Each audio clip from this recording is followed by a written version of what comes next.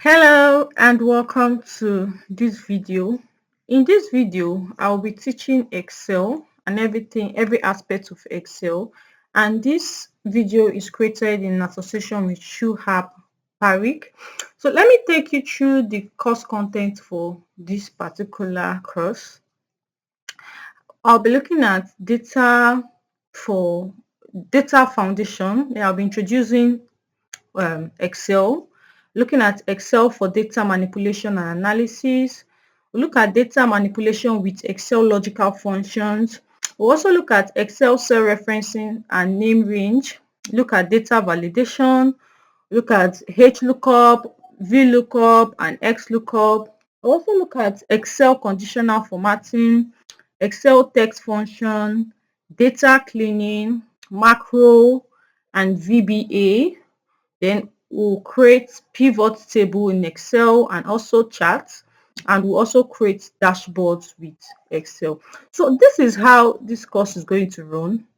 I have the lesson notes, and after the lesson notes, I have a data set where we will not just only check the lesson notes, but we'll go to the data set to practicalize everything that has been said in the lesson notes. So let's go through the lesson notes and see. This particular video is just an introduction to Excel.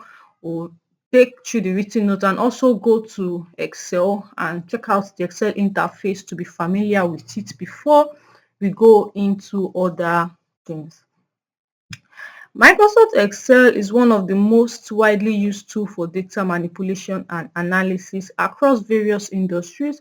Various industries make use of Excel. If you're talking about the banking industry or the health or finance, or even business people also make use of, of Excel, insurance, depending. Its user-friendly interface combined with a robust set of functions make it an essential tool for organizing, analyzing, and visualizing data. Whether you're working with small data sets or large ones, Excel provides a range of features that allow you to clean, yes, we'll clean, structure, and derive insight from raw data efficiently. In this lesson, we will explore some of the key functions and techniques that are critical for manipulating and analyzing data in Excel, from basic mathematical operation to more advanced features like the VLOOKUP, pivot table, and conditional formatting. You will learn how to transform data into meaningful insights. So by the end of this session, you'll be able to use basic functions like the sum, the average, if, VLOOKUP to handle data. You'll also be able to clean data by removing duplicates and handling missing values. You'll also be able to organize and summarize data using pivot table, and will format data conditionally to highlight important trends and patterns. We'll also check some basic and logical functions in Excel. We have like the sum, the average, the count, the mean, the max. Check out the if, the VLOOKUP, HLOOKUP. We'll check out conditional formatting. And after that, we'll clean data using Excel. We'll remove duplicates, handle missing values, and we'll also do data validation. Thereafter, we'll do the pivot table with Excel. We'll create pivot tables, then we'll analyze data trends. We'll also create pivot charts too.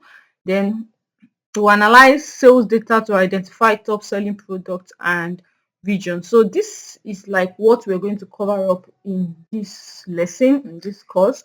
But before we move forward, I would like us to go to the Excel, check out the Excel interface, get familiar with it, get to know it better before we go into some basic functions in Excel.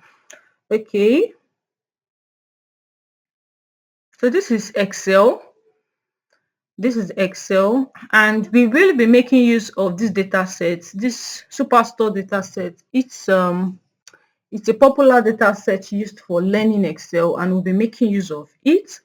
So before we go forward, let us just see this file, home, insert, draw, page layout, formulas, data, review, view, and help. These things are called tabs. They're called tabs. They're called tabs. So we want to get familiar with them, know what they are used for and how they can be used. But before we move further, there's something we need to know about Excel. The first thing to know is the rows and the column. The column are labeled with alphabets like the A, B, C, D, E, F, down to Z, and after Z, down to Z, and after Z, we have the AA, then AB, AC, AD. So these ones that are labeled alphabetically are called columns. They are called columns. Please take note of that. Have that at the back of your mind. They are called columns. And these that are numbered or that are labeled with numbers numerically, like the 1, the 2, the 3, they are called rows. They are called rows. They are called rows. They are called rows. So column is vertical, while row is alphabetical. Columns are labeled with no alphabets like the A, B, C, D, thereabout. Then rows are labeled with numbers. So we have column and we have row. We'll be making some use of it, like we'll be saying that very well. So we have column and we have rows. So rows are labeled with numbers while columns are labeled with alphabets. Another thing to have at the back of our mind is a cell. A cell is a meeting point between a column and a row. A cell is a meeting point between a column and a row. So this is a cell. So now if I'm trying to, what cell am I in? So I'll just go to this name box and check. So I am in column F, row 13. So imagine I have a very large data set. Yes, this data set is a large data set and I am stuck somewhere. Okay, let's say the same day. So I'm like, okay, where exactly am I? Where exactly am I? So I'll just check this name box and I'll see my name box. I'll say, okay, yes, I am in column E and row 763, and this is my cell. This particular cell is the meeting point between a column and a row. So a cell is the meeting point between a column and a row. So that's the first thing to know. Rows are labeled numerically with numbers, while columns are labeled with alphabets. So, and the rows goes down to 10,000, 20,000, even millions. So that's the first thing to know. Then the next thing again is the tabs. So I'm going to take us through the tab. This font part is to change the font. We have different font type, so you can decide what font do I want to use. You can also decide the font number. Do you want it to be very big or do you want it to be small? But I prefer it this way, so leave it as 11. This is for bold. You can make it bold. This is for italic, that's slanted. This is to underline, so you can even choose the different ones you want. If it's single underline or double underline, you can choose it for paste, like you did a particular thing and you want to paste, you can paste here. You can copy and also you can cut. So you can painter, this is called the cut painter. You have done a particular aggregation, a particular thing, and you don't want to repeat it again, so you can just click on the paint it in this one. We'll do more of it, like maybe I'll explain in details. We'll have a particular video where we'll cover up everything, but I just want to, like an introduction to Excel, take us through the different aspects. Then we can also change the kind of font we want. We can also decide to make this, to highlight this, to change a particular color. See now, that's changed the color. I don't want that. So we can also, these are alignment. If you want it to be in the middle, the left alignment, the middle, the center, and the right. So you can also do that. You can also merge to center. Like you have something and you want it to be in the center. You want it to be in the center, you can use this to merge to center. this is a very important aspect. Numbers, you can change it. Like, see now, I am on a date, so it has identified that this is a date. So just in case it's not a date, okay, let me click another cell. So this cell, so now is in general. So if it's general, if it's numbers, if it's currency, if I want to change it to a particular currency, remember you can decide the currency you're using. Accounting, if I want to change to short date, long date, time, percentage, fractions, anything I want, I can actually change it here. So depending on what I want. So you also have this, the dollar sign. If you want to change it, this has to do with percentage. This one has to do with like a comma style. Like if you have like millions and they are just written, like millions is like 6 zeros and without a comma, you can apply this comma to help put the first comma in the first 3 zeros, then in the next 3 zeros. That's what this is used for. So we also have this, which we can use in increasing decimal. We can use this to increase decimal. Like if you want to increase the decimal of your numbers, let me try and see if I can. If you want to increase the decimal of your number, we'll do them like I'll teach them in different videos, but I'm just doing like a tour so that we can understand it. Like just go through it. Then if you want to decrease your decimal, you can decrease your decimal here. Conditional formatting, you can highlight cell top to bottom. I'll teach this in details. I'll teach conditional formatting will be a topic on its own. So I'll do this in detail. If you want to format the table, these are the different table type. The cell style, if you want to change your cell style, see, you can actually change it. And insert, one thing this insert is used for is to create like a fresh column or fresh row. So example, now I want to create a new column, so I will highlight the column I want the column to be in front. So any column I highlight, the new column, the fresh column will be in front. So I can click insert and I'll say, see, insert cell. Do I want to insert a cell? No, I want to insert a column sheet, and I'll do this. That's created a new column. Like for example, I want to split and merge. Like I want to bring the first name here, the last name here. I want to separate them. So I can create a new column and do that. I'll teach that in our subsequent videos, so you can do that. You can also create a new row. So I will highlight the row and I'll go to insert, say insert sheet row. So it has created me a new row. You can also insert a cell. You click on the cell you want to insert, you say insert, so insert cell, and they'll ask it to a cell asks, do you want it to be up, down, center, entire row, or I just want it to be down. I say okay. So it has created a fresh cell. So that's what the insert is used for. You want to create a fresh column or row, so you can do that. Delete, we can also delete. If I want to delete this column, I can just click on it and click delete. Delete this. If I want to format too, I can decide to format, and also this. So I'll this some want to do aggregation. Yeah, you want to aggregate, you want to fill, and you want to clear. Like if you've done a particular let me do this. So now I've done this and I want to clear. I'll just do like this, clear format. So it has taken it back to its original state.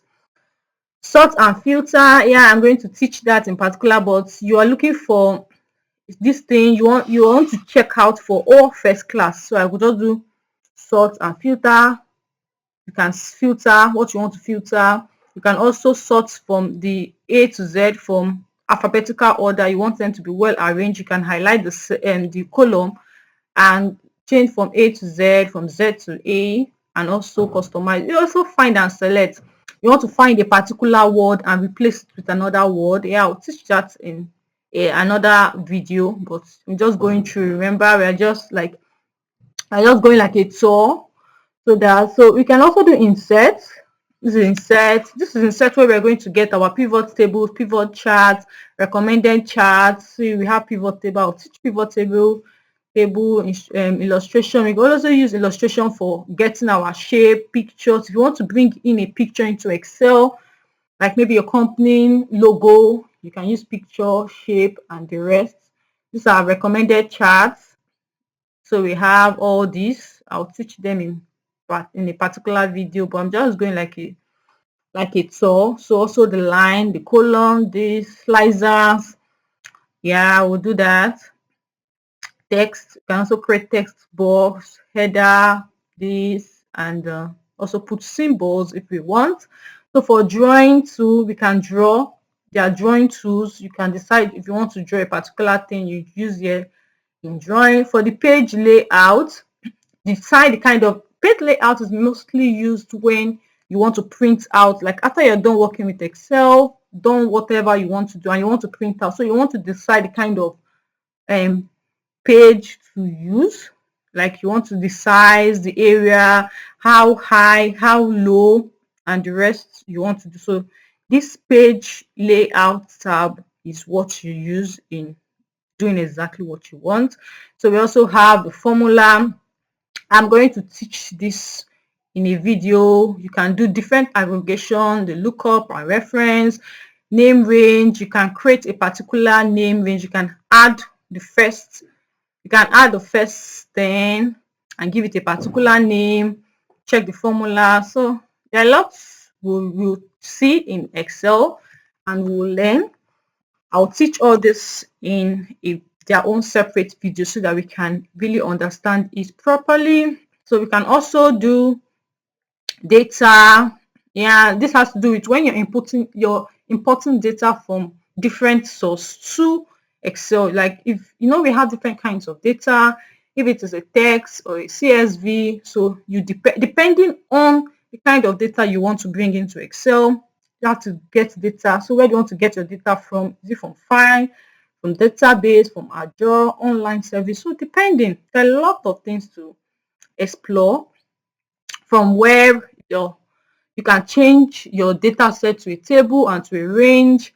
This also, you can also sort A to Z if you want it arranged alphabetically. You can sort, you can do filter, you want to check for a particular thing. I will teach all that in a separate video so that we can understand better. Text to column, you want to split, like I want to split this customer name. I want to remove Darren from Powers. I want to remove Fila from Oba. So I want to give it a separate column for each. Like first name have its own column, the last name have its own column. So depending on what I want to do. Okay, this also have to do with data validation to keep data in check.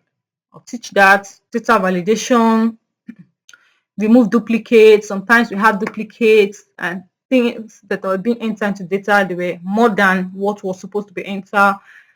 I'll do that. Flash and fill, also check that. So these data tools, I'll teach it in a topic. Also, what if analysis. Like what if analysis is mostly used when you've created, like you've known your total profit or your total sales, and you know that okay, this total sales to give us this particular profit. So you can use what if analysis to be like, okay, what if we have a different sales, what amount of profit will it give us? For example, now you make sales of 40 million and it has given you a profit of, let's say, 60 million. So you can use what if analysis to do it. Okay, what if we make a sales of 100 million? How much profit will it give us?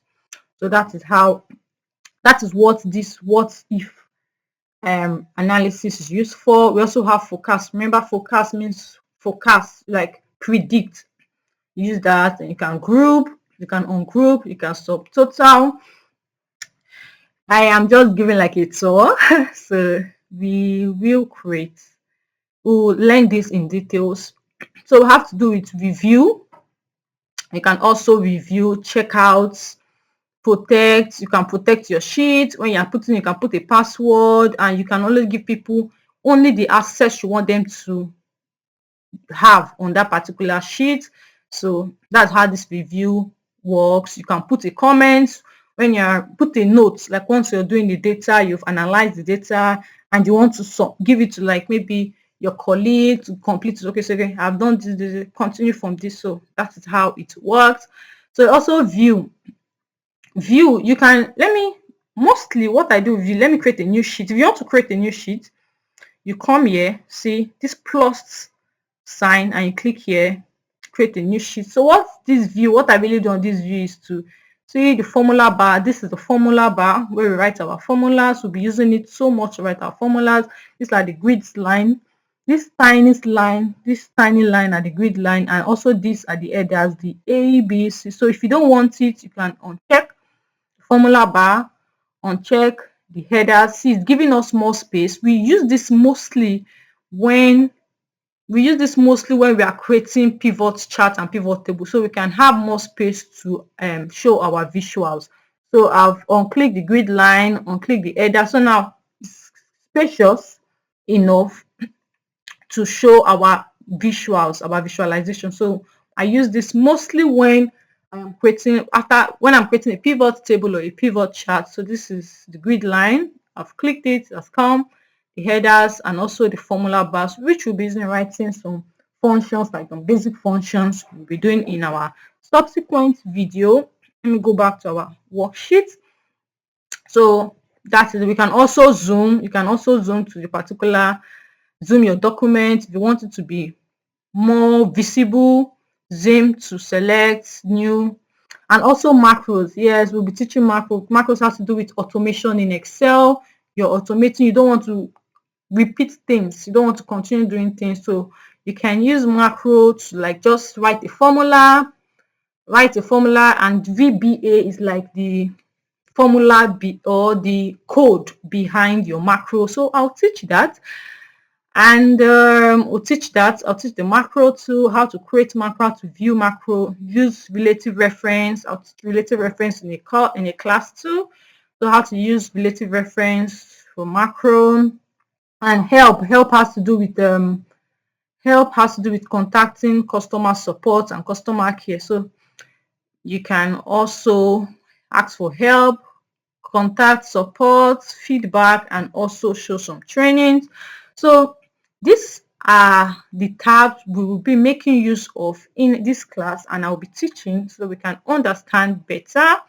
So we have the home, the insert, the draw, the page layout, the formula, date, review, view, and but we'll be making use mostly the home, the insert, because we'll not be printing out anything, so we'll not need the page layout. We'll also be doing formulas. All these formulas, we'll learn them, basic formulas, and we'll also do, so I've imported the data, bring in the data. So but we'll do these data tools, sort and filter, forecast, and also view, because when we are creating our pivots charts and our visualization, we'll check all these.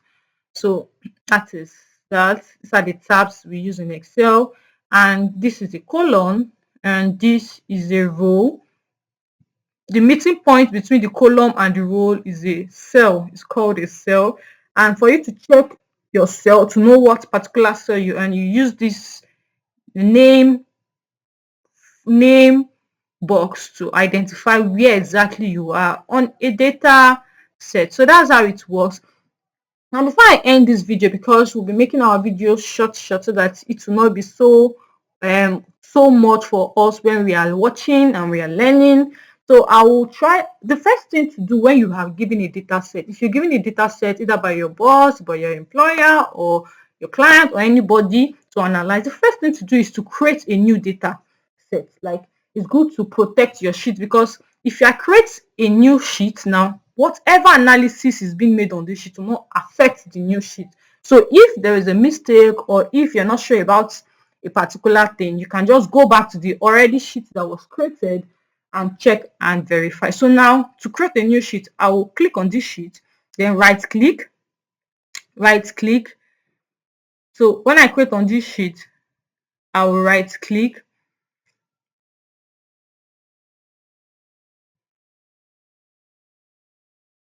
I will now go to move or copy.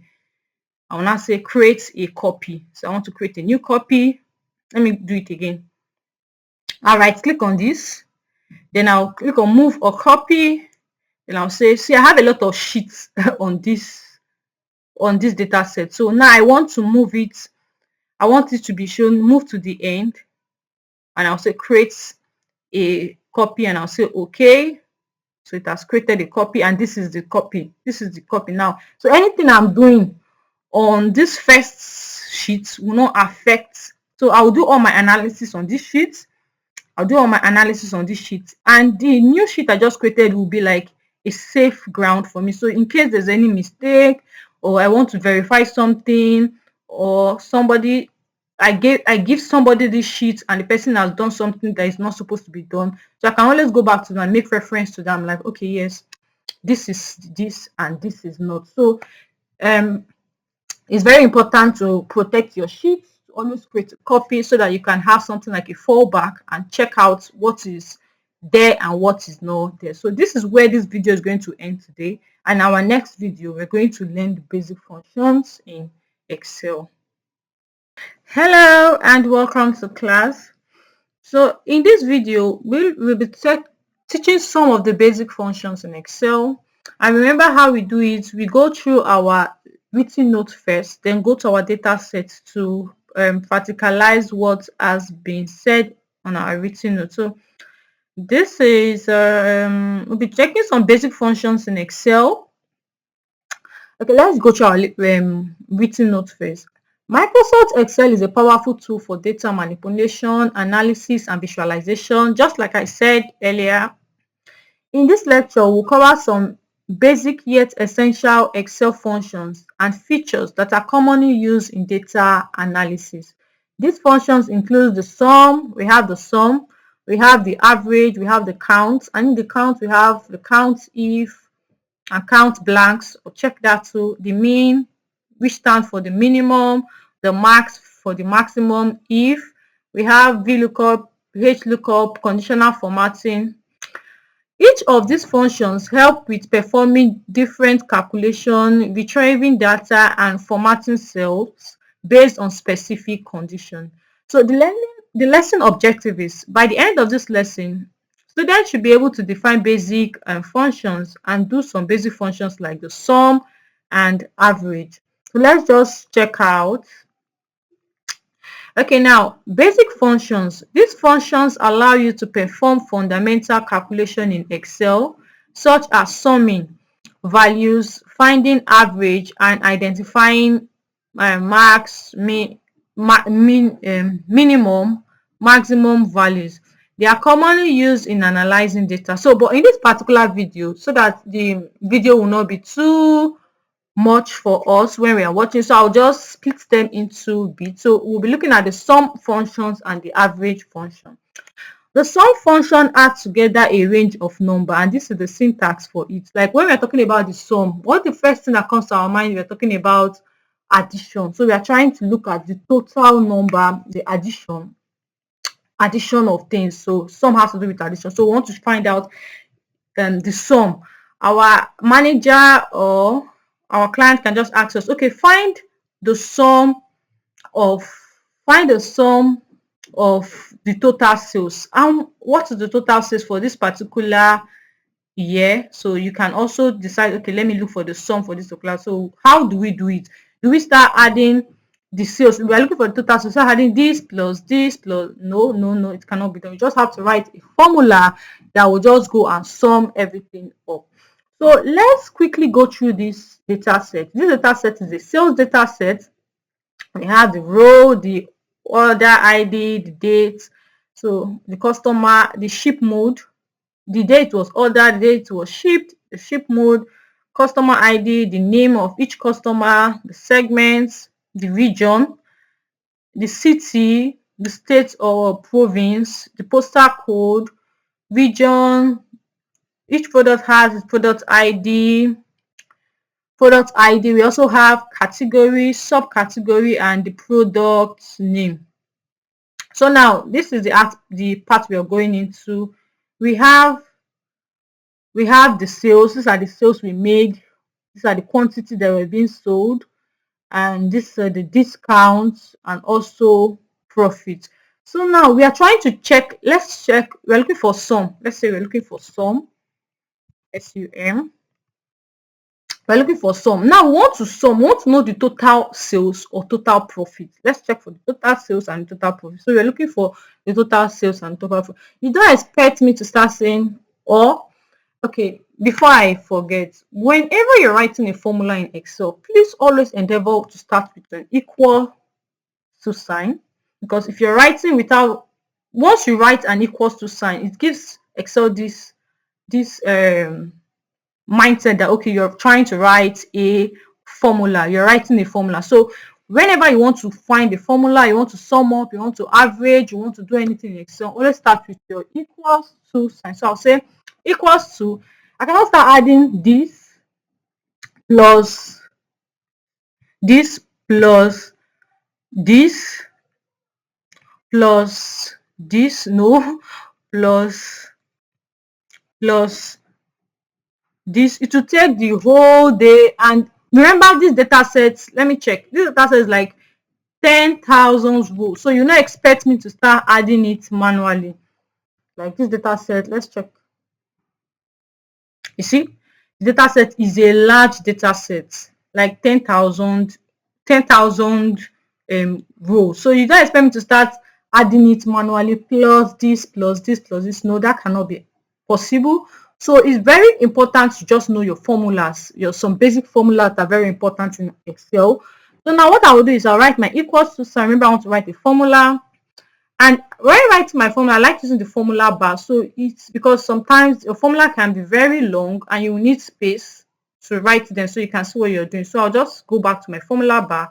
But since I have highlighted this cell first, where I want the answer to be, it will still reflect in this particular cell. So I'll say, I'm looking for the sum of sales. So I'll do this, highlight the first, and Control Shift down. Control Shift down. I'll do Control Shift down, and I'll click enter. Oh no, that was no. I am looking for sum, so I've not even put my formula. So I'll start with my equals to. What am I trying to do? I'm trying to do sum. So I write S because I know what I want. So Excel has brought out a lot of formulas for me. Substitute, totals. No, I don't want this. I don't. So I just want sum. So I'll click on sum. What do I want to sum? I want to sum my sales. I'll highlight the first cell, Control Shift down, and I'll put my close bracket and click enter. So what that will do is that to go into this sales column and sum everything together. I will do that again because I think I was a bit fast. So now I want to get my total sales, my sum. So what I'll do is I'll do my equals to, and what I want to sum. I want to use the sum function. So I'll say equals to sum, SUM, and click on this sum. So now I want to sum up my sales. I'll highlight this first cell. I cannot start highlight, no. I'll just highlight the first cell, and also Control Shift down, Control Shift down. Remember, Excel has automatically put an open bracket here. So I have to close my bracket for my formula to work. So I'll do close bracket and I'll click enter. So it has gone into the column and sum up the total sales for me. So this is the total sales. Let me look for my total profit, my sum of profit. So I'll go here and I'll do equals to, and I want to sum. So I write my sum. When I started writing the sum, it has brought out different formula. I know what I want. This is what I want. I want sum. So I'll click on sum. What do I want to sum? It's asking what number do you want to sum. So I'll say I want to sum up my profit. I'll highlight the first cell, Control Shift at the same time, arrow down. And remember, it has given me an open bracket. I'll also give it like a close bracket, and I'll click enter. So I'll go back to it. So it has summed up all my profit. So this is my total profit, and this is my total sales. So this is my total profit, and this is my total sales. Remember, I said you can actually use like decimal. So if I don't want it to have any decimal place, I'll just go here and I'll say decrease decimal, so it has removed the decimal for me. So that's how the sum functions work in Excel. So when you want to write a formula in Excel, you always start with your equals to sign. Without the equals to sign, it will not work. And you know what you want to do. If it's sum you want to do, you do sum equals to sum, and it has automatically brought out different formulas. You pick sum and you highlight the first cell, Control Shift down to cover up all the row in that column, and you remember to put your close brackets. Without the close bracket, it will not be effective. So that is the sum. That's how we get the sum. That's how we get the sum. So now let's go back to our lesson. I think we need to do average too. Okay, yeah. So we are going to look at the average functions too. The average means mean. When somebody say look for the average, means mean, because let's say you have like five people's 5 students, and they have different age grade. They have their age range is 20, 50, 60, 70, 80, and you're looking for the average. What you have to do is to add up all the age together and divide it by the numbers of students, which is 5. So now we cannot start adding up. No, it's not possible. What we have to do is now to write a formula that can get us the average. So now let us look for the average. Let me write average here. Average. So now let's look for the average of the profits and also the sales. So let's look for the average of the sales first, then we'll look for the average of the profit. So now remember, when you're writing a formula in Excel, you start with your equals to, start with my equals to sign, and and what am I looking for? Average. So I write so that brought out different average. So I want average. So what do I want to do with average? Let me go back to my formula bar so it will give me more space to write. So I want sales. So highlight this first. Control Shift down. Remember, it has an open bracket. So I have to close the bracket too, and I click enter. Go to the cell. So it has provided me with the average of the total sales, and I don't want a decimal point. I can decide to change until I get it without a decimal point. So if I want to also get the average of the profit, I'll go here and I'll say equals to average, and I'll click here average, and I want to clear the average profit. So I'll highlight the first cell, Control Shift down. Remember, I'm in my formula bar, and I'll close my bracket. And I'll say enter. So go back to the cell that it has provided me with my average profit. So I can change it to, I don't want it to have decimal, so I can reduce decimal. If I want to increase, I can increase. So it's either ways, depending on what you want. So now we've gotten for sum, we've gotten for average, like a basic functions for sum. You can add up. Some has to do with looking for the total. You can actually look for the total sales, look for the total profit. For average has to do with mean, getting the average. So you can also write the formula for average to get the average and to get the sum. So this is where we're going to stop in this particular video, and our next video we'll check out some other basic function in Excel, like the count and the mean and the max. But before I end this video, I would like to show us something that you can actually highlight the cell or the column you want. So if I highlight this column and you look down here, you see that it has given me the sum of this selected cell. It has given me the sum of this selected cell. It has given me the count too. It can work both ways. You can write the formula and you can also check down this particular place. If I click here, you can see it has given me the sum of profits. Look at it, it's still the same thing here, but just that I removed the decimal place. It has given me the sum of profit and it has given me the count. And just in case you're not seeing this, you can go to this place, right click. So anything, if it's average, you can click on average and come back. See, it has started showing me the average, which was this. That showed me the average. So if I want to check for the average, I can highlight this column See, it has given me the average of this, which is 228. See, now it is 228.2225. Remember, I removed the decimal place, so that is why it is without a decimal place. So that's how it works.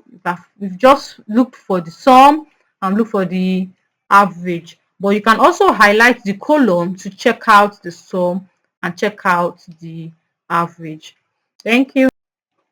Hello and welcome to class. In this video, we will be checking some basic functions like count, min, which stands for the minimum, and also max, which stands for the maximum. So by the end of this lesson, students should be able to do some basic functions like the count, min, and max. So when you talk about the count means you're counting. The count functions means the count functions count the numbers of numeric values in a cell, in a range of cell, and this is the syntax for each equals to count and the value. So when you're counting the numbers of numerical value, or numbers of values in a cell. So you just want to know how many values are in this particular cell. That is what count does. And also for the mean has to do with the minimum, the smallest value in a range.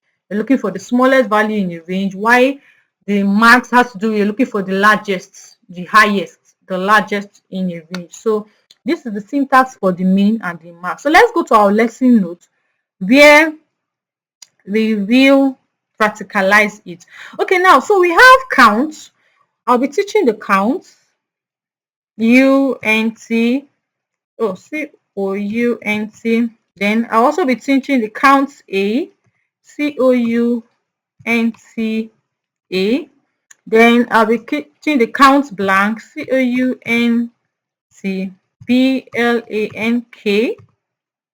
Then we'll check out the mean. Let me increase double. We'll check out the mean. That's the mean, the smallest, the minimum. I also check out the max. Okay, now we want to count. We want to check for the total numbers in a range. And please, always have it at the back of your mind that count only counts numerical values, because these are numerical values. Sales is a numerical value. Quantity is a numerical value. Discount, profit is a numerical. So count only counts numerical value. Let me try to count alphabetical value. Remember, this is product name. These are alphabets. Let me use the count to count the alphabetical value and see if it will give an error or it will count. So remember, to write any formula in Excel, we start with our equals to, and what are we trying to do? Count. So I'll write C-O-U. That brought out the count. No, I want this count. So I'll double click. Let me try to count alphabetical value first and see if it will give me an error or it will count. So I'll highlight the first cell, Control Shift arrow down, and remember it has opened a bracket here, so I have to close my bracket. So I'll close my bracket and click enter. Let me see, did it count? No, so it has it's saying 0. That is because the count function only counts numerical values.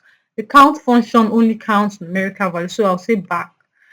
So now let me try to count my profit to see the total, to count the profit, not total, just to count. I want to count the numbers of row of cell in this column. So I'll remember I'm starting with my equals to, and I'll say count, double click here. So let me count a numerical value with this count function. So I'll click on the first cell, Control Shift down. Remember it has the open bracket. I also close my bracket and I'll click enter. You see, it has counted my profits. So it has counted my profit. Have it at the back of your mind that count only counts numerical value. It can't count alphabetical value, things that are written in words or in text. So it can't count it. It can only count numerical value. So now let's try counter. Counter only counts alphabetical values. It can count this. It can count this. Sub category. It can count subcategory, because subcategory is is alphabetical, so it's written in. So let's try to count subcategory. Let's try to count subcategory using the counter. So right, remember my formula equals to always start with your equals to sign and count. So it has brought out different. I brought out count, counter, count blank. So I want only counter because I'm counting alphabetical value. So let me count my subcategory. I'm going to my formula bar. I'll highlight the first cell, Control Shift arrow down, and close my bracket. I click enter. See, it has counted the subcategory because the subcategory is in alphabetical order. Count only counts numerical value, while counter only counts alphabetical value. So count numerical, while counter counts alphabetical. So another one I would like to show us is count blank. Count blank. You might be thinking, why do we need count blank? Count blank counts the empty cells in a data set. Because when you're doing an analysis as a data analyst, it is very important to go through your data set first. Check out the missing cells, check out the missing figure, because a wrong data will give a wrong analysis. So when you're given a data set, go through your data set, check what is missing, check what is missing, check what is not there, know to understand the data set, get familiar with data set, what kind of data set, what am I trying to find out in this data set. And if you discover that you have a blank, if you discover you have a blank, it's very important to ask the person that gave you the data set, okay, I am having a blank. Is it that this is not needed? Can I continue my analysis like that? Can I perform my analysis like that? Or will you provide me with the details for the blank cells? You don't just carry out your analysis all of a sudden when you're given a data set. It's good to ask the right question. So now, this data set is a clean data set and all the cells are intact. So I will just try to delete some cells. Remember, I'm deleting the first one, deleted the second one, and I'll delete the third one. So now I've deleted 3 cells. So 3 cells are empty. So now let me try to count the blank. Let me try to count the blank to see if there is like an empty cell. Remember, I deleted 3. 1, 2, 3. So let me try to count the empty cell and see if it will give me a result. So the first thing to do is to write my equals to sign. And what am I writing? What formula am I trying to write? Count blank. Okay, see now count blank. Highlight the count blank. Let me go to my formula bar. So now I will highlight this first because this is where I want to count the blank. This is where I want to count this the quantity column is where I want to count the blank. So I highlight the first cell, control shift down.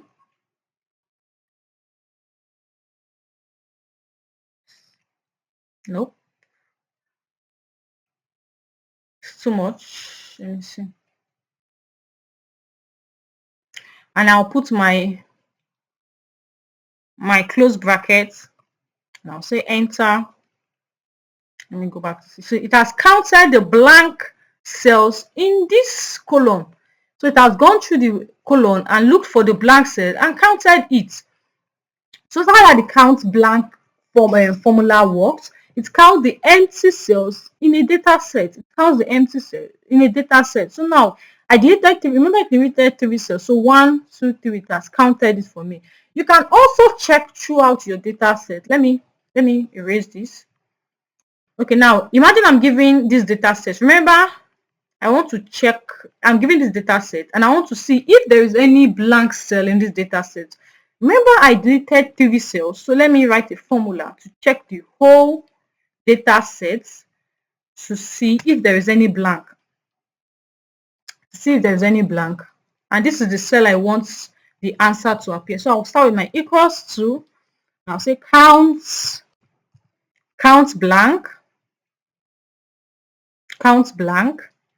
So what range you want to check out for the blank cell? So I'll start with this first cell. I'll highlight the first cell.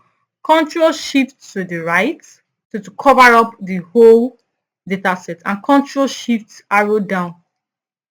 So now it has highlighted, see now, it has highlighted the whole data set. I'll go back to my formula bar and I'll go back to my formula bar and I'll put my close bracket and I'll say enter. So now it has gone through the whole data set and identified that there are 3 blank cells in this data set. So now that I know that 3 blank cells, and I say, okay, I go back to the person that provided me with this data set. I'm like, okay, I have 3 blank cells. Do you want me to continue my analysis like that with the blank cell?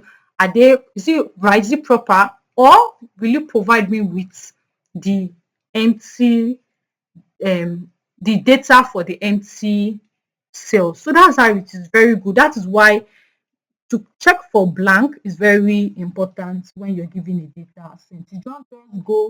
And you don't just go and start carrying out your analysis immediately you're giving a data set. You look around, you explore the data, you check and see what kind of data it is, what is missing, what should be added, if everything is intact before you carry out your analysis as a data analyst. So now we want to check for the mean. Remember, the mean has to do with the minimum. Like, we want to check, let me check the minimum sales. Let me check the smallest sales.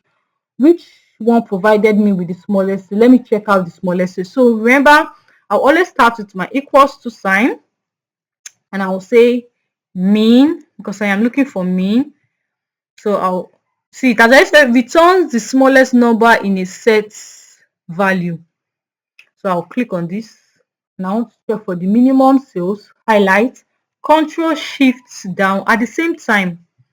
And I'll go back to my formula bar and I'll put my close bracket because there is an open bracket here. So I have to close the bracket. I'll click enter. So now it has gone through as this formula and discovered that this is the lowest sales. So this is the lowest sales. So it has gone through this and checked for the lowest sales. So that's how it works. If you're looking for the mean, you don't need to start writing. No. You just write a formula that will go through your data set and ascertain the mean for you. So now let's look for the max, which is the maximum sales. I'll say equals to, what am I looking for? Max, MAX, double click. So let me look for the max sales. Highlight the first cell, click on the first cell, Control Shift arrow down, back to my formula tab, close the bracket and click enter. So it has provided me with the maximum sales. It has provided me with the maximum. So I can also check for the minimum profit. If I want to check, okay, which product produced the minimum profit, and I'll just say equals to, I'm looking for mean, MIN, double click, highlight the first cell of the column I'm looking for, Control Shift down and close bracket because an open bracket was made, so I will have to close bracket. I close bracket and say enter. So it has provided me with the minimum profit. It has provided me with the minimum profit. Now looking for the maximum profit, I will equals to max. I'll highlight this, double click this, highlight what I am looking for, Control Shift down, close bracket, and click enter. So it has provided me with the highest profit. So now I know this is the highest profit and this is the lowest profit, highest profit and lowest profit. So that's how it works. Checking for the count. Remember, the count only counts numerical values. The count counts only numerical values. The counts count alphabetical values, text values. The counts cannot count numerical values, while the counter cannot count numerical. The count only counts numerical values. It cannot count alphabetical. So same thing applicable to the counter. The counter cannot count numerical values. It only counts alphabetical values.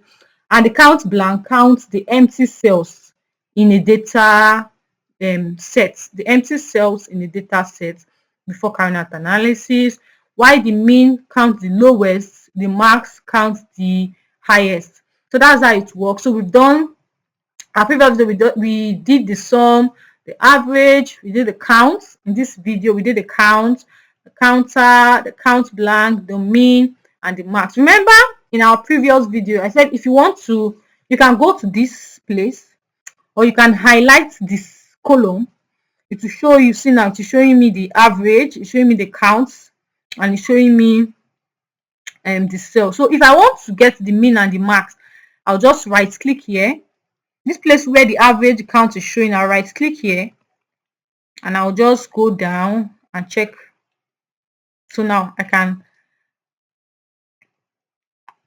turn on the minimum, turn on the maximum, turn on the numerical value too. You know, this one is counts, turn on the numerical value. So depending on what you want and how you want to format it, so you can go there. So when you click on it, it will just show you the mean. Remember, this is the mean, see the mean here, and this is the max, see the max here, see it here, see it here, see the mean, see the mean. So that's how it works. You can highlight the cell and look for exactly what you want, but it is very important as a data analyst to know how to write these basic functions in Excel, because there is a difference between someone that uses Excel like a normal day-to-day Excel, and it's different between somebody that uses Excel as a data analyst. Like, it gives like an edge. You should have an edge over someone that just use Excel for the day-to-day work. Whereas you as a data analyst, you should know some vital things in Excel and how to write formulas. So this is where we're going to end basic functions. We will check other functions in Excel, yes, but this is where we're going to end this: the sum, average, the count, the mean, and the max.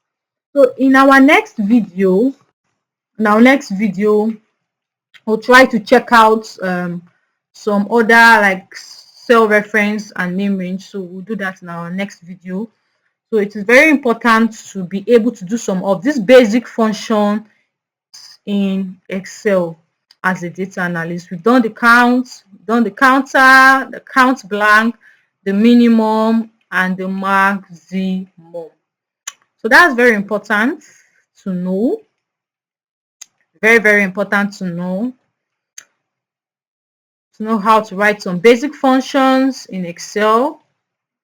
Remember, when you're writing any formula, you start with your equals to sign. If not, it's not going to work. And you decide what function am I doing? Am I doing the sum, the average, the count, the counter, the mean, or the max, or some other functions I'll be teaching you in our subsequent video.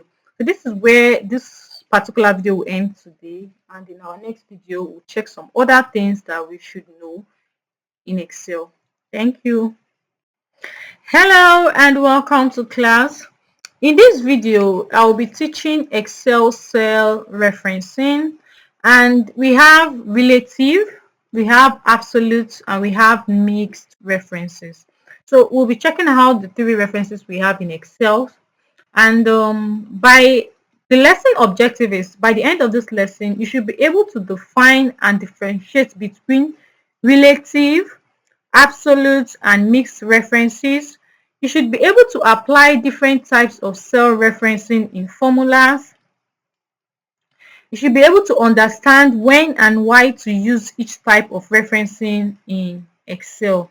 Remember how we do it? We go through the lesson notes first, then I have a data set to practicalize everything that is being said in our lesson notes.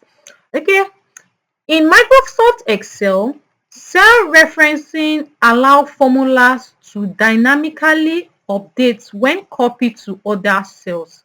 Like when you write a particular formula in this cell, you allow it to automatically copy when the same formula that's written in this cell, to copy it when you change it to another cell, when you've copied it to another cell. There are three main types. We have the relative, the absolute, and the mixed references. These references determine how Excel adjusts formulas when you copy and paste them. For the first one, the relative reference. A relative reference adjusts automatically when copied to another cell. This is the default reference type in Excel. Okay. So when you copy it to another cell, the formula automatically copy to another cell and it works for the next cell. We have the absolute reference. An absolute reference remain fixed when copied. It use the dollar sign to lock the row and the colon. It is used when applying a constant value, example, the tax rate, the exchange rate, or a fixed discount. Then we also have the mixed reference. The mixed references. A mixed reference lock either the row or colon, but not both.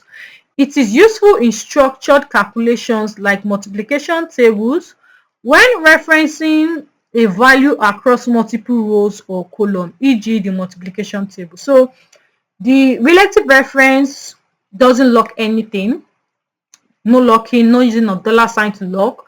You just copy the same formula that was written in this cell and it's applicable to the next cell which the formula is being placed. Why the absolute reference? The absolute reference locks the row and the column. I'll show you that practical. So that it's not just be like I'm just talking. Why the mixed reference either lock the row or the column but doesn't lock both. Why the absolute reference locks both the row and the column. So when working with Excel, you need to use references because it makes your work faster. It makes your work faster because you just write a particular formula. Instead of going back to go and write another formula, you just copy the formula.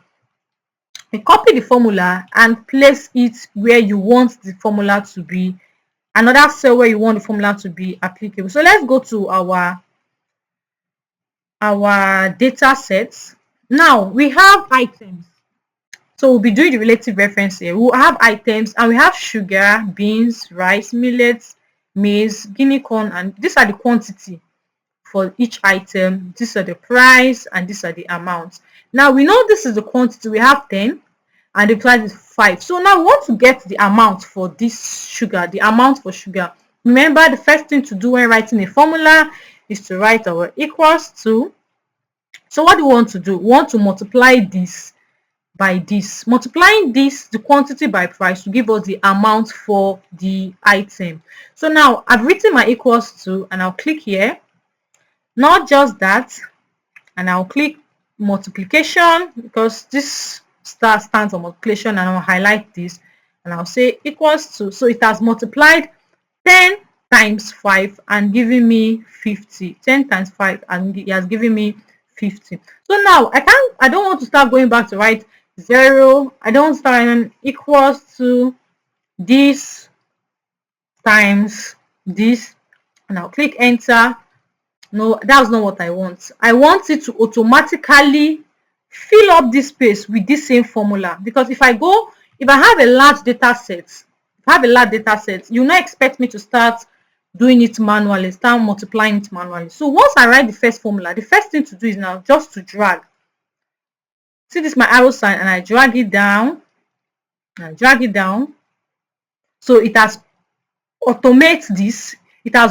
Excel has gone through and okay, yes, you're multiplying this by this by this, 11 times 12 this, 5 times 32, 160. So it has done it automatically. So it makes your work faster. This is what we call relative references, and this is like the default kind of reference we use in Excel. So that is what we're talking about, relative references. It just goes through this. Since you know that this formula, this gave us C column C row 5 multiplied by column D row 6. So we'll see. So the next thing is to just go down to this column and multiply this cell, multiplied by this cell, this cell multiplied by this cell, this cell multiplied by this cell, this cell multiplied by this cell, and it gives us the correct answer that is needs to be here. So that's how relative reference work. That is how relative reference work. It adjusts automatically when copied to another cell, and it is the default reference type in Excel. Easy peasy, right? So now let's go to absolute reference. Okay, then.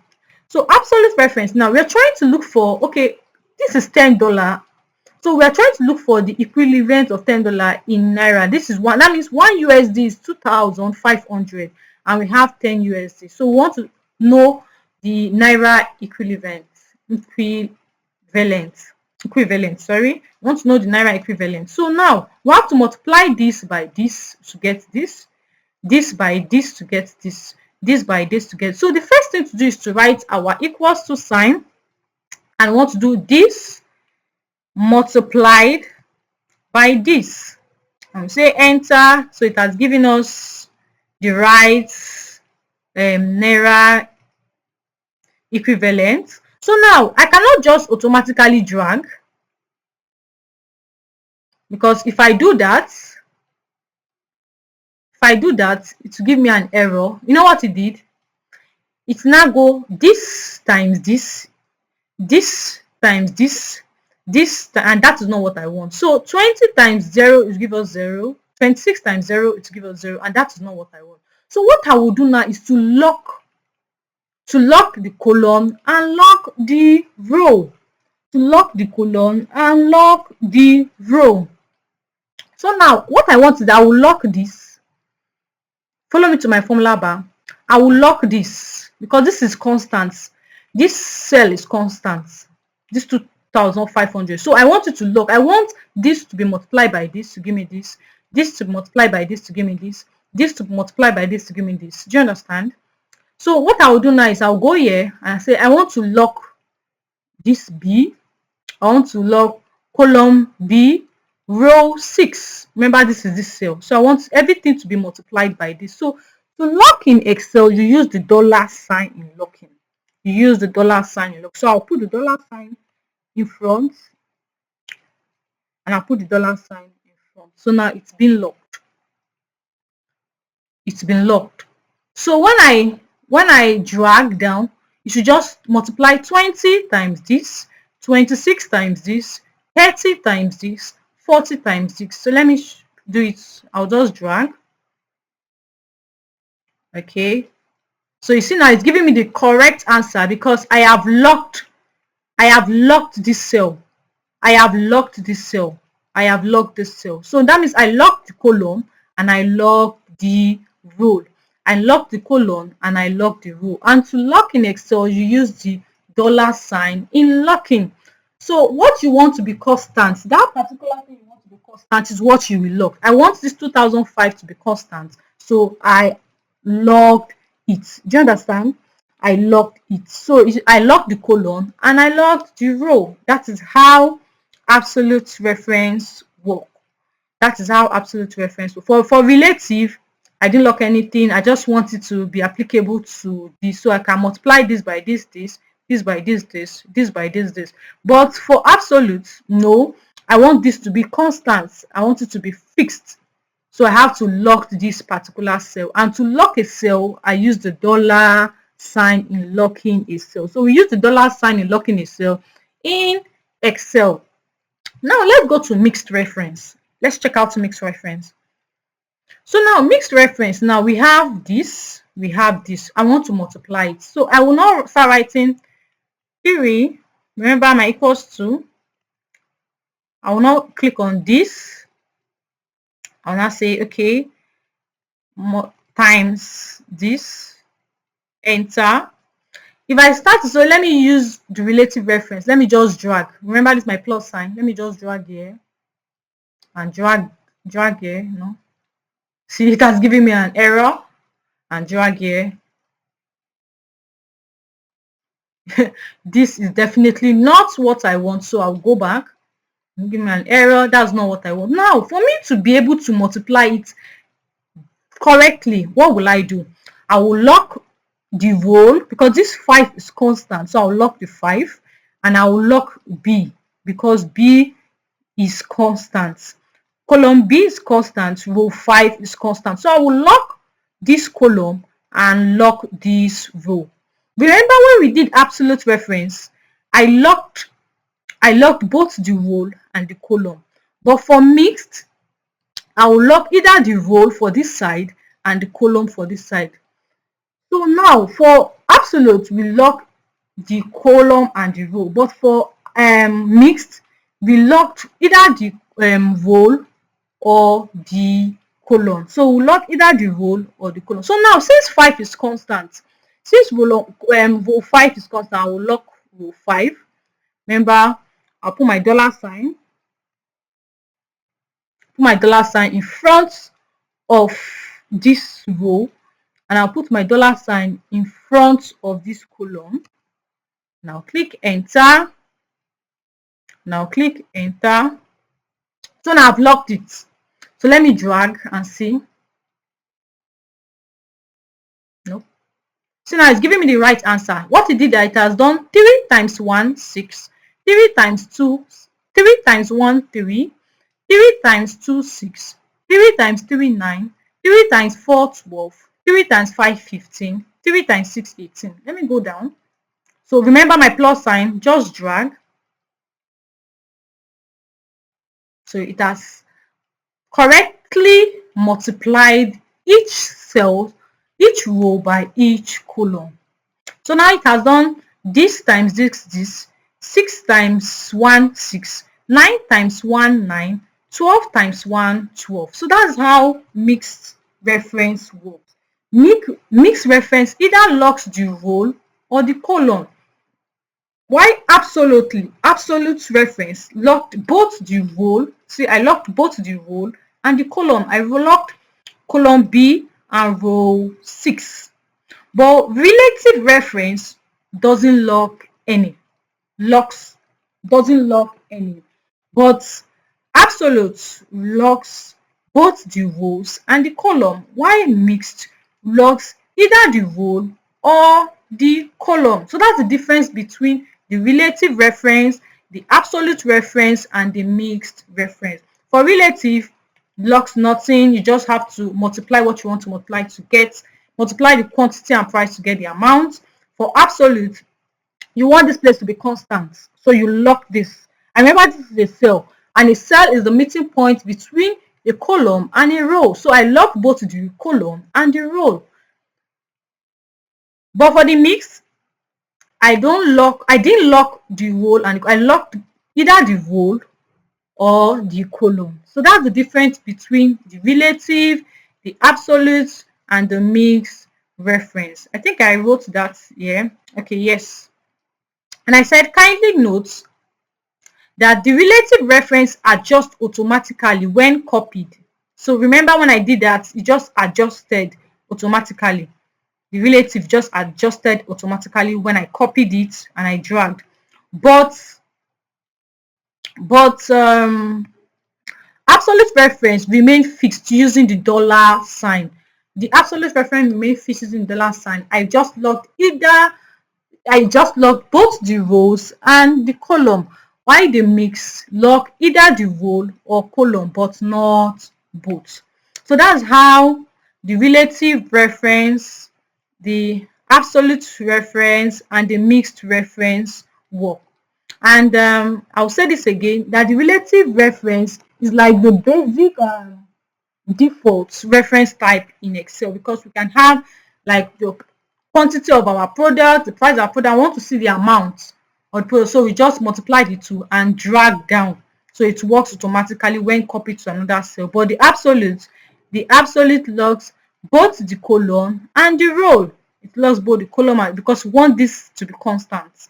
But the mix locks either the row, because I locked row 5 and I locked row column B, because these are the constants. So this is exactly where we're going to stop for reference today in this particular video. In our next video, we'll check out something else which I call name range. So we'll check out name range in our next video and see how we can make use of name range in Excel. Thank you. See you in our next video. Hello and welcome to class. In this video, I'll be teaching name ranges in Excel, and this is the lesson objective. By the end of this video, you should be able to define and create name range in Excel. Okay, you should use named range in formulas for better readability and efficiency, and you should also know how to edit and manage name ranges in Excel. So let's go through that.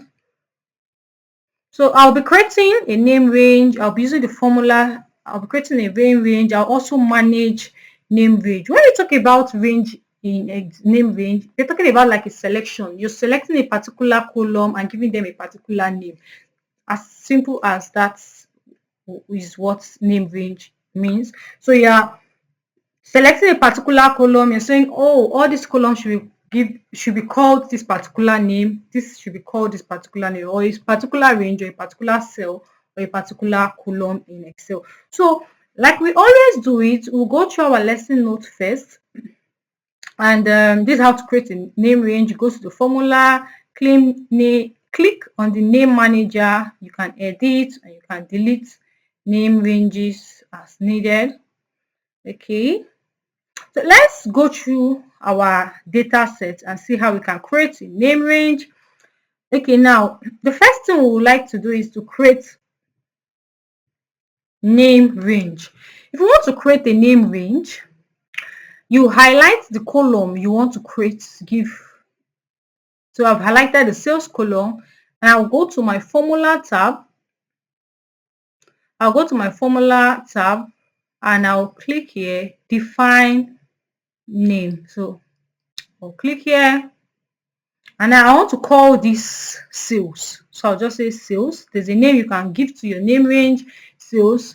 I want it to be, if I drop down, you see I have all the worksheets on this data set, but I want it to be placed in the workbook. So I'll leave the workbook. You can write a comment if you want to, and I'll say okay. So now if I've created this name range and I say, now I want to look for the total sales. Remember, when we are looking for the sum of sales, we wrote a formula which says sum. So I remember when I write the formula in Excel, you start with your equals to sign. So I use equals to sum. So I highlight sum. Then I have to go down, Control Shift. At the same time, down, back to my formula tab, and I put a close bracket and I click enter. So it has gone in there to give me this total sales of sum. Now, since I've created a name range and I want to look for my total sales, I don't need to start. I'll start with my equals to, yes, my sum formula. This, I don't need to start highlighting this, Control Shift down. No, since I already given this column a name, so what I just need to do is I'll just say sales, and I gave it sales, so it has brought out the sales, and I just click on the sales and I'll close my brackets and I'll click enter. See, you know it has sum up the sales and giving sum up the sales. So the difference between this, which we had to highlight, control down, is that this has to do with to write out the formula and show, but this to just say sum of sales, because I have given this particular sales a name. Another thing I can do is to give, you can be asked to, okay, find the first 10 sales. Find the first 10 sales. So I'll just go to here. Yeah, I want to find the first 10 and highlight the first 10. No, that's not what I want. So let's do this. I'll highlight. I want it to start from this. So let me start from this. Okay, so the first 10, not the first 6, I mean the first 10. Where is it? Okay, highlight.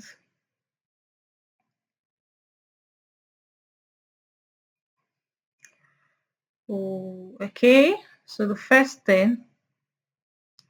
So I highlight the first 10. Then I go to my formula bar and I will say define name range, and I'll define, and I'll give this, let's call it first 10 sales. First 10 sales. Remember, my scope is also my workbook, and I can leave a comment if I want to, and I say okay. So now I want to look for the sum total of the first 10 sales. Remember how to sum up? We write our equals to sum. I click on the sum. Now what am I trying to sum up? Remember, I've given the first 10 sales a range name. A range name. So what I will do is now to write, remember I named this first 10 sales. So I'll just say first, it has brought out the first 10 sales, and I'll click here, and I'll say my close bracket, and I'll click enter. So that is how it works. You can give a particular name to a particular cell or a particular column. So the difference, or a particular column, yes. So the difference between this and this is just that this has already, I've given this column a name called sales, and for this column I just have to highlight the first cell, Control Shift down to cover up all the sales, whereas for this I have given it a name range. Another thing we can be asked, okay, look for the difference between the total sales and the first 10 sales. Now look for the difference between the total sales and the first 10. Remember, I first created a name range called sales that cover up all these columns, and I've also created another name range. I also created another name range to cover up the first 10 sales. The first 10 sales. So now I want to look for the difference between the total sales and the first 10 sales. You can be asked, okay, look for the difference between the total sales and the first 20 sales. So what you have to do is to create a name range. Give the total sales a name range and give the first 20 sales a name range, then you subtract it. So this is how we'll do it. All right, my equals to sum. Remember my sum. What am I summing? I'm summing sales first. So remember, I've given the sales. I'll highlight here. I'm going back to my formula bar so that it will be easy for me to write my formula, and I'll put my subtraction because I'm trying to subtract. Then sum.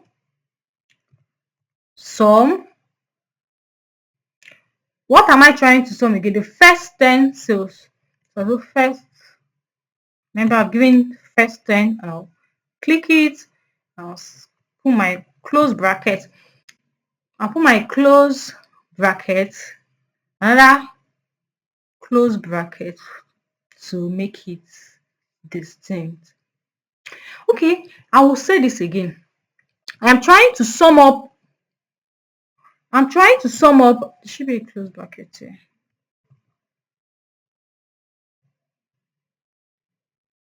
Yeah, there should be a close bracket there. So I'm trying to sum up my first 10. I'm trying to sum up my sales, then subtract it from my total first 10 sales. Click equals to. Okay.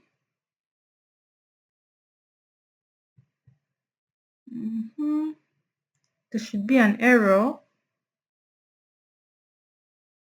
Oh, it has given me now. I'll click enter. Yeah, it has given me my. So what Excel did was that it added all the sales, the sum of all the sales, the sum of the first 10 sales, and subtracted it.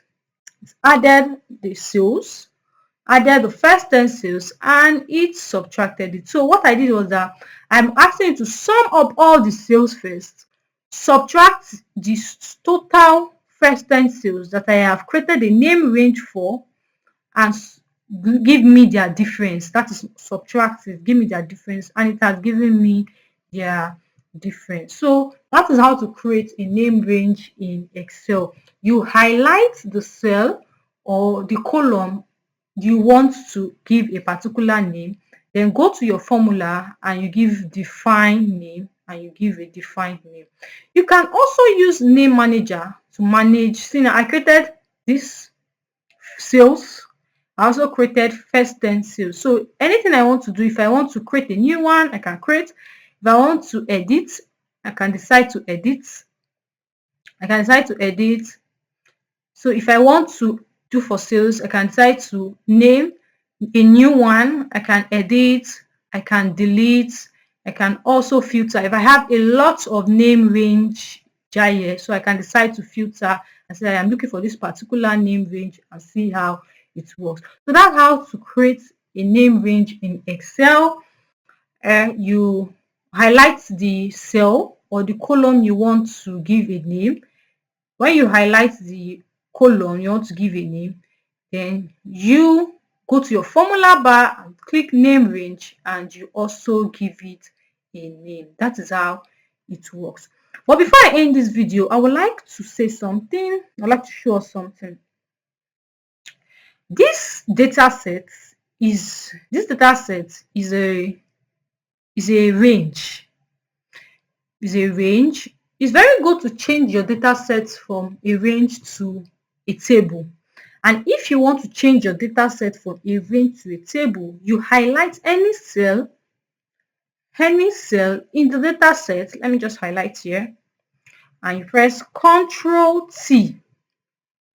And it asks you, it has picked up this data set and I say, my table has header, and I'll say yes. If you look closely, now that I have changed this my data set to a table, it has brought out this table design tab. And not only that, it has given me like a small arrow that I can use for filtering. It has given me a small arrow that I can use for filtering. So now you have a data set. You cannot start looking and say, okay, let me check. How many segments do we have in this? How many segments do we have of home office? How will I know the numbers of segments I have? When you turn your range into a table, it will give you this filter where you can use to do some proper analysis. You can explore your data to determine and say, oh yes, we have 3 segments in this data set. So now, if I just want to check only products that fall under consumer, I will click on check and click on consumer and say okay. So now it has brought out only the data for consumer. Now if I want to look for the total sales for consumer, I can go, remember how we did it, I can go to the sales.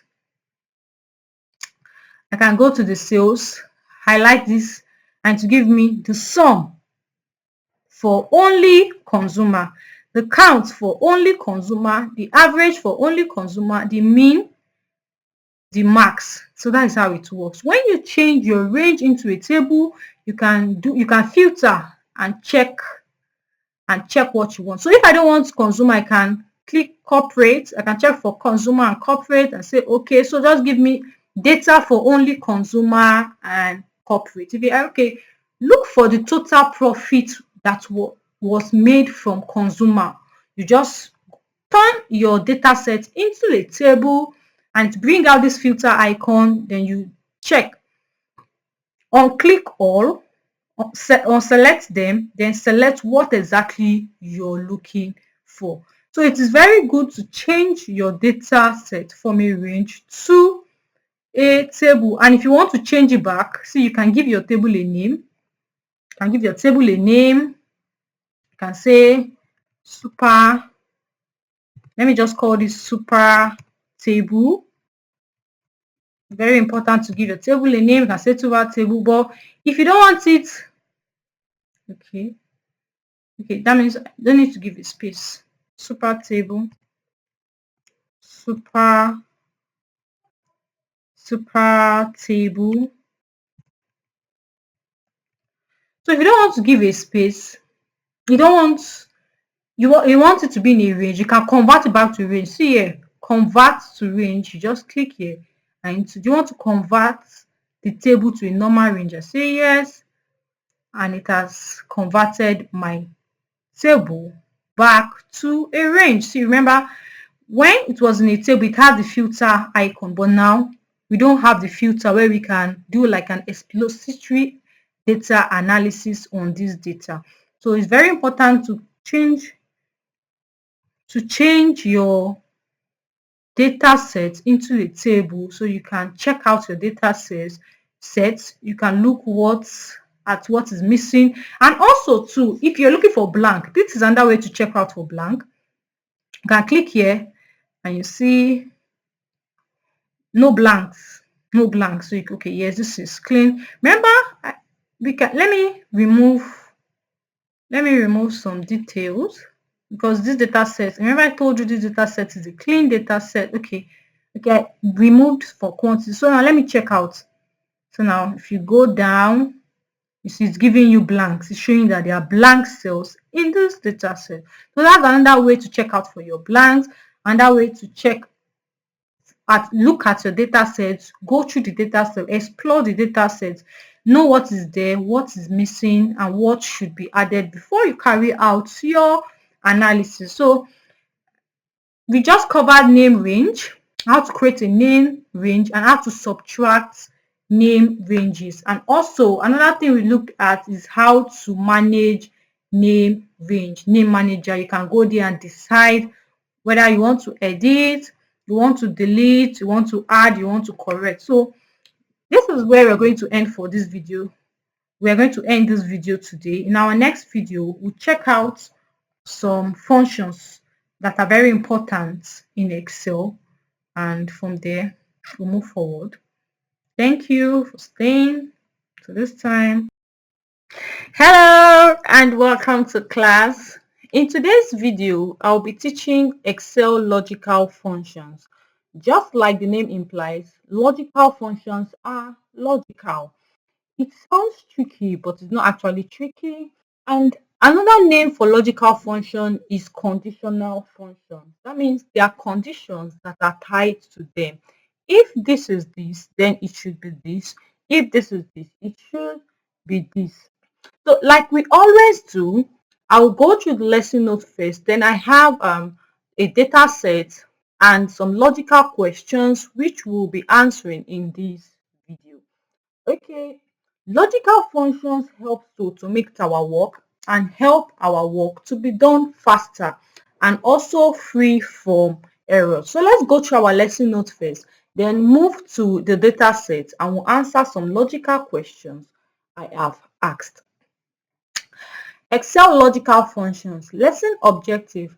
By the end of this lesson, you should be able to understand and apply logical functions, the if, the ifs, and the nested if.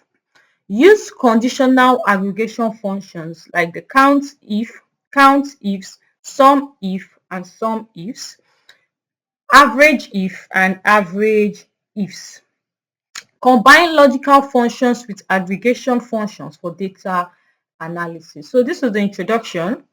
So in this particular video, I'll be breaking the videos into small units, so it will not be too overwhelming for us to watch and learn. Okay, I'll be taking the if function in this video, and in the subsequent video, I'll be taking the sum, the count, and also the average function. So let's move forward. Logical functions in Excel are used to perform conditional calculations based on specified criteria. The most commonly used logical functions include the if, and the if has the if, the ifs, and the nested if, the sum ifs, the count ifs, the average ifs. These functions help automate decision-making processes in spreadsheets. So as the name implies, logical functions, that means it's logical. You need to use logic, you need to use sense in writing them. And since we'll be looking at the if function in this particular video, the if, the ifs, and the nested if. So the if is just one criteria, while the ifs two or more criteria, and the nested ifs two or more criteria. So let's check out the if function. Okay, this is the The if function checks a condition and returns one value if the condition is true and another if it is false. And this is the syntax for the if function. Okay, if condition, value if true, value if false. So now let's go to our data set and practicalize some of the logical functions. So we'll be making use of this data set, this superstore data set we've been using. And first thing first, when you're given a data set, it is very important to go through your data set. Before you work on your data set, you need to do like a walk around on your data set. Check out your data set, walk around, see what kind of data set it is. If it is a sales data set, if it's a financial data set, if it's a healthcare data set, if it's um, um, um, if it's like any kind of data sets you've been given. So it's very important, the commercial data, any kind of data set you're given, it's very important to go through your data set, know what it entails, know what you're trying to analyze before doing anything, understand it, go through it. And working through your data sets, exploring it, is what we call exploratory data analysis, exploratory data analysis. So when you go get your data set, check the rows, check the columns. Remember, I showed you how to change a range to a table. And when you have it in a table form, now you can just bring this drop down and check, okay, how many rows ID do we have? You can come here, ship mode, check for the ship mode. Click here, filter, how many ship mode do we have? That means we have 1, 2, 3, 4. So you understand your data set, know what it entails, know what it takes, and you, before going on to analyze your data, check also the headings, like check the headings, understand it, what is there, if it is properly named, like if it is named correctly.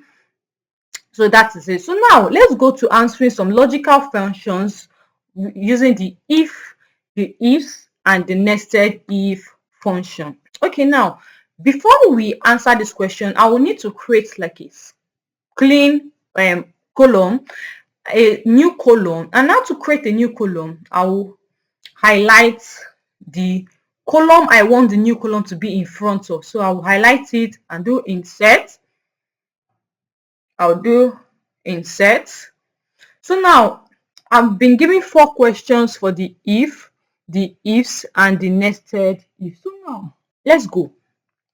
The first question is, write a column to check if the order profit is greater than 100. If true, return high profit. If false, return low profit.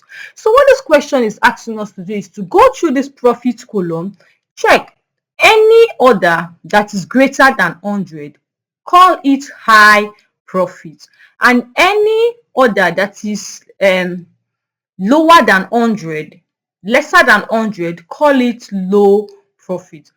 This data set is a large data set with over 10,000 rows. So you don't expect me to start, okay, checking out this profit 5.5512. It is lesser than 100. I'll keep it low profit.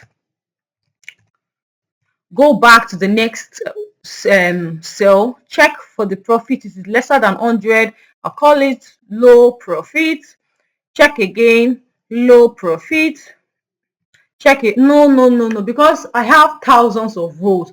I cannot start writing like this. It will take me ages, and apart from that, it might bring, that is human, so there might be errors, there might be little errors. So there's a way you can just write a particular function in Excel that will automatically automate this column. It will go to this profit, check for the one that is greater than 100, make it high, check for the one that is lower than 100, make it low profit. So that's what I will do. I write a function, a logical function using the if. And another thing I will do is to give this my column a right naming. So I'll just call it the if, because I want to do the if.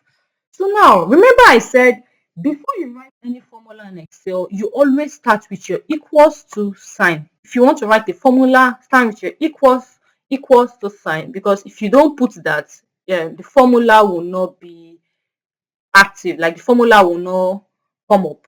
So now I want to use the if function. So I want to go through this profit column, check out for profit that are greater than 100, giving them a particular name for high profit, and profit that are lower than 100, giving them a particular name for low profit. So I'll start with my equals to, and I'm using the if function. So I write if, so it has brought out the if, double click. I like writing on my formula bar because writing on my formula bar gives me more space to write my formula. So I'll use my formula bar to write my formula. So what is the logical test? Now, I'm looking for the logical test. Logical says that an order profit that is greater than 100. So I will now say if profit is greater than 100, comma, that's the logical test. If true, what should we call it? If true, if the profit is greater than 100, what should it be called? Now, before you write any text in a formula in Excel, always put that text in a quotation mark, in a quote. So now, if true, I want it to be called high profit. So I started with a quote. See I started with the quotes. I'll call it high profit, and I'll close my quotes, comma. If value is not true, like if value is false, what should it be called? And I want it to be called low profit. Remember, when you're writing a text in a formula in Excel, you put it in a quote. So you put this quote, then I'll call it low profit, put it in a quote. And if you look closely, you will understand that there is a open bracket here. So I have to close my bracket. I have to use a close bracket to close my formula. So I will close bracket and I'll say enter. It has automated this. So now what Excel did was that it has gone through this profit, seen its low profit, gone through this low profit, gone through this low profit, gone through this low profit. If you check closely, if you look at this high profit, you see that 746 is greater than 100. So it has given the name high profit. Check 204 is greater than 100. It has given the name high profit. 113 is greater than 100, high profit. So that is how the if functions work in Excel. Let me do the second question. The second question says, create a column that check if the discount is greater than 0.2. If true, return high discount, otherwise low discount. So what I say, go to this discount column, check if a discount is greater than 0.2, give it a name called low discount. But if it is lesser than 0.2, give it a name called high discount. If it is greater, give it a name high discount. If it is lesser, give it a name low discount. So I'll give this my column a name. Let me say if two, because the second if, and I'll click on this cell. I want the answers to be applicable to this first cell first. So I'll click on the first cell before going to my formula bar. I will not just write on my formula bar first. So I'll write here first. I'll begin here, then extend the formula to the formula bar. So now I'll start with my equals to, and I'm using the if function. I'll double click now to my formula bar. So my formula bar. So they're saying if the discount, what is the logical test? Logical test, if the discount is greater than 0.2, that's logical test, comma. If value true, what should it be called? Remember, when you're writing a text in a formula in Excel, you put it in a quote. So if value true, it should be called high discount. So I'll say high discount, UNT country. I'll put, remember my quotes, close the quotes. Yes.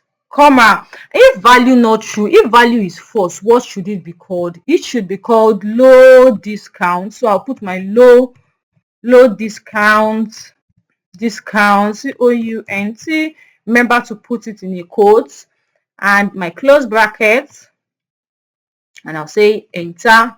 So it has automated this cell, this column, giving the discount that are greater than 0.2 high discounts and the one that are lesser than 0.2 low discount. So you see, that's how the functions, logical function in Excel using the if works. So you don't need to start writing. Even if you go to the last cell of this rule, you see that it has done its work. See, 0.2 low discount, 0 low discount. So that's how it works. So it makes our work easier, faster, free of error, and also automate our work. Now let's go to the third question. The third question is a nested if function, and the nested if function is an if in an if function. It's an if in an if function. So let me create a new column for that. I'll put on insert. Okay, I have two questions, so let me just create two columns. Okay, so now let me give this a name, calling it nested if. Nested if. Okay, perfect. Now I have to write the formula. So what is the question that is being asked? What's the question that has been asked?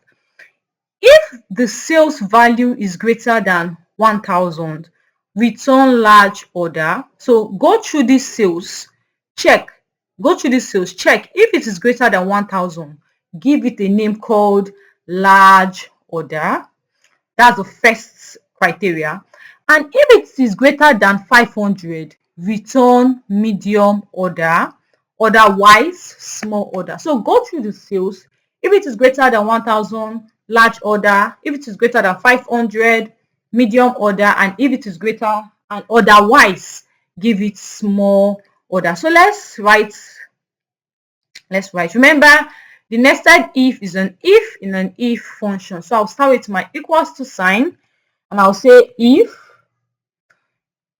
double click, go to my formula bar, because I like writing on my formula bar so that I can have more space to do my work, to write my formula. So the logical test, what is the logical? If sales, yes, if sales is greater than 1,000, that's the first 1,000, comma, what should we call it? We should call it large order.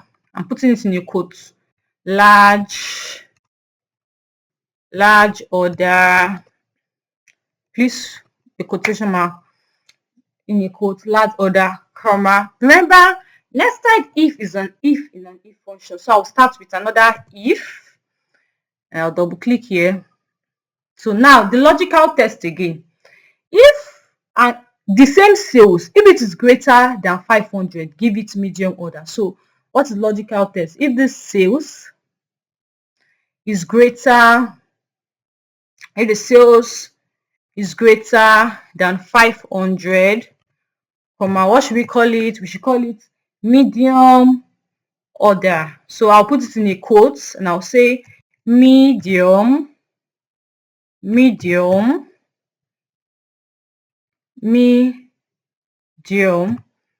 call it medium order. Remember to put it in a quotes. Okay, medium order, comma. Then otherwise, let me go back. Let me check. You say otherwise, small order. So if it is not this, then it should be called small order. So I'll always put that in a quote too, and I'll put my quotation mark and I'll call it small order. I'll call it small order, and I'll put my close bracket. Remember that two brackets were open. This is the first bracket, so I'll have to use two brackets, close to two brackets, because this bracket is for this, while this is for this. So I'll click enter. Let me see. Oh, I didn't put my quotation mark. Sorry. That's why I've always put the quotes. So I'll include my quotes. I didn't close, like I opened the quotation mark here. I didn't close the quotation mark. So sorry. That's why it's very good to properly check your formulas before clicking enter. So let me recheck it. If sales greater than 1,000, give it large order.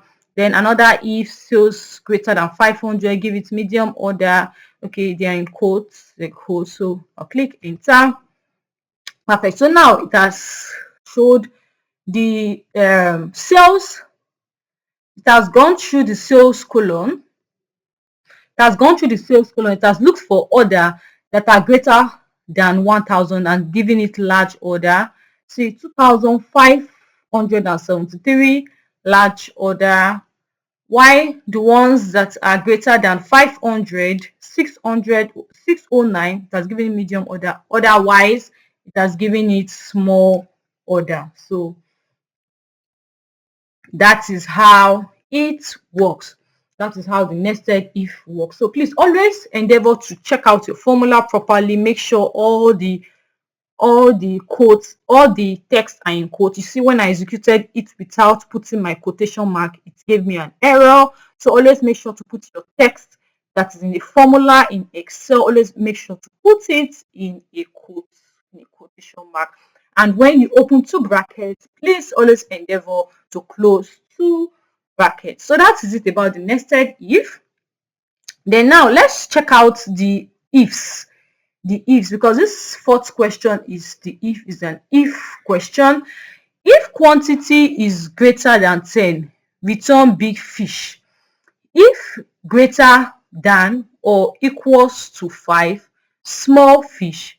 If lesser, then growing fish. So let's do it. So now I will give this name. I will name this if, because the first one was if, the second one was nested if, then this one will be if. So I'll start with my equals to.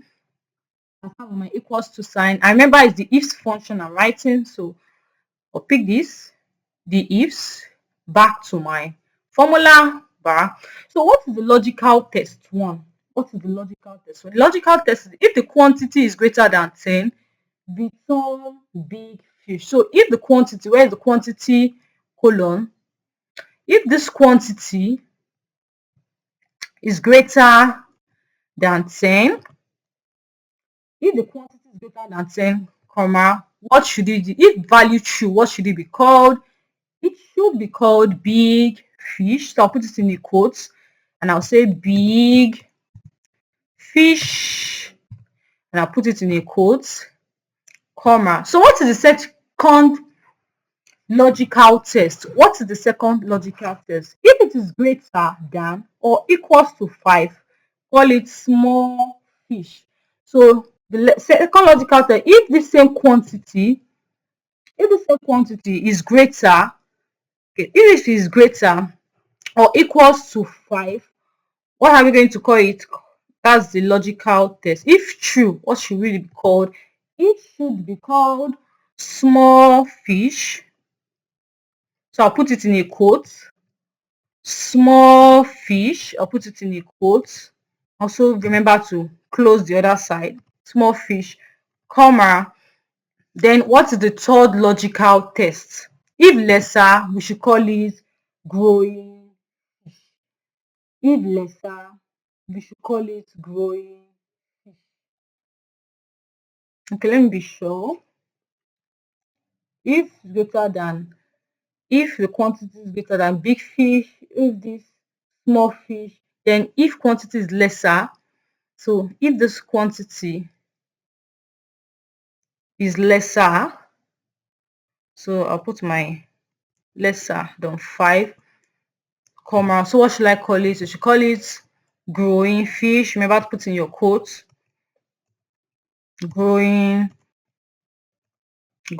fish. Growing fish. And I'll put my quotation, my close bracket. Okay, yeah, I'll put my quotation close bracket. Okay, let me go through the formula again to be sure that it is well written before I click enter. So it is an if function, and the if say if the quantity is greater than 10, call it big fish. So this is the first logical test. If value true, call big fish. Then if the same quantity is greater or equals to 5, call it small fish. Yep. Then if the quantity is less, so this is the great lesser down sign than 5. If the quantity is lesser than 5, call it growing fish. I remember one bracket was open, so I'll use one bracket in closing it, and I'll click enter. So it has automated this column. It has shown for the growing fish, the small fish, and the big fish. So if you want to check, you can click here. Okay, so let me unclick all. Let me unclick all and click. Okay, let me unclick all and click only big fish and say okay.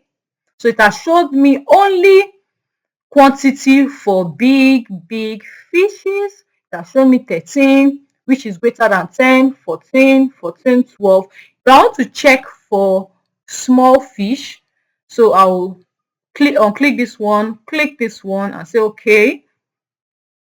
That showed me quantity for small fish, because small fish, I said if it is equals to 5, so it has picked 5, or greater than 5, it should be small fish.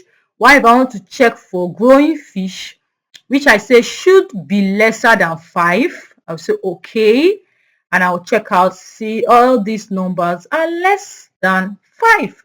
So this is how logical function in Excel work. This is how it works. It helps to automate your work and gives everybody their own. So the difference between the if, the nested if, and the ifs is that the if this is just one criteria. The if is just a criteria. If this is this, then it should be called this. If it is greater than 100, it should be called high profit. Why? If otherwise, it should be called low profit. But the nested ifs, if this is this, give this. If this is this, give this. Otherwise, give it another name. But the ifs kind of give everybody their own. Okay, if this is this should have this should have a particular name, this should have a particular name, why this should have a particular name. So this is where we're going to end the video for the if function. In our next video, I will teach the sum if function. So we'll see how we can answer some logical questions using the sum if and the sum ifs function. Thank you. Hello and welcome to class. In this video, I will be teaching the sum if function, and just like the name, sum if. So we are trying to sum up to know a total of a selected range or a selected cells or a selected category. So the sum if function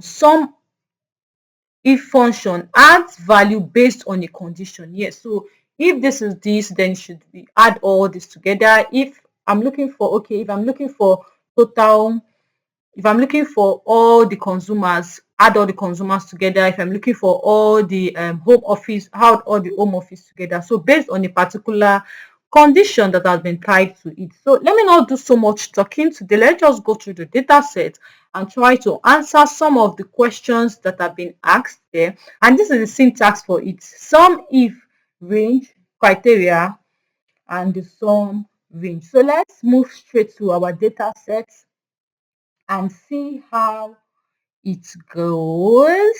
Okay, we'll be using the same data set, and I've asked some questions. Okay, now the first question is calculate the total sales for technology category.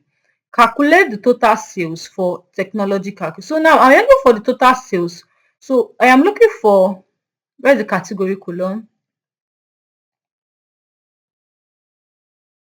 So what I am looking for is, I'll go to the category, this category. So I'm looking for the total sales for only technology. I want to know how much we sold under this technology. So I cannot, you don't expect me to start checking out, no. I can just write a function, a sum if function, to add up all the sales that were made under the category, under the technology category. So now I'll answer my questions here. And the first thing to start with is my equals to sign. I'll say equals to sum. Remember we did sum in our basic function, but this one sum if. Please, I always love to use my formula bar, so it will give me more space to write my formula.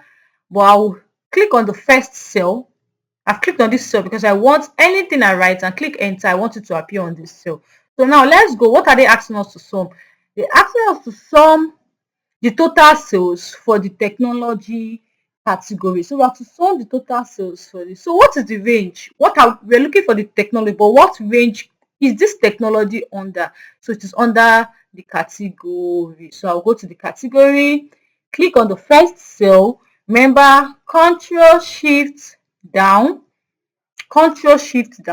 comma. So what is the criteria? What am I looking for in this category column? What exactly am I looking for? Furniture, or I'm looking for home office, home supplies, or I'm looking for technology? I'm looking for technology. And remember, I said when you're writing a text in a formula in Excel, you put it in a quote. So I'll put this in a quote, and I write technology. Yes, close bracket, comma. And what is the sum range? What are you trying to sum? What do you want to know the total of? Total of what? Is it the profit, the sales, the discounts? What do you want to know the total? So I want to look for the total of the sales, because the question asks us to look for the total sales of technology in this category column. So remember, another thing this Excel does is that it is if you don't know what you're doing, you can actually look at this. So it's showing us what is the range, this is the range, what is the criteria in this range, technology, and what is the sum range. So the sum range is sales. So I'll go back to my sales. Column, because I want to look for the sales. So I'll go back to my sales column. I'll highlight the first cell, Control Shift down at the same time to cover up the whole cell. So I'll put my close bracket, because there is an open bracket here. So there should be a close bracket, and I'll click enter. Remember, I highlighted the cell I wanted to have. So this is it. It has gone through the category column, looked for the technology, and added the sales together, and has given me the total sales of all the technology in the category column. So let's do the next one. Find the total profit for all other in central region. So now what I am looking for is that I want to go to the region. I want this formula to go to the region and look for central. Go to the region, look for central, and add all the profits we made from the central region. So I will just write a sum if formula that will get me that. So let's start. Remember, when you're writing a formula in Excel, you start with your equals to sign. So I'll say my equals to, and I'll say the sum if. So I'll highlight, double click, back to my formula bar. So what is the range? What range is this central located? It's located in the region column. So I'll go down to my region. Yep, this is my region. I'll highlight the first cell, Control Shift arrow down at the same time, comma. So what am I looking for in this column? Like, what am I looking for in this region column? I am looking for central, because we were asked to get the total profit for the central in the region. So I'll put it central, and I'll put my quotation mark, and I'll say central, because I'm looking for the central. If you're looking for the east, you can put east. If you're looking for the west, you can put west. If you're looking for the south, you can put south, depending on the business question that was being asked. So I'll put central. I'll close my bracket, my quotation mark, and I'll put comma. If you look at it close, so you see there's a comma after the criteria. That's why I put the comma. Now the sum range. What am I trying to sum? What did they ask us to sum?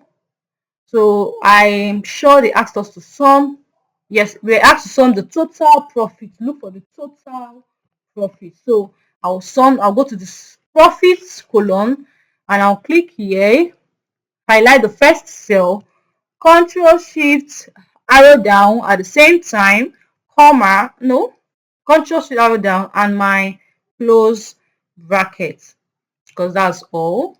And I click enter. So it has provided me with the total profit that was made in the central region. The total profit that was made in the central region. So now we're looking for the sum ifs. Like I said earlier, the sum if has to do with just the criteria, while the sum ifs has to do with two or more criteria. Something applicable to the count ifs, the average ifs, and the if. Remember in our previous video, we did the if and the if. So now let's look for what business question was asked. We are asked to compute the total sales for all customer in the home office segment in Texas. So we're looking for the total sales for all customers in the home office in Texas. So what we're going to do, okay, look for the total sales for home office,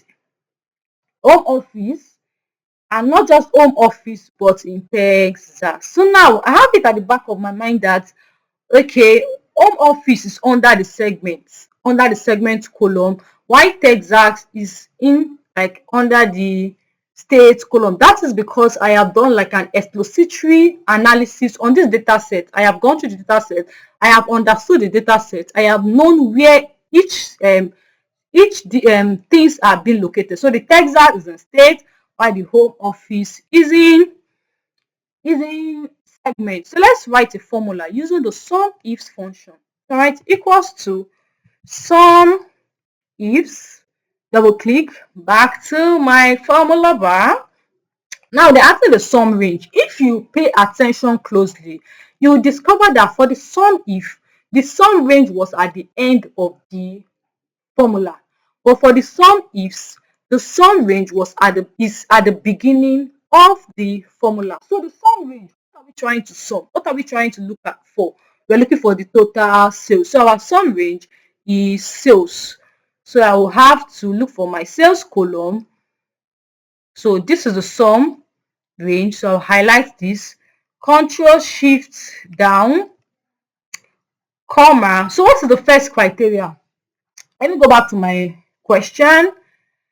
I like to be sure so that I'll give an accurate. Okay, now the first criteria is for all customer in the home office. Now, where is the home office located? The home office located in the segment column, because I've gone through my data set and I know it's located in the segment. So I'll go to my segment. So this is it. The home office is here in the segment column. So I'll click. This is the criteria range. This is where the criteria is. This is the range where the criteria is. So I'll click this first cell and I'll say Control Shift down. Okay, comma. So now what is the criteria? The criteria is home office. Remember to always put it in a quote. And I'll say home office, because I am looking for home office, close it, comma. That's the first criteria. Now the criteria range 2, we are given 2 criteria. We can be given 2 or more criteria, so it's not just only one. We can be given 2, we can be given 3, we can be given 4. So depending on the business question that you were asked. So now the second criteria is segment in Texas. And where is Texas located? Texas should be in the state. I know Texas is in the state because I've gone through my data set. I've done like an exploratory analysis on my data set, EDA, to know that Texas is in the state. So now the second criteria range is state. So I'll go back to my state. Okay, this is state. Click on this first cell, Control Shift down at the same time. That's the criteria range 2. Now put comma. So now what is this criteria 2? What are we looking for? In this column, we are looking for Texas. And remember to always put it in a quote. So I'll put Texas and I'll say Texas. Texas, put it close quote, and I'll put my close brackets. Okay, I would love to check my formula to see if everything is written correctly. So this is the sum range. I'm looking for the sales. This is the segment, which is the criteria, first criteria range. This is the criteria home office. This is the second criteria range, and this is the second criteria. So I'll say enter, go back to the first cell. So now it has gone through my data sets. Look, total all the sales for customers in the home office, segment under the Texas state, in the Texas state. So this is how the sum if and the sum ifs function operate. The sum if just has to do with just one condition, while the sum ifs has to do with two or more conditions depending on the business question that was asked. And for the sum if, the sum range is after the formula, while for the sum ifs, the sum range is before the formula. So this is how the sum if and the sum ifs logical functions in Excel actually work. So in our next video, I'll be teaching you the count if and the count ifs, and also the average if and the average ifs. Thank you for staying true to this time. See you in our next video. Thank you.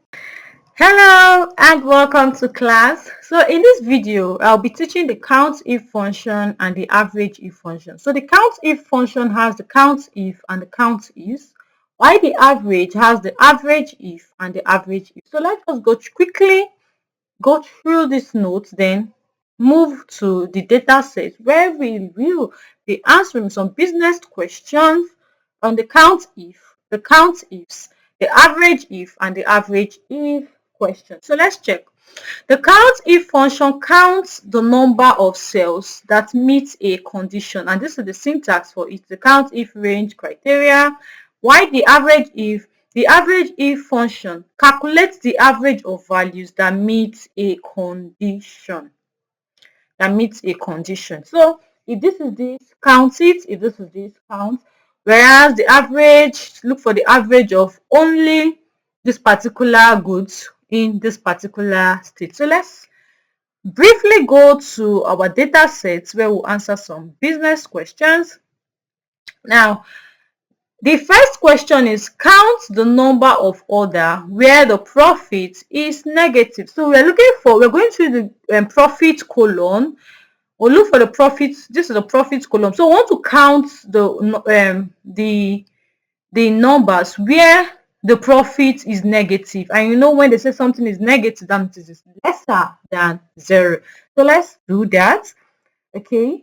So remember, whenever you're writing a formula in Excel, you start with your equals to. So I'll start with my equals to. So what function am I using? I'm using the count. Remember, we've done the count in our previous video, the counter, the count blank. For this one, we are doing the count if. So the condition part. So we are looking for the count if. This is the count if. Double click, and I'll go back to my formula bar. So now they ask, what is the range? What is the range? The range is profits, because we're looking for the profit. So I'll highlight the first cell, Control Shift down, comma. Then what is the criteria? What criteria were we told to look for? Let me go back to my question. Where the order is negative. So negative, that means it has to do with lesser than 0. So I'll do less. Okay, notice I'll do less than 0, and also put it in a quote.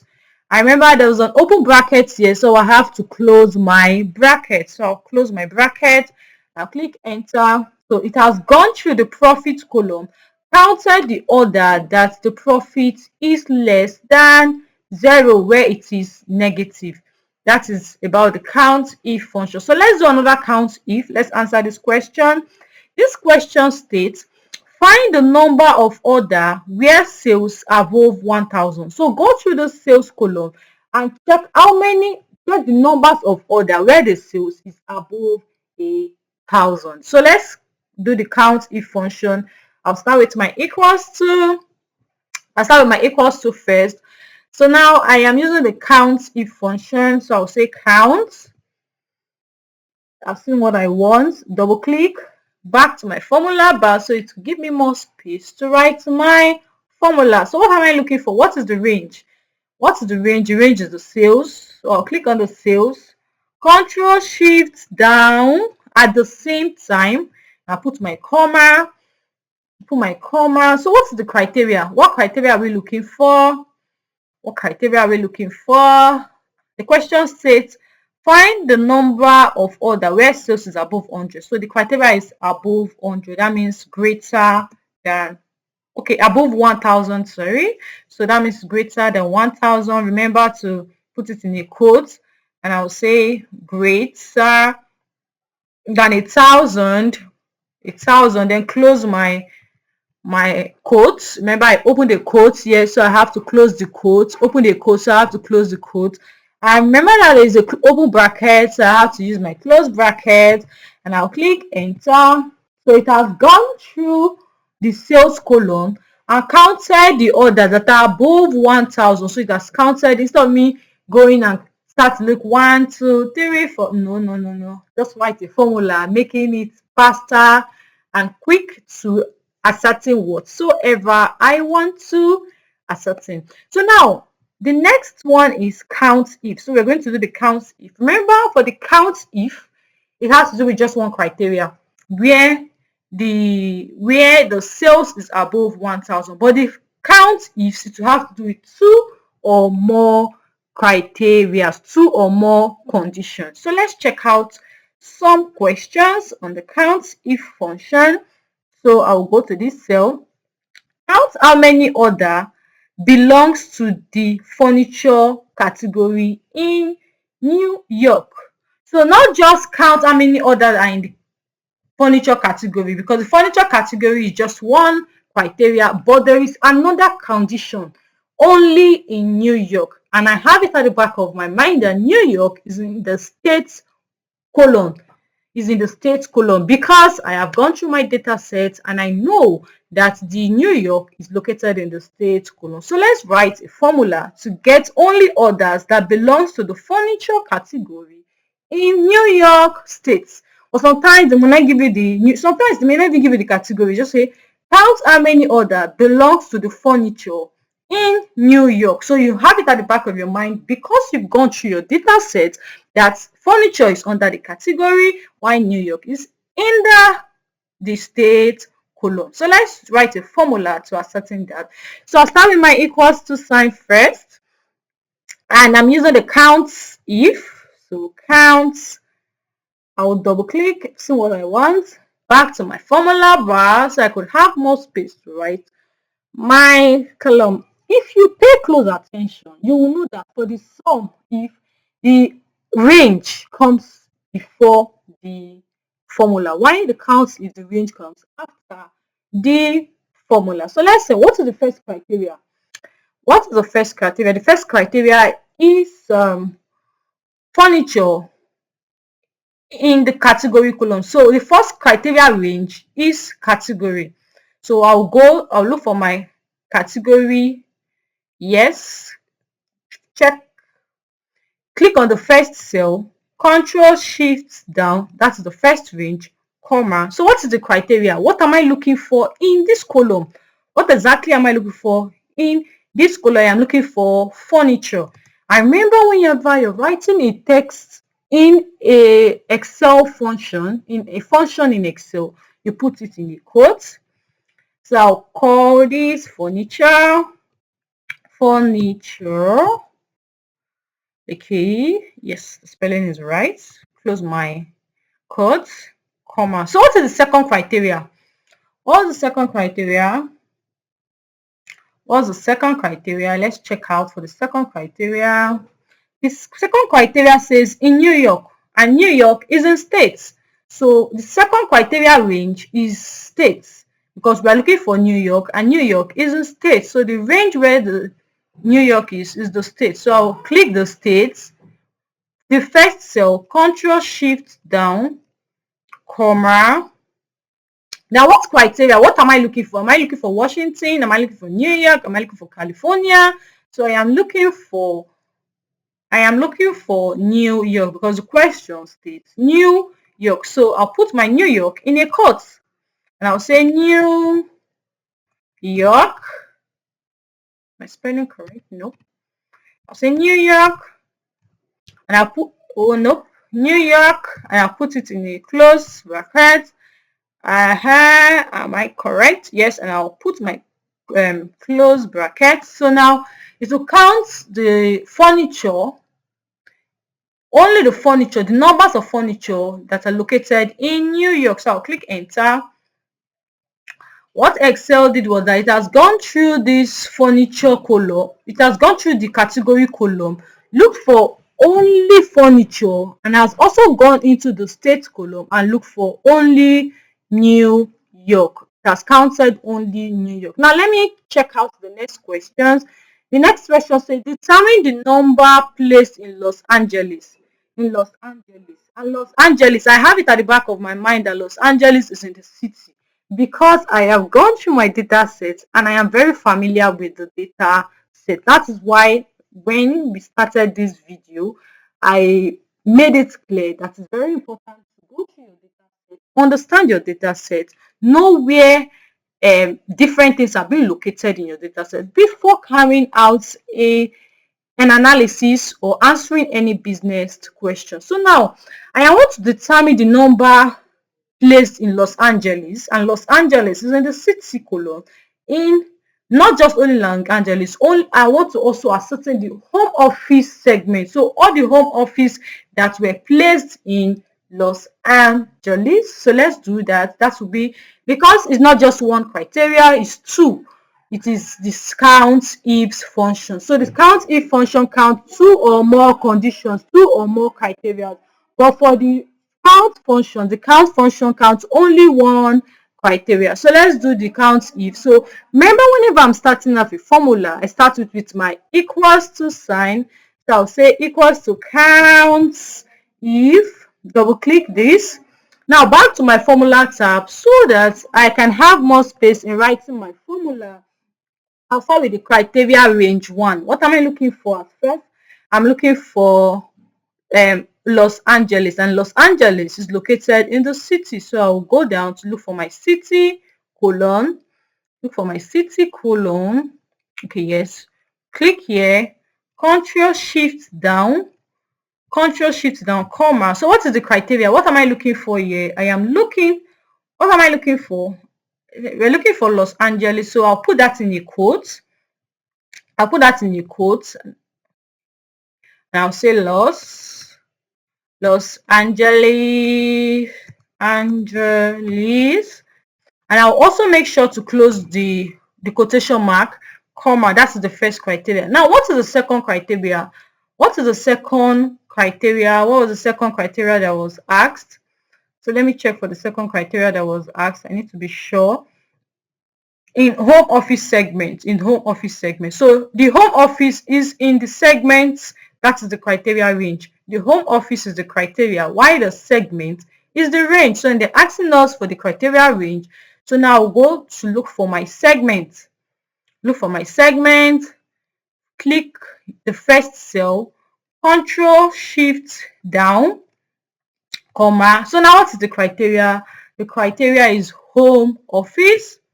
So I'll put that in a quote and I'll say home office.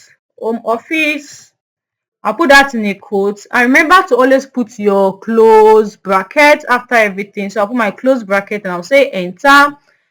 Okay, it has gone through the data set and looked for home office segments that have been placed in Los Angeles. So that is how it works. That is how the count works.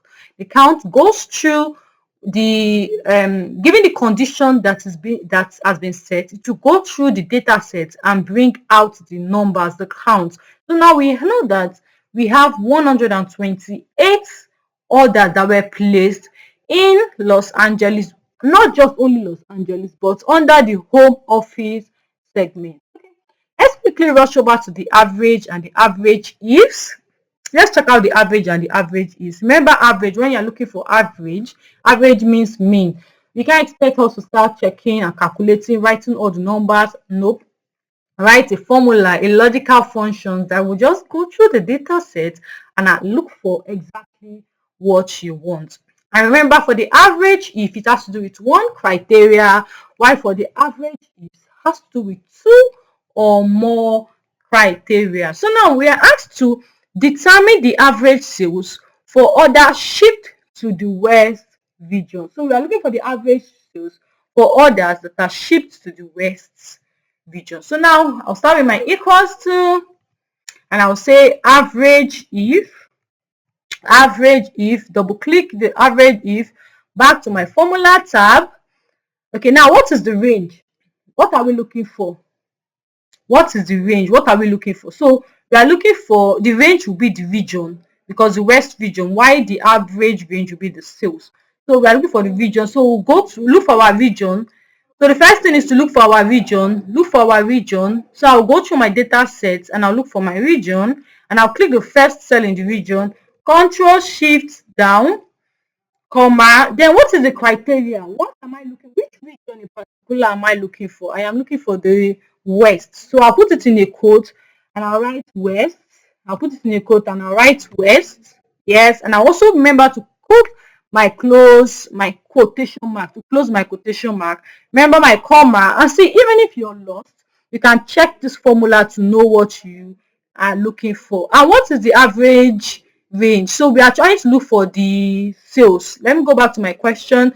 If I'm not mistaken, I'm sure that it's trying to look for the sales. So I'm looking for the sales.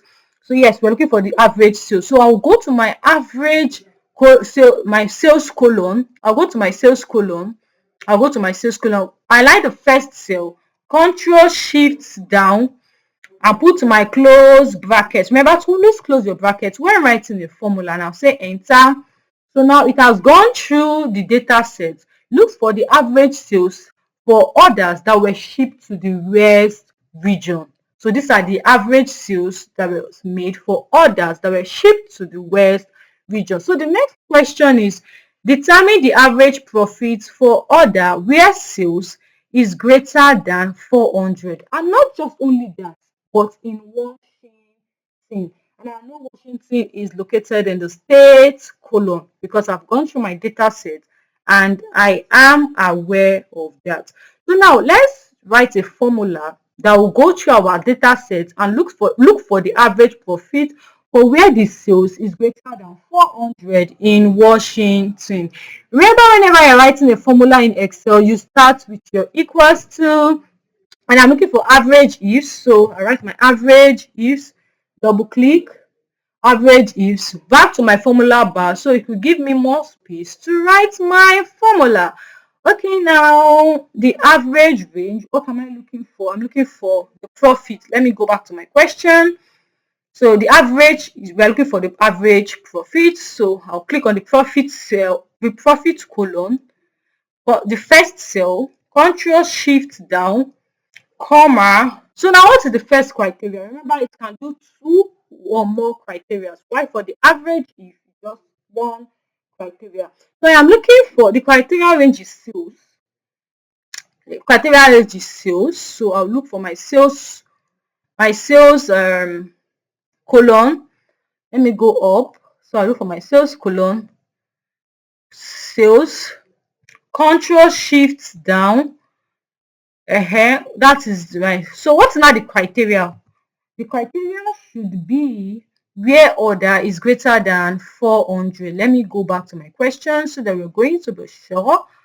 We're going to be sure about that. So now it's showing that where sales, yes, that's the criteria range, is greater than 400. That's the first criteria.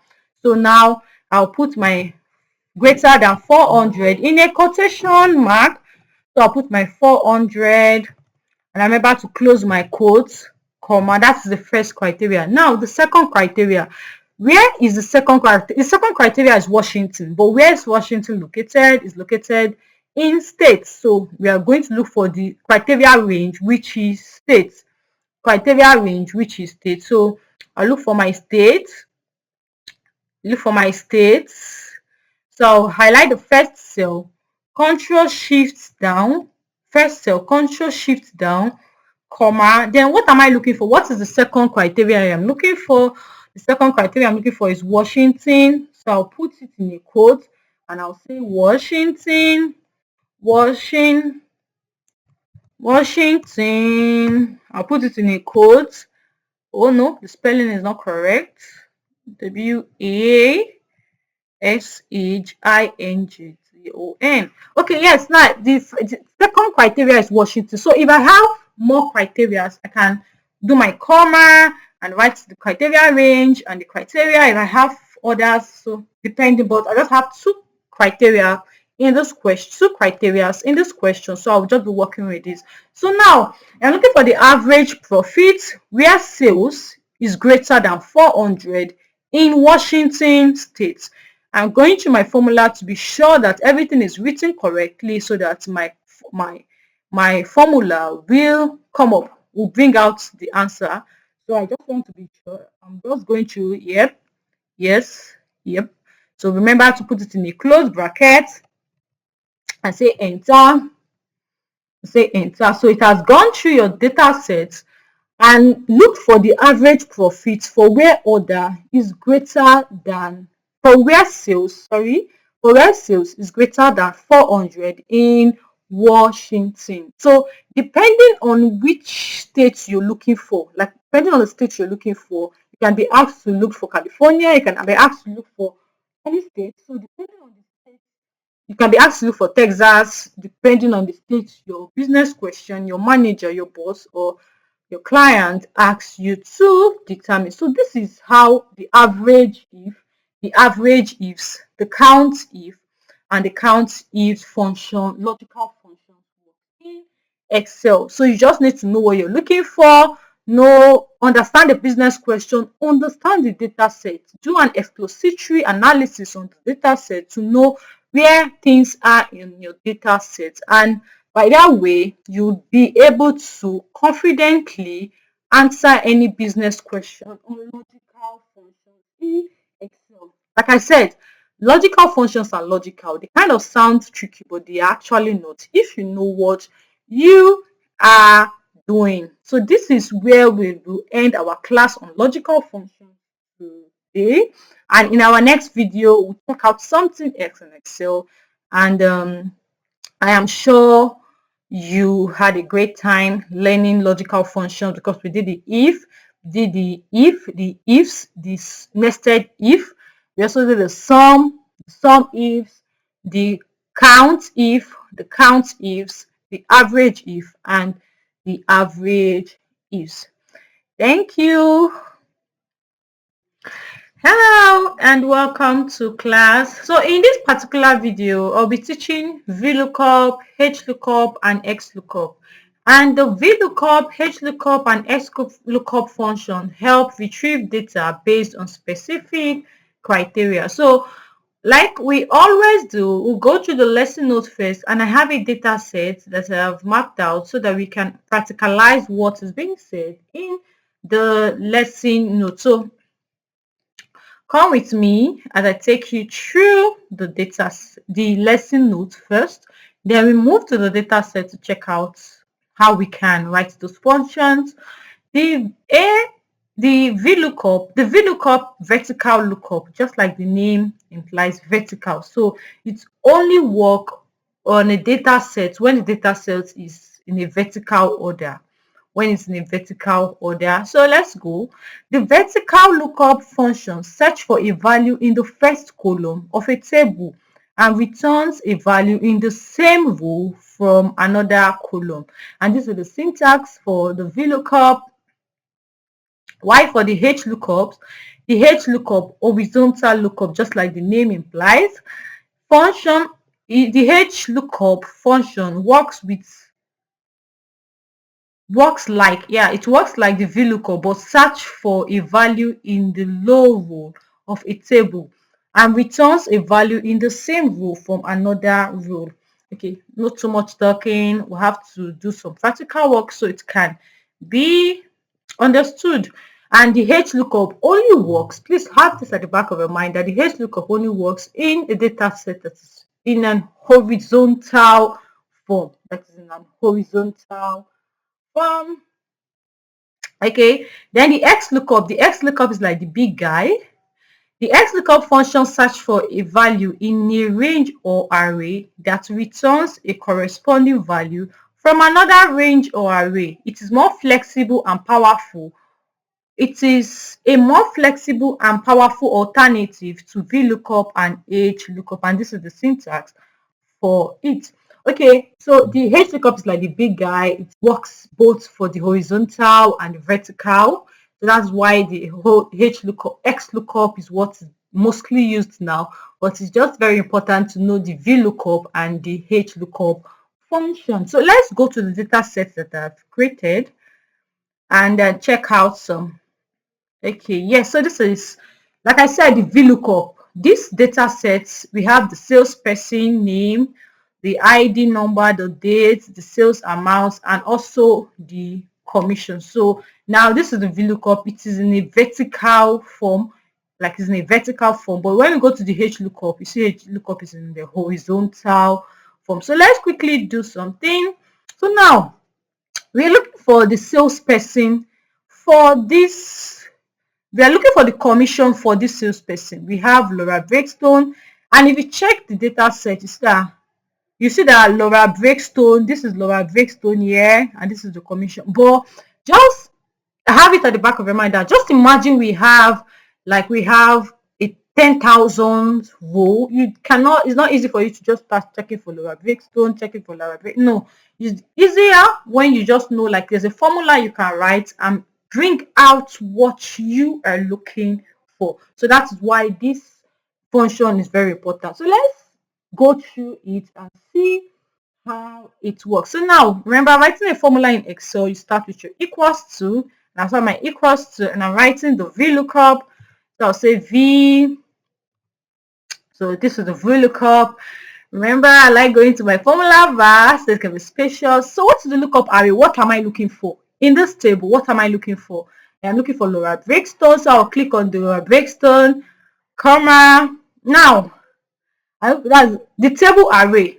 What table is Laura Breakstone located? Like, where will I get this Laura Breakstone? Because sometimes you can have 2 or more tables on a data set, So you have to pick out the table array where you can find Laura Breakstone. So I'll highlight the first cell here.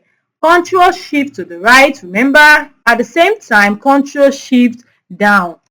Okay, and I do comma. So the index number, so we'll start counting from this 1, 2, 3, 4, 5. I'm looking for commission, so the index number is 5. So I am looking for 5, and I'll say the index number is 5. Notice I'm not supposed to start counting from this column because there's nothing in this column. If I start counting from this column to bring out the sales for me, so I'll start counting from this, the sales, 1, 2, 3, 4, 5. So I'll say 5 and say comma. So now what this is appropriate match, this is exact match. So I'll choose false because I am looking for the exact match. The exact match means that even if let me enter. So it has brought out Laura Breakstone 716 and a commission 716. Why I chose the exact match is because, let's say I'm not looking for Laura Breakstone. Let me look for another name. Let me look for Bill Smith. So if I look for Bill Smith, it will give me the exact match, exact name, Bill Smith. ITH, and I click enter. So it has given me Bill Smith. That's why I chose exact match. So whatsoever salesperson name is here should give me the exact match of that name, salesperson's name. So it has brought out Bill Smith commission. It has brought out Bill Smith one, which is 1,468. So that is how the VLOOKUP operates. So let me go through the formula again.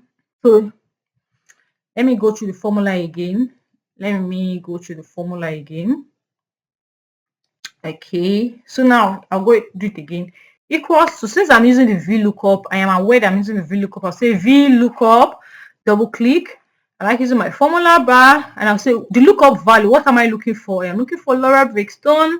I'll say my comma, the table array. That's why I love Excel, because it gives you like a prompt or something you can need to check and be sure that you're writing, you're doing things in order. So I'll highlight the first cell, Control Shift to the right to cover up the whole table, Control Shift down, and I'll say my comma. So the index number, if assuming I was looking for sales amount, I'll have to write 4. I'll count 1, 2, 3, 4, but I am looking for the commission, so I'll write 5, and I'll say my comma, then I'll pick the exact match, and I'll put my close bracket, and I'll say enter. So it has given me the exact match for Laura Breakstone. Now let's move up to HLOOKUP.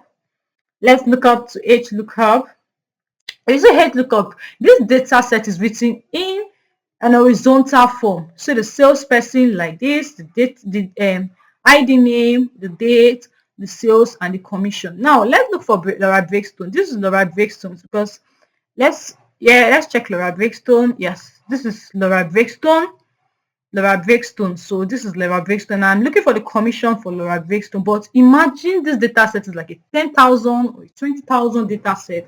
It expects me to easily locate Laura Breakstone and pick out our commission. But with this formula, I can just write out the formula, decide what I am looking for, and it will help me bring it out, and I'll get the answer I want to. So let's move forward. Remember, I will always start with my equals to sign. I'll start with my equals to, and I'm looking for HLOOKUP. HLOOKUP. Double click. Go to my formula bar because I need more space to write my formula.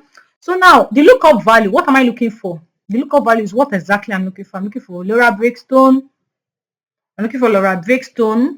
Okay. Now do my comma, then the table array. Which table am I trying to bring out Laura? So I'll pick this first cell, Control Shift to the right, Control Shift down, and I say my comma. Then the row index number. What am I looking for? Am I looking for sales amount or commission? I'm looking for commission. So I'll pick 1, 2, 3, 4, 5. So I'll say 5. And I'll put my comma, and I'll also choose exact match so that when I change the name, it will give me the exact match. And I'll say close bracket, enter. So it has gone through this data set and brought out the commission for Laura Breakstone. So let's check out for Nora Rollins. Let me change this name to Nora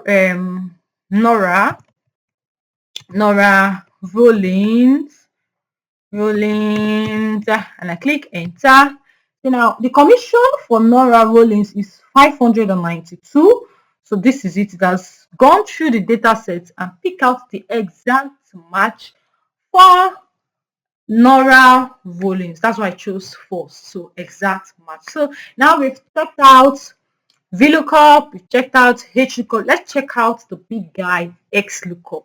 XLOOKUP is like the big guy, whether it's in an horizontal form or in a vertical form, it will go anywhere and bring out what you are looking for. So let's check for Laura Breakstone, the sales amount. Remember, my equals to and XLOOKUP, double click X. So I'll go to my formula bar. Now the lookup value, what am I looking for? I am looking for Laura Breakstone. I'll put my comma. Then the lookup array, where is it? One thing you should know about XLOOKUP is that XLOOKUP, you don't need to highlight the whole table. Like just go to the column you're looking for, what you're looking for, just go to the column and pick out the column. You don't need to pick out the whole table. So now I am looking for the lookup value. What is the lookup value? Like this name, this Laura Breakstone, where is it located? So it's located in the cell. So I'll click this, Control Shift down, comma, then the return array. So I am looking for the sales amount. Yeah. So now I am looking for the sales amount. So the sales amount will be the return array. So I'll click here, and I'll say Control Shift down, and I'll say comma. Another thing this thing has is if not found. If I go through this data set or go through this role and I cannot find the name there, what should I call it? So I want to be saying not, I want it to be, I want it to show me not here. I'll say not here. Remember to always put it in your quotes because I am writing a text in a formula in Excel. So I'll put my comma and I'll put exact match, and I'll put my close bracket. Oh, I'll put my close bracket and I'll say enter. So what I did, I has gone through the data, the column, and brought out the sales amount for Laura Breakstone. Let's check if it's correct. Where's Laura Breakstone? You can see Laura Breakstone here. Then 3,582. So now this is 3,582. So let's check for our commission first before we fix in a name that is not in this data set and see what it brings out. So I'll start with my equals to, and I'll say XLOOKUP. So I'll double click back to my formula bar. What is the lookup value? What am I looking for? Laura Breakstone, comma, the lookup array. This should be the lookup array, the salesperson.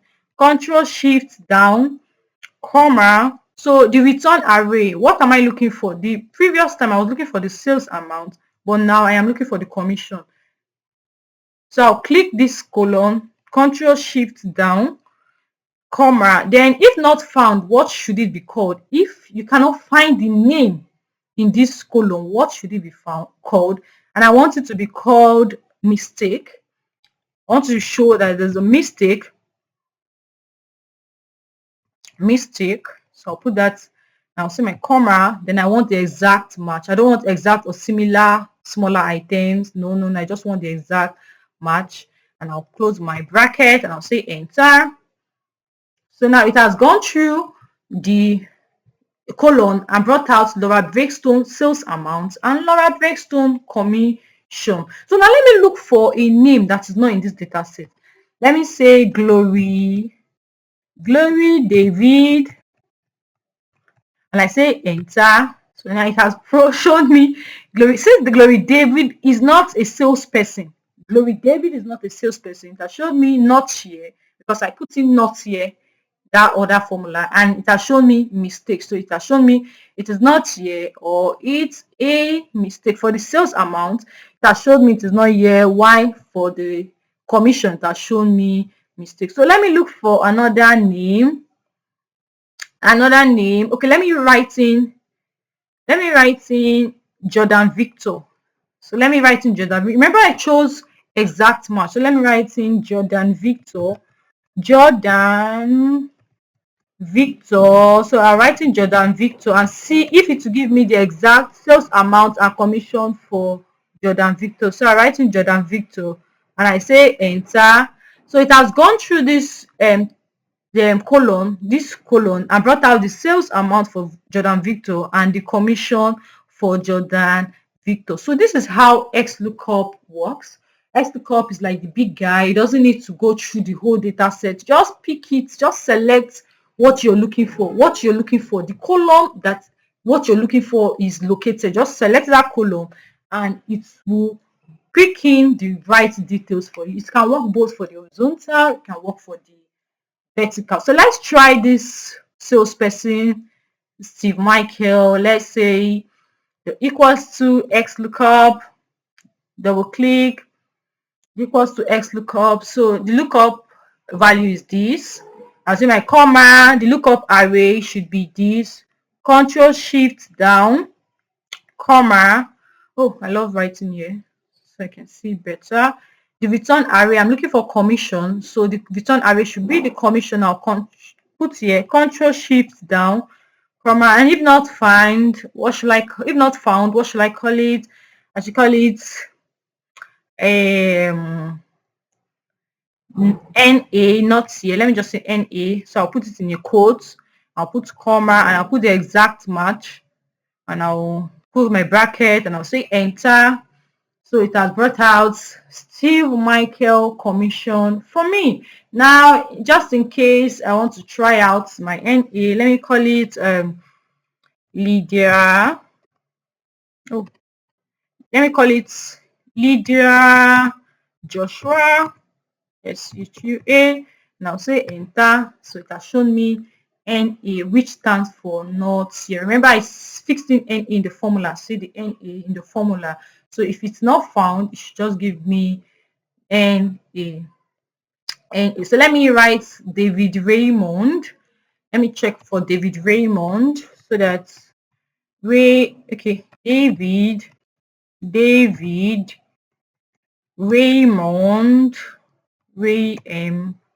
OND, and I say enter. So it has gone through this data set and brought out David Raymond for me. So it has brought out the commission for David Raymond. So that is how the VLOOKUP, the HLOOKUP, and the XLOOKUP functions works in Excel. For the VLOOKUP, it has to do with vertical. It works in a vertical data set. For the HLOOKUP, in an horizontal data set. And for the XLOOKUP, on the big guy, it works both for the vertical and the horizontal. It doesn't have to cover up all.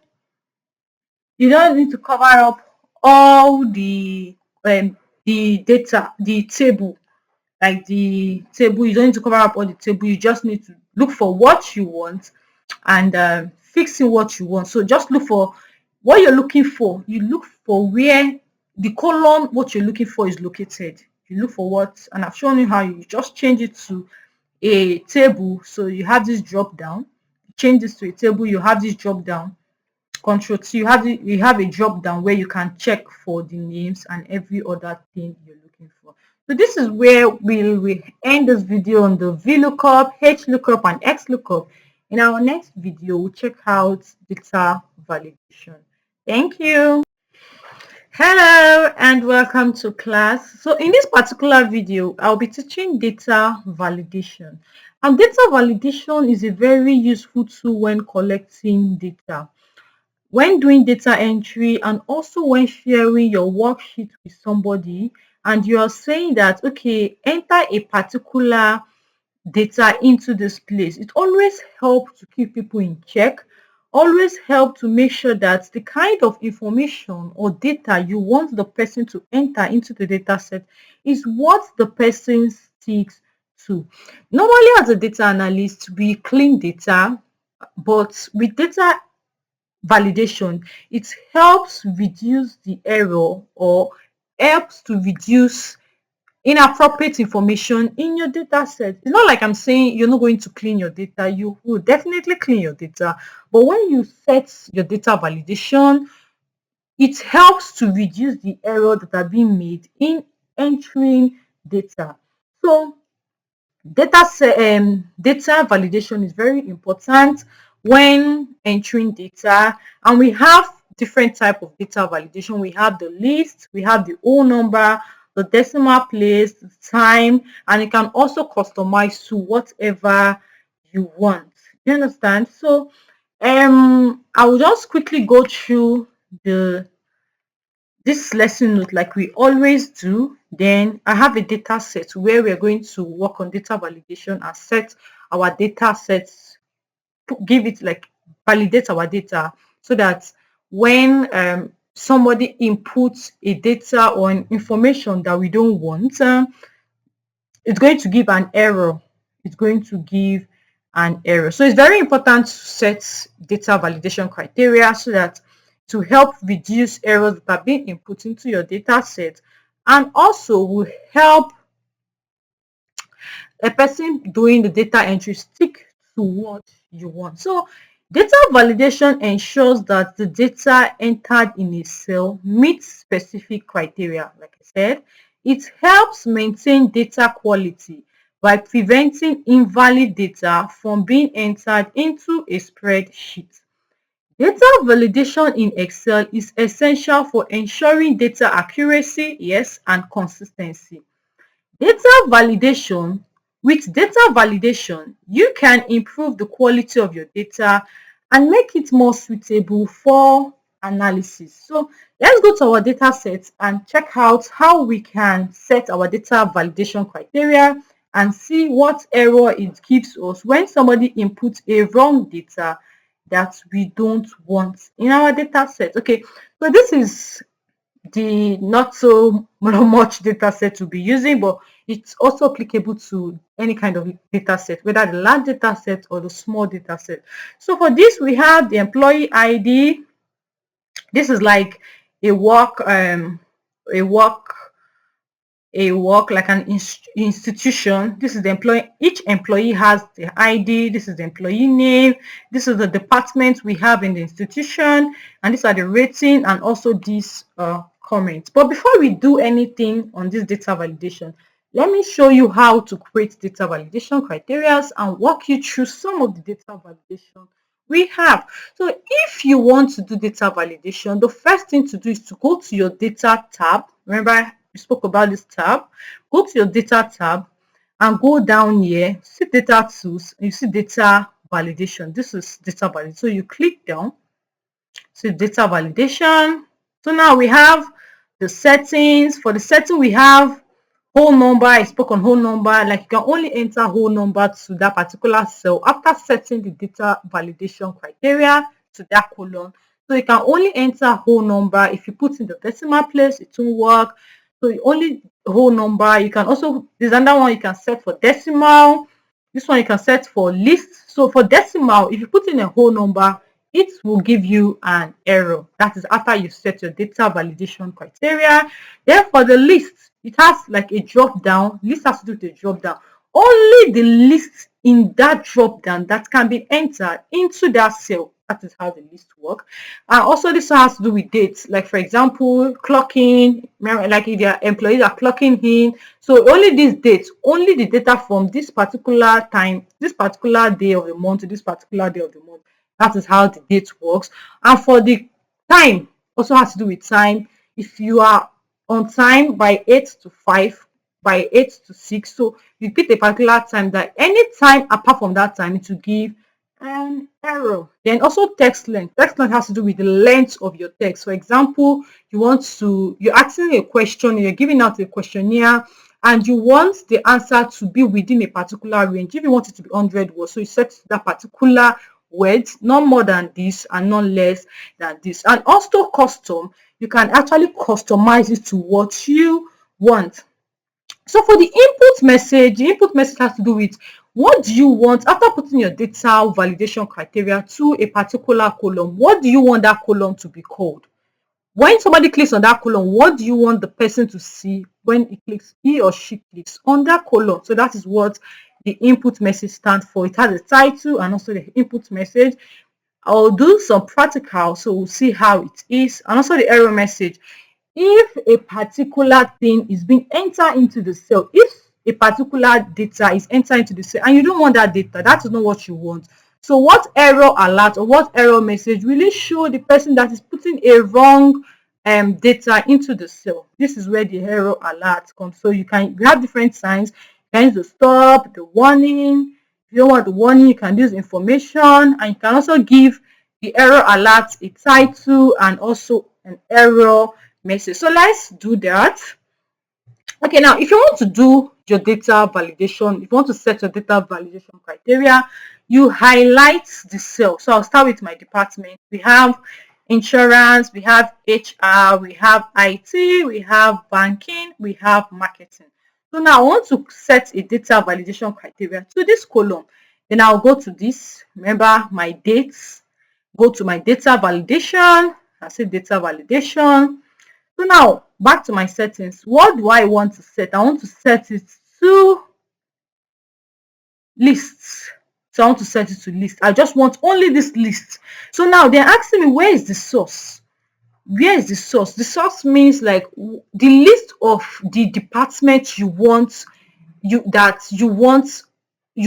person to fix in. Meaning the list of the department that if somebody fixing a department that is not part of that list, it should give an error. So sometimes you can keep your source somewhere else. Your source can be in another sheet, you can create another sheet and keep your source there. But I've just, since this data set is a small data set, I've placed my sheet in the same data set. So I'll click this arrow and it will take me to this.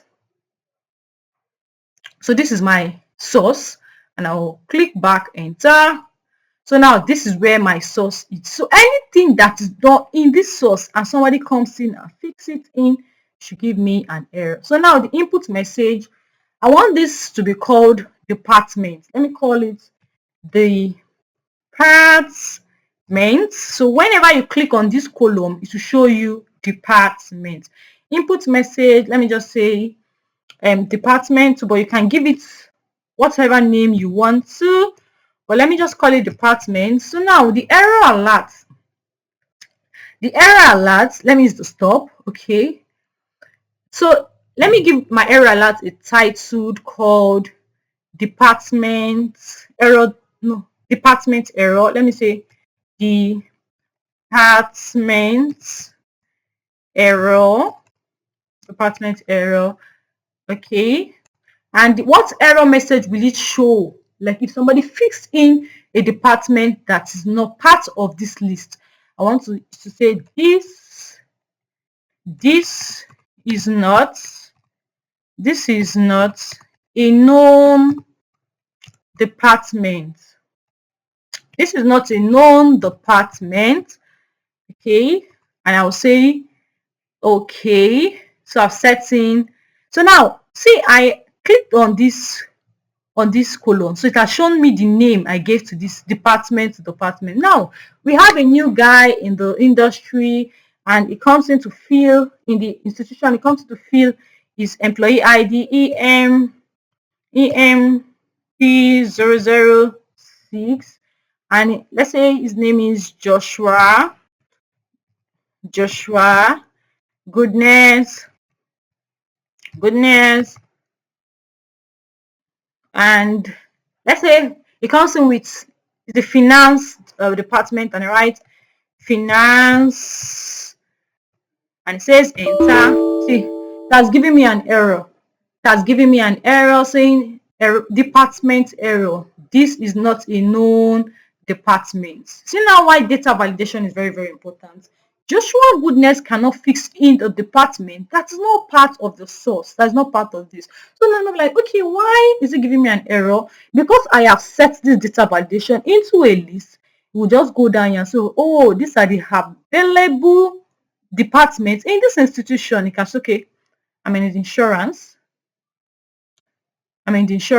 and it's not giving me an error because insurance is a known department. So that is how the list works. You see why data validation is very important. It helps to checklist what is being inputted into your data set and helps to reduce error. So let me try out another one.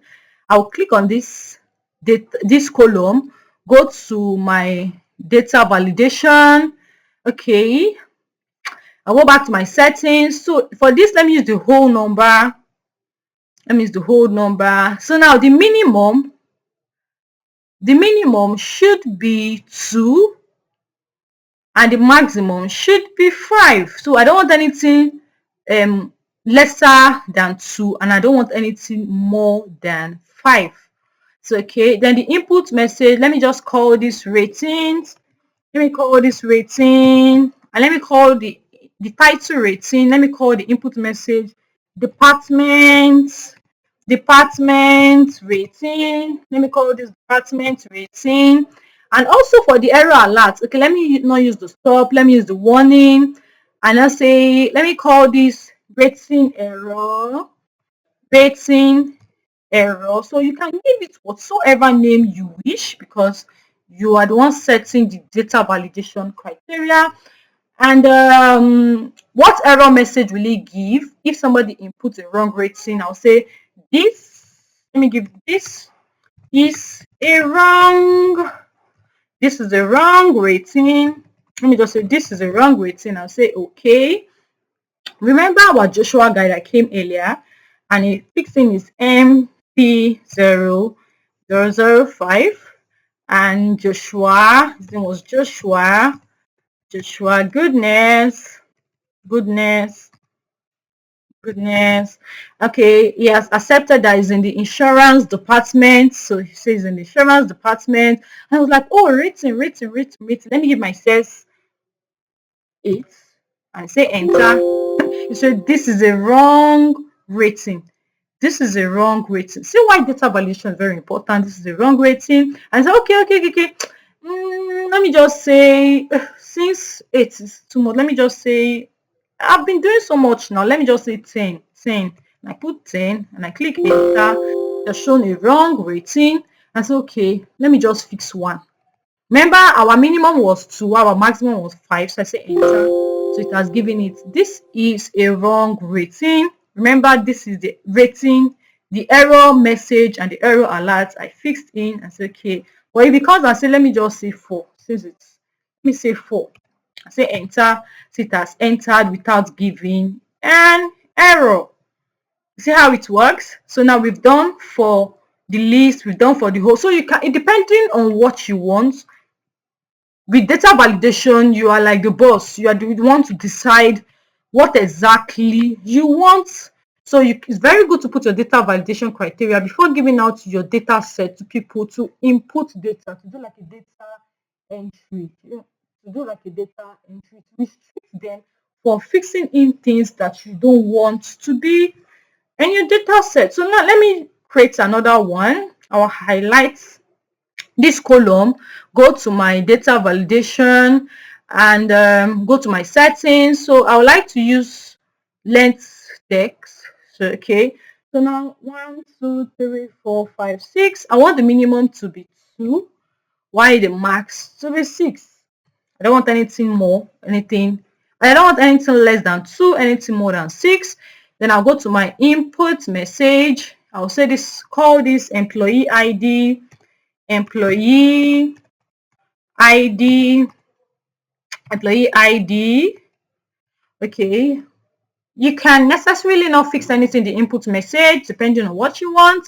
So I'll go to my error and let me use the next one, which is information. I'll call this error, and let me call this error. Let me just call this error, and I'll say for the error message, let me say this is a wrong.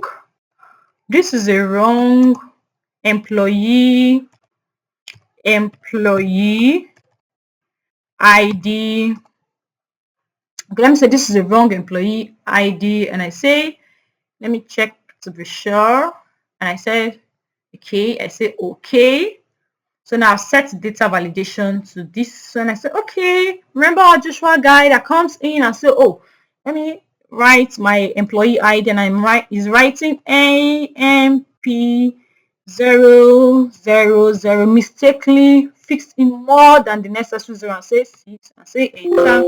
See, that's giving error. This is a wrong employee ID. So that is how it works. This is how data validation works. But if it comes and say okay, EMP006 and say enter to fix in accurately. So data validation helps to check, to keep your data entry in check, to make sure that what you want to be entered in a cell or a column, it is what is being entered in that cell or column. So it is very important to set up your data validation criteria depending on what you want. It prevents people from fixing in anything into your data sets. And apart from that, it will help to reduce the stress in data cleaning, to help to reduce your errors. So when you're cleaning your data before analyzing, it will be easier and it will be faster. Thank you. This is where we're going to stop today in this video, data validation. In our next video, we'll check out some other things in Excel. Thank you for staying true to this time. Bye. Hello and welcome to class. In this video, I'll be teaching conditional formatting. So like we always do, I'll go through the data set first, then I'll go through the lesson note first, and I have a data set where I'll be able to practicalize what has been said in the lesson note. So let's go through the lesson. Let's quickly go through the lesson note before going to our data set. Conditional formatting. Okay, let me get to increase my volume. So conditional formatting allows you to apply different formatting like the color, the font, etc. to cells based on the value they contain. These features is helpful for highlighting key data points or identifying trends at a glance. So when you do conditional formatting, just at a glance, you'll be able to identify trend. Applying conditional formatting, you can use conditional formatting to highlight cells that meet specific criteria such as value. And we can do conditional formatting using the data bar, the color scales, and the icon set. So we have the data bar. It displays bars inside the cell to visually represent the value, while the color scales apply a gradient of colors to represent the range of values, and the icon set use icon like the arrow or square to represent trend or category. So these basic functions and technique in Excel are foundational to data manipulation and analysis. Mastering them will enable you to perform a wide range of calculation, look up specific information, and format your data to draw meaningful insights. So not too much talk, just like the name, conditional formatting is a condition that is attached to it, and it is very dynamic. That's one good thing about conditional formatting, because it is very dynamic. So let's go to our data set. Now we'll be making use of this data set to do our conditional formatting. And for this data set, we have the month column, the product A, the product B, the product C, the product D, and the product E. So now to do a conditional formatting, to make conditional formatting, if you want to do conditional formatting, you highlight the cell you want to do the formatting on. So the first thing is go to your home tab. Remember we talked about this tab. Go to your home tab and see conditional formatting. Then you see a drop down. But before then, let's just quickly go through this. We have highlight cell rules, and we can decide to do the greater than, the less than, between, equals to, text that contains, like if text that contains a particular alphabet, you can say, okay, text that contains this particular alphabet, give it this particular color or shape. We also do a date occurring, and also we can duplicate values. So another one can do to top stroke bottom rules. We can say the top 10 by percentage, bottom 10 item, bottom by percentage, above average and below average. So we also have the data bars. The data bars, we have this feed, the radiant field, and also the solid. So we can also do color scale, and we can do icon sketch. So I'll be doing each of them so that we can understand and know what this entails or what it's talking about. So we can also create new rules. If you want to create a new rule, you can create a new, you can change whatever you want to change. You can choose the color. If the color you want is not there, you decide, you go to more colors, you decide the kind of color you want. So it is very open to editing and picking on what you can clear rules, you can clear on the sheet, or you can also manage rules. So there are a lot of things you can do in this conditional formatting. So, but first, I've highlighted this cell. So now I want to try out, let me try out text that contains what? So now this month, whenever you do anything on conditional formatting in Excel will just give you whatsoever it wants. So you really want to say, okay, this is not what I want. Go back to the manage rules, and edit it to make sense. So now I want text that contains J.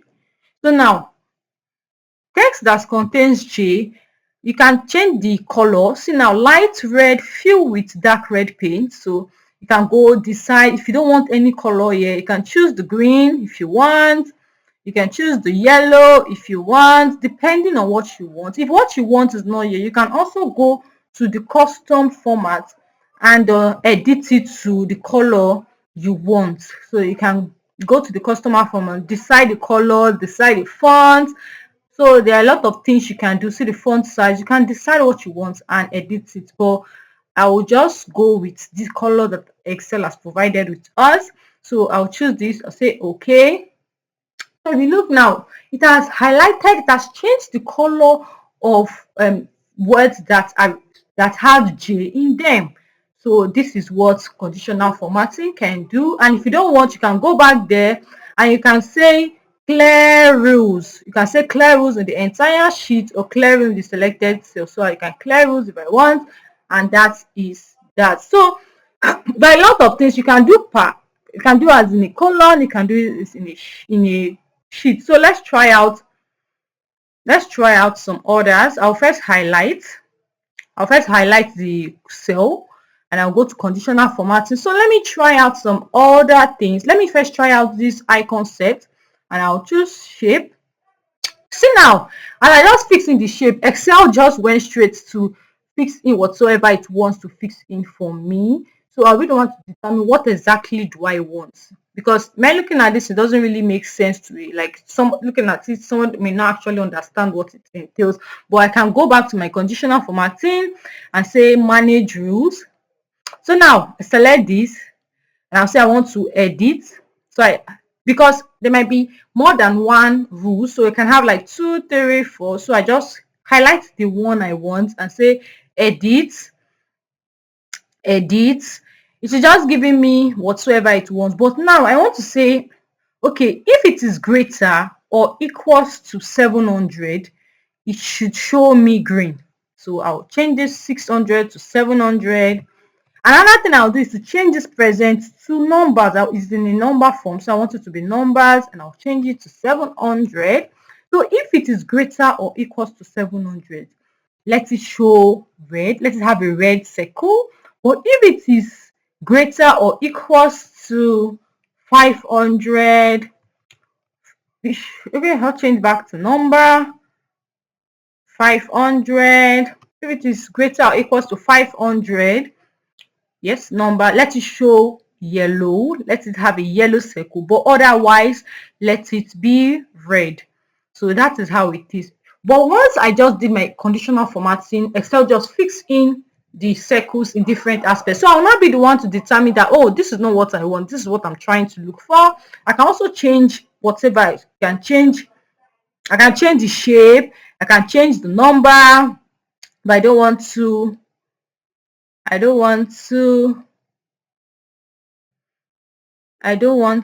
this should be 500. So now I'll say okay, and I'll say apply, and I'll say okay. So now it has gone through this data set, and say okay, once it is greater than 700, it is now it is showing the green circle. But once it is greater than 500, it is showing the yellow circle. Otherwise it is showing the red circle. So now if I go here and I say okay, let me change this 990 to 200 and I say enter, now it is showing the red circle. It is dynamic. So whatever you change will also fit to the criteria that you've set in place in the conditional formatting. So if I change it back to, remember it was yellow, it was red. If I change it back to 990, because 990 is greater than 700, so it has given me a green circle. So this is how conditional formatting works. And if I want to clear the conditional formatting, I go here and I say clear rules, and I say clear entire sheet, and it has cleared. Let me try another one. So I will highlight the cell I want to make use of. I want to highlight the cell I want to make use of. So that's the first thing to do. Highlight the cell you want to make use of. Okay, I've highlighted the cell I want to make use of. And go to my conditional formatting, the home page, conditional formatting. So let me try out some other things. Let me try out this data bar. Let me pick this color. So now this data bar, the higher the number, the thicker the bar is. The higher the number, the thicker the bar is. So now, since we're having 500, so see how the bar is. We're having 4, see how the bar is. But now that this one is 990, if I change this to 200, you see that this bar is reduced. It's now reduced. is not small, like it's the smallest. But if I change it back to 1,000, I click enter. See, now is the highest, is the fullest, it is complete, like it's the highest number in this data set. So this is how this work. According, like the higher the number, the fuller the bar is. The lower the number, the lesser the bars is. So that is how it works. Conditional formatting, it is very dynamic. You can decide what you want. Okay, I want this to be, let me take this 100 and say enter, so that the bar here is now the smallest among all, because 100 is the smallest among this data set. So this is how conditional formatting works. This is how conditional formatting works. So if I want to clear rules, I'll go here and I'll say clear rules entire sheet. I'll clear the entire sheet. Let me try to create others so that we can see. Nope, I want the whole sheet, so that any condition I do will be applicable to the whole sheet. So now I'll go to my conditional formatting. What else have we not done? We can decide the color scale. Let's try out the top 10 items. So now, if you want the top 20 items, you can increase it, but I'm just looking for the top 10 depending on what you want. So you also choose the color of what you want. If it's yellow, if it's green. If you don't have it here, you can go to your custom format and decide what exactly you want. So let me just do this. So now it has made the top 10 items in red text. So it has made them in red text, and I say okay. So now I have the top 10 items in a red text. So you can ask, okay, identify the top 10 items in this data set. So you just highlight the data set, go to your conditional formatting, and do what exactly you want. You do exactly what you want. So it's dynamic. Depending on what you want, you can check out for greater than. If you want greater than what, 500. See, when I even did, it just showed me 550. But no, if I want to say greater than 600, that's reduced it. Let me say greater than 850.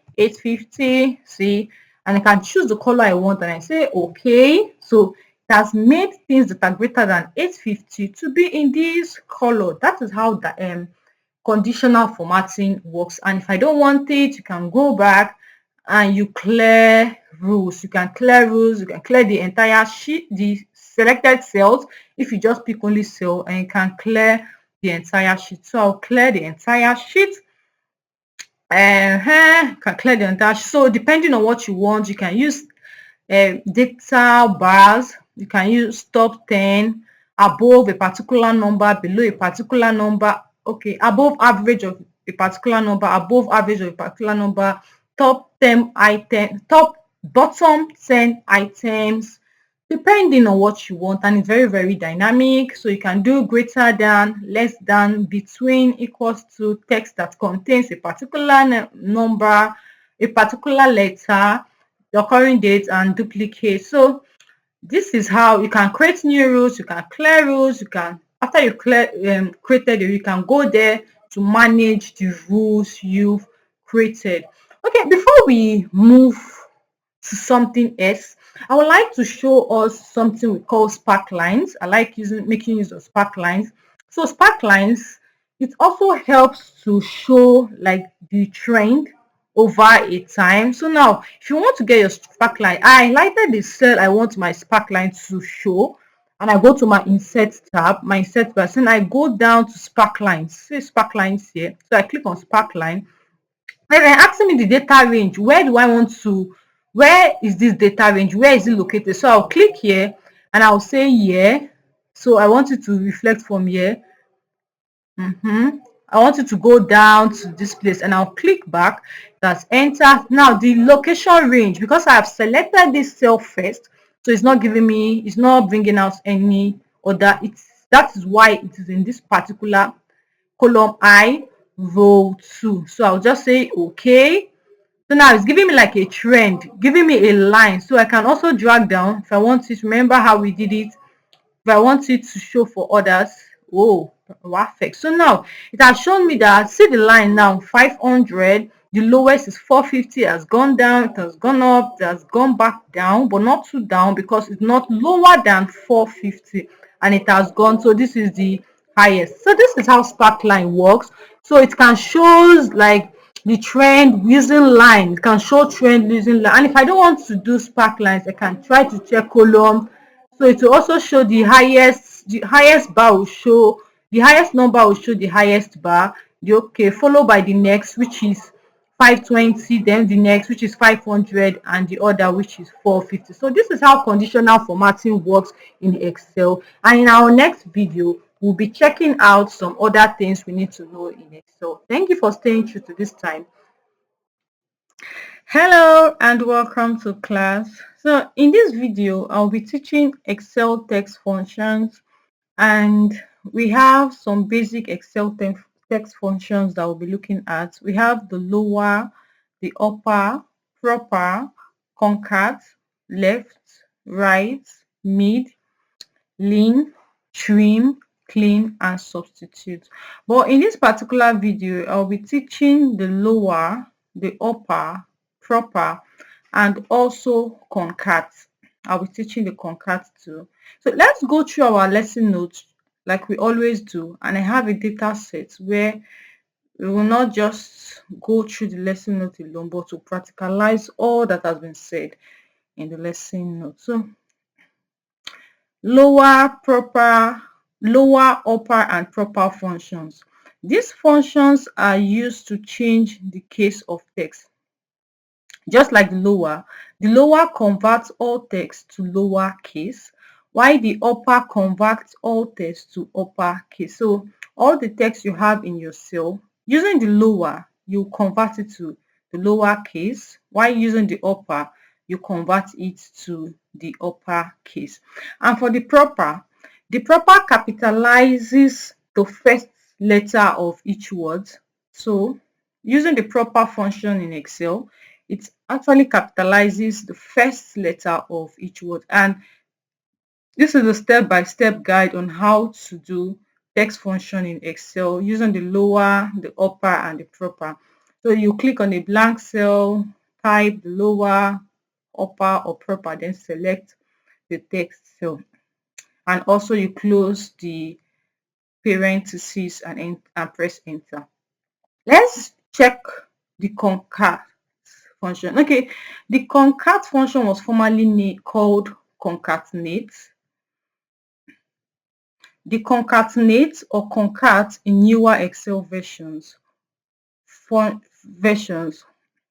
function, okay, joins two or more text strings into one. So in older Excel versions, it is called concatenate, but in the newer Excel version, it is called concat. Because the Excel version I'm using for this video, it's a recent Excel version. That is why I'll be using concat.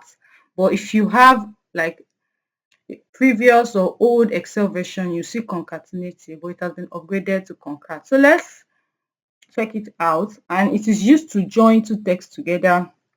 And these are the step-by-step guides you use in writing your concat function. So you click on a blank cell, you type the concat or use the cell AB, and you select the text cell you want to combine. Then you close the parentheses and you click enter.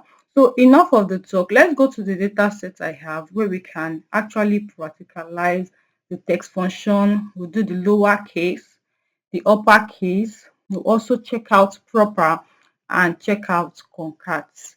Okay, the first thing we should have at the back of our mind is that text function is like a preliminary to data cleaning.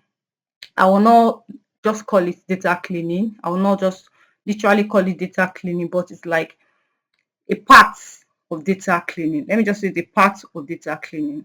So now for this data set, I have the first name, the last name, the product code, messy data, and also sentence. So now I want to change the first name to lowercase. So remember, the first thing to do is always to create a column. So I'll create a new column and I'll highlight the cell I want the column to be in front and click insert. And I'll give my column the proper naming convention and I'll call this lowercase. So now I would like to change the first name to lowercase. I want to change the first name to lowercase. I remember the formula. Whenever you're writing a formula in Excel, you always start with your equals to. So I'll say my equals to lower, double click. Remember, I'm always going back to my formula bar because it gives me more space to write my formula. So what text do I want to change to the lowercase? I'll click on the first cell and my close bracket, because there was an open bracket when the formula started. I'll click enter. So it has changed my first name to lowercase. It has changed all the first names. It has changed John to lowercase, Jane lowercase, Michael lowercase, Emily lowercase, Robert lowercase. So that is how to change a text to lowercase using the lowercase text function in Excel. Now I would like to change last name to uppercase.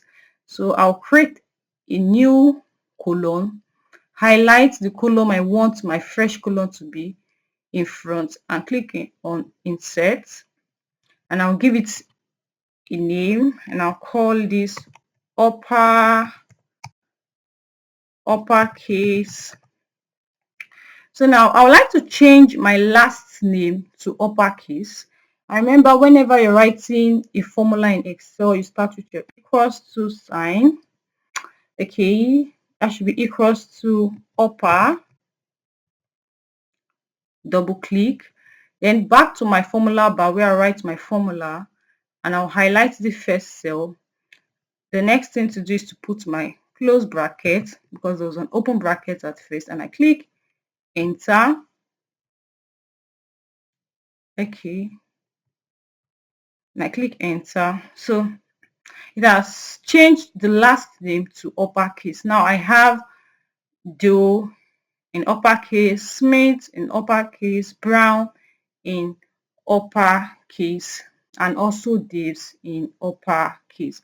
Now let me try to use the concat function in Excel. I want to make use of the concat function. Remember, the concat function is used to join two texts together. Like I want to join this and this together. I want to add the lowercase and the last name, or I want to add the first name and the uppercase. So I will highlight the cell I want to create a new column in front. I click on insert. I click on insert and give this a proper naming convention. So I'll call this concat.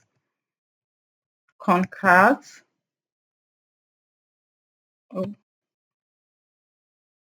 call this concat.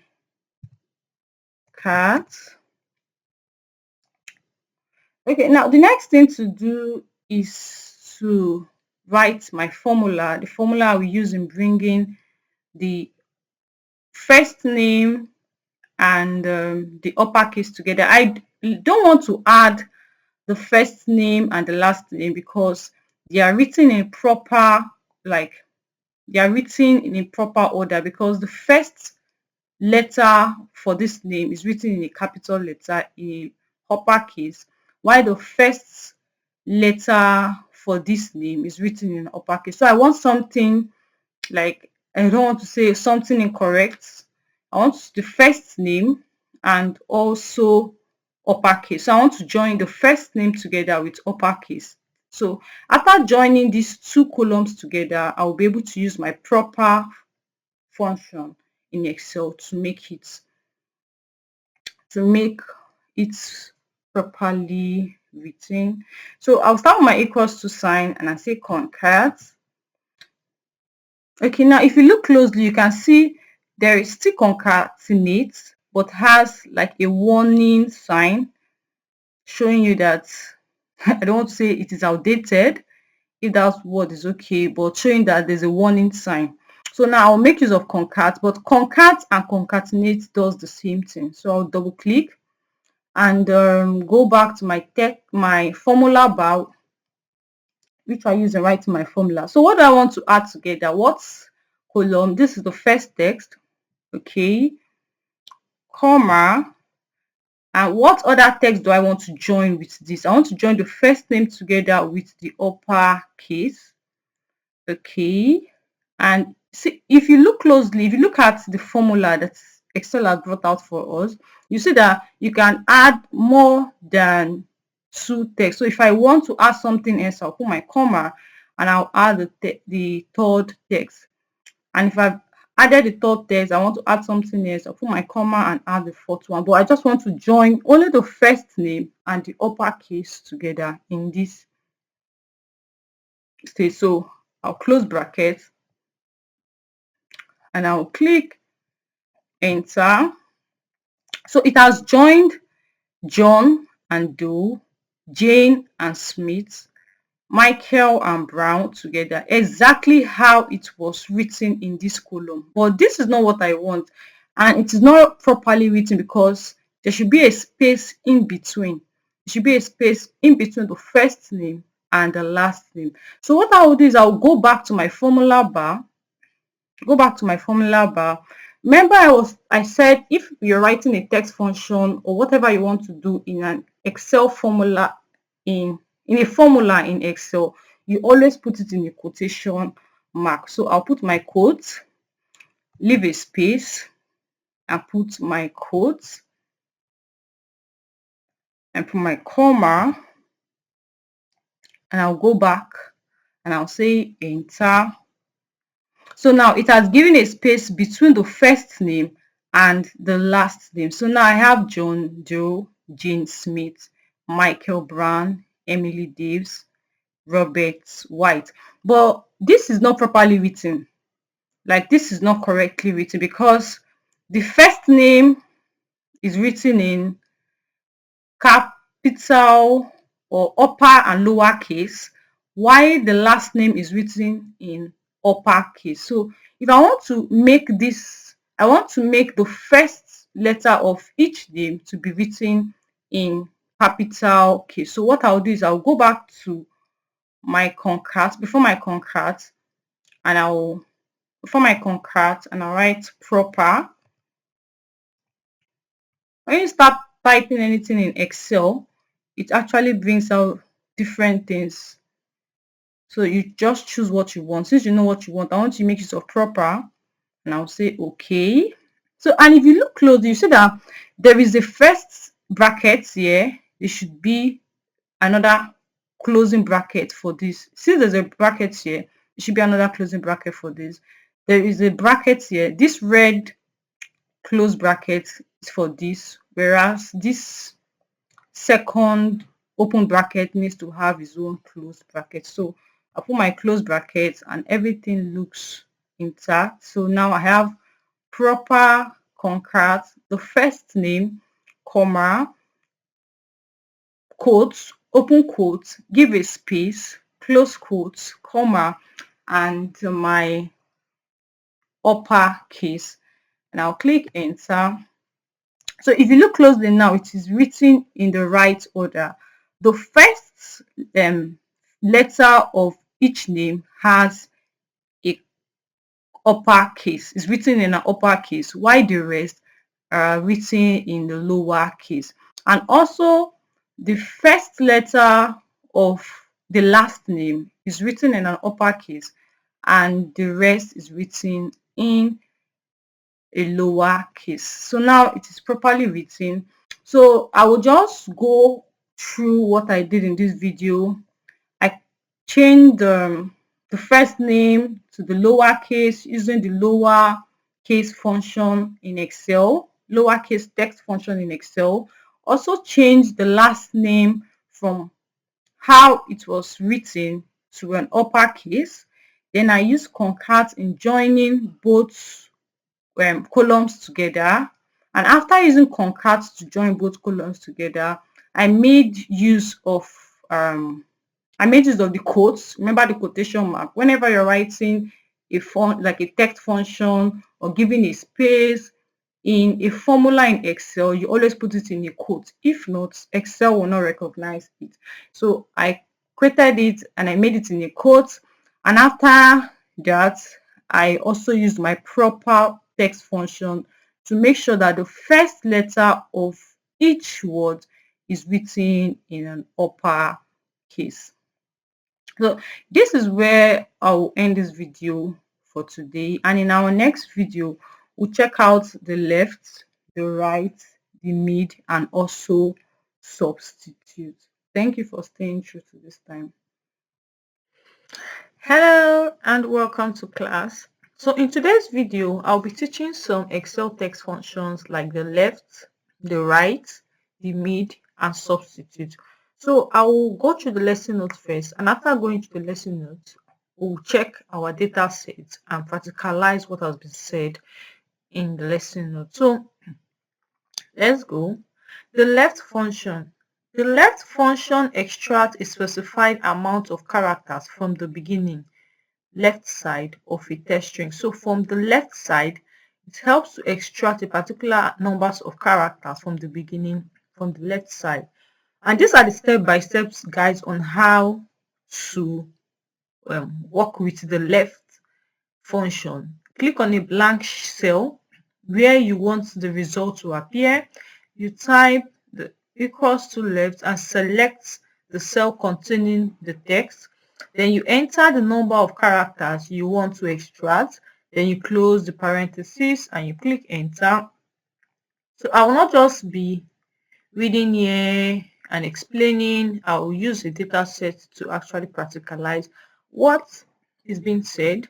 So the right function extracts a specified number of characters from the right, from the end, that is the right side of a text string. So it's taking out the first specified number of character from the right side, from the end of a string. Depending on the numbers of characters you want, you write the numbers of character, and these are the step-by-step guide on how to perform the right function in Excel.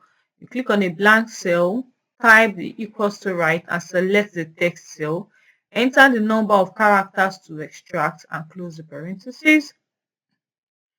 Okay, I would just like to quickly go through the lesson notes for all of them. So once we are on the data set, we can just practicalize all. So now for the mid function, the mid function extracts a specified number of characters from a text string starting at a specified position. So you decide where the extraction of the characters should start from.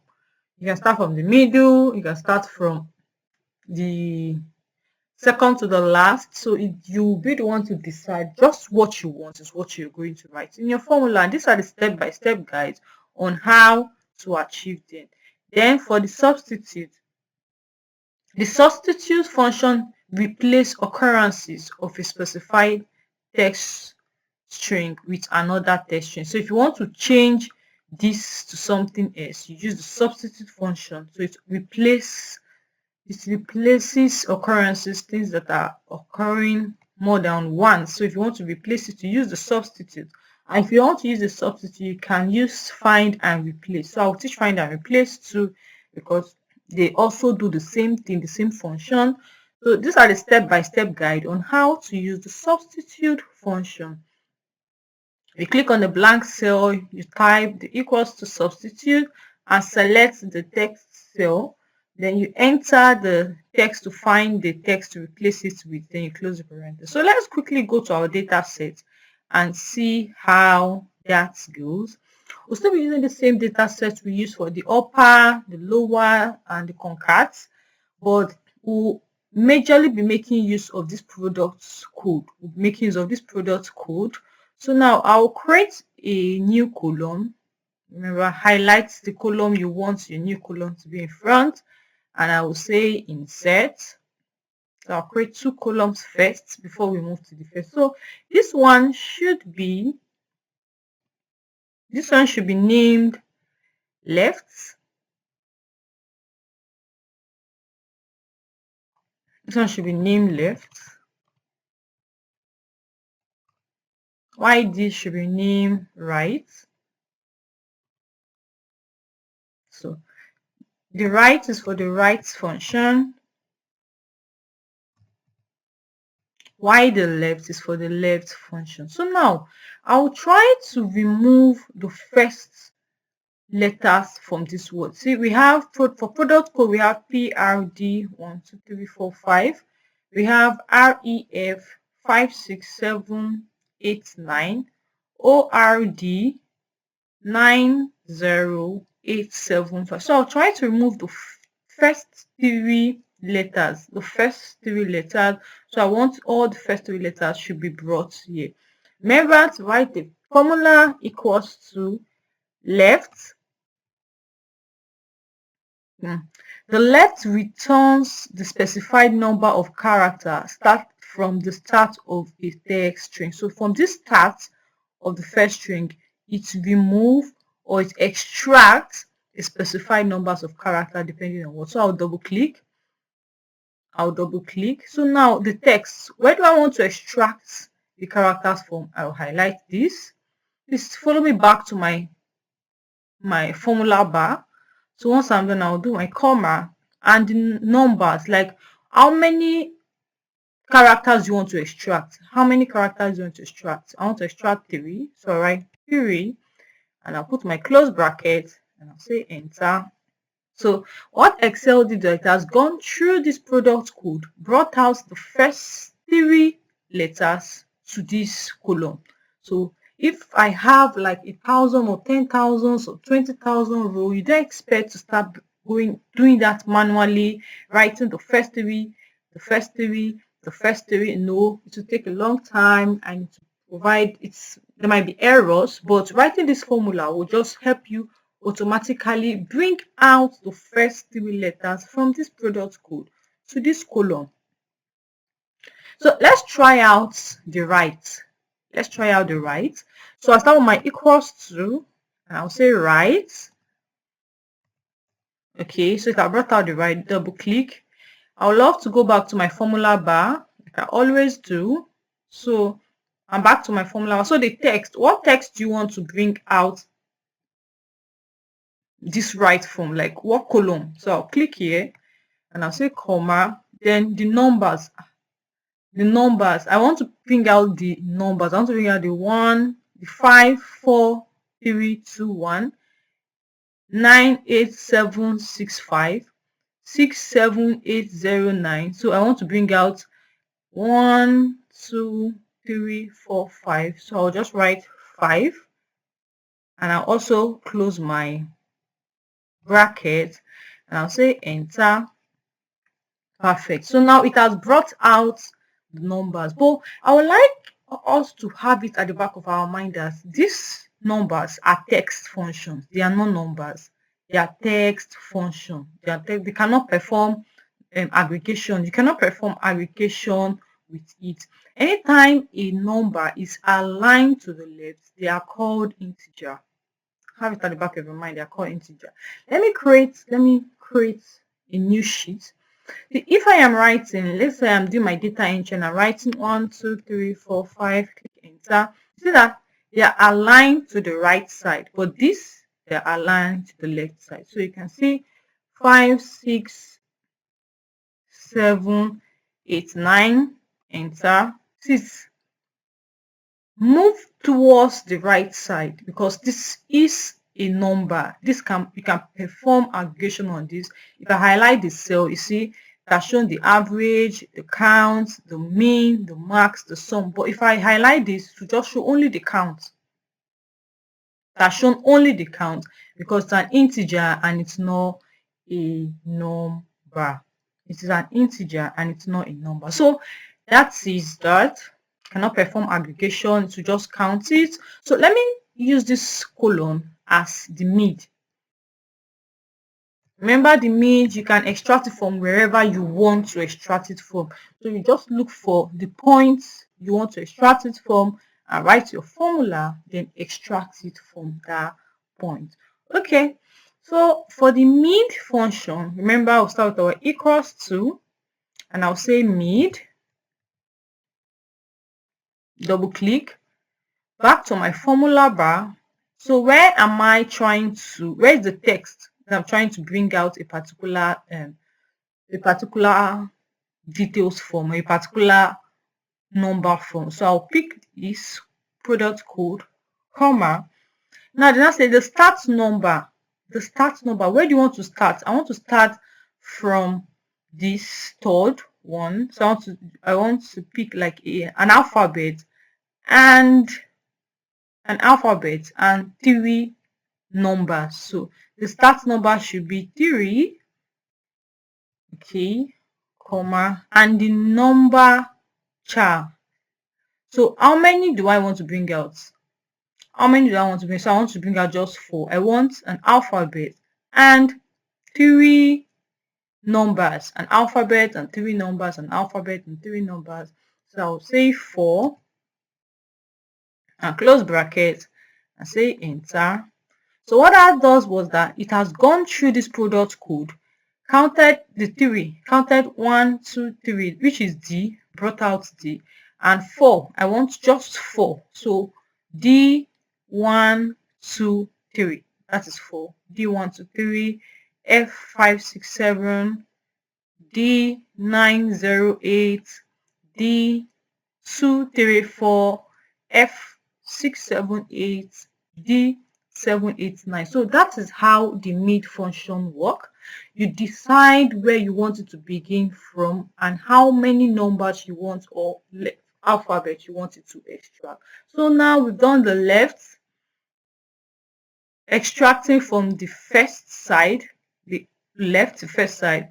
We've done the right from this right hand side, from the last side, and also done the mid, which has to do with from the middle, or it can also be applicable to wherever you want it to pick out the first number from. So now we'll go to the substitute. But before the substitute, I would like to show us something. So if we go down to this data set, let me show you us. So if you go down to this data set, see envers, see, we have, check out this, we have replacing text is helpful reference. So I want to do I find and replace. I want to make use of find and replace. Just take note of this. Take note of this. So I want to use my find and replace. So I'll go to on my home tab. I'll go down to the last end and I'll say find. What am I looking for? I am looking for REF.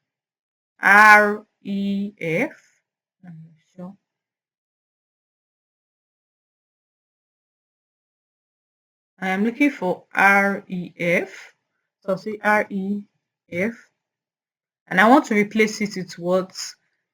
FER. So what that means is that going to the data set, look for places where you have REF and replace it with FER. Go to our data set, look for a place where you have REF and replace it with FER. So if I say replace all done, we have 11 replacements. So I'll say okay. Remember here was REF. Now it has automatically changed it to FER. What I'm trying to say is that this find and replace is very important, or is very useful when you have like a particular thing you want to change, and that thing is just let's say like a name, or let's say what you want to replace or what you want to find and replace is just something significant. It's not something that will affect the data set in any other way. So let's say we have Louis, and Louis was not properly spelled, and Louis is just a customer name, so you can find and replace just Louis. But because I'm trying to replace FER with REF with FER, every other thing that has REF will also change. So when you're doing find and replace is very important when what you want to find and replace is just like 1 or 2. So you can find and replace just that particular thing. So that is not what I want. I just want to find and replace only things in this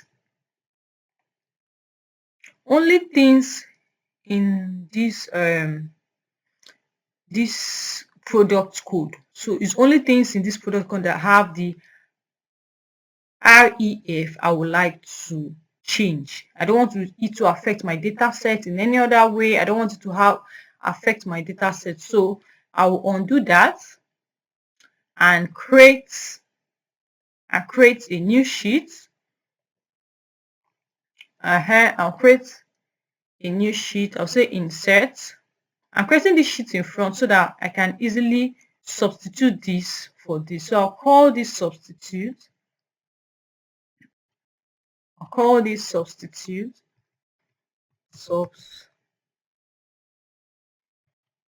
Substitute.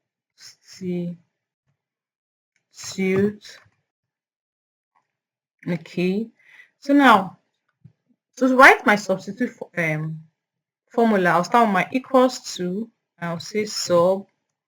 Okay, so it has brought it out. So I'll say double click. So text, what am I trying to substitute? I'm trying to substitute this. Okay, so back to my formula bar, so it will be more spacious. So say comma. What is the old text that I'm trying to substitute? The old text should be REF. So I'll put it in a quote, and I'll say REF. I'll put it in a quote, put my comma. And what am I trying to substitute it? What is the new text? What am I changing this REF to? I am changing it to FER. So I'll put it in a quote, FER, put it in a quote. So instant number, I want it to be 1, the first one. The first REF it sees in this column should be what should be changed, because it can be REF more than 1. So, but let me just put 1. I'll explain that better with another example. So I'll close my bracket and I'll say enter. So now if you see that REF here has changed to FER, REF here has changed to FER, same here has changed to FER, same here has changed to FER. So that is how the substitute text function in Excel works. So let me do another example so we can understand better. This is the sentence, and if you look closely, the first cell says learning Excel is interesting. This is an error. So let me try to substitute one of the is interesting. Now I have to remove it with nothing. So you can also substitute something for nothing. And I'll say so. Substitute. Okay, I'll do my equals to and say sub, double click. Please follow me back to my formula bar. So the text, what am I trying to substitute? It should be this. And I'll say comma. So the old text, what's the old text? The old text is interesting. So I'm trying to substitute this is interesting. I remember I'll put it in a quote and I'll say is interesting.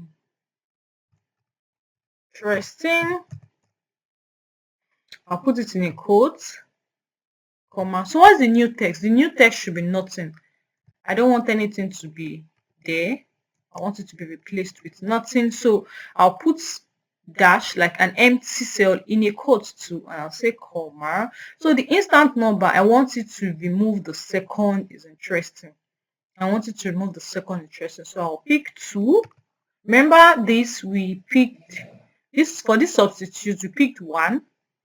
So I want this to remove the second one. That's why I'm picking 2. So now put it in a close bracket. Let me go through it again to be sure the formula that I've written is correct. So I'll start with my equals to substitute. This is the text I want to substitute. Sentence. Okay. This is the old text, which is interesting, because we have two is interesting here. So now comma, and I put it in a quote, a quotation mark. So this is the new text. I don't want it to be replaced with anything, so I'll just put it like that without putting anything in between, comma, and I'm putting 2 because I want the second one to be removed. I want the second one to be removed, and I'll say enter.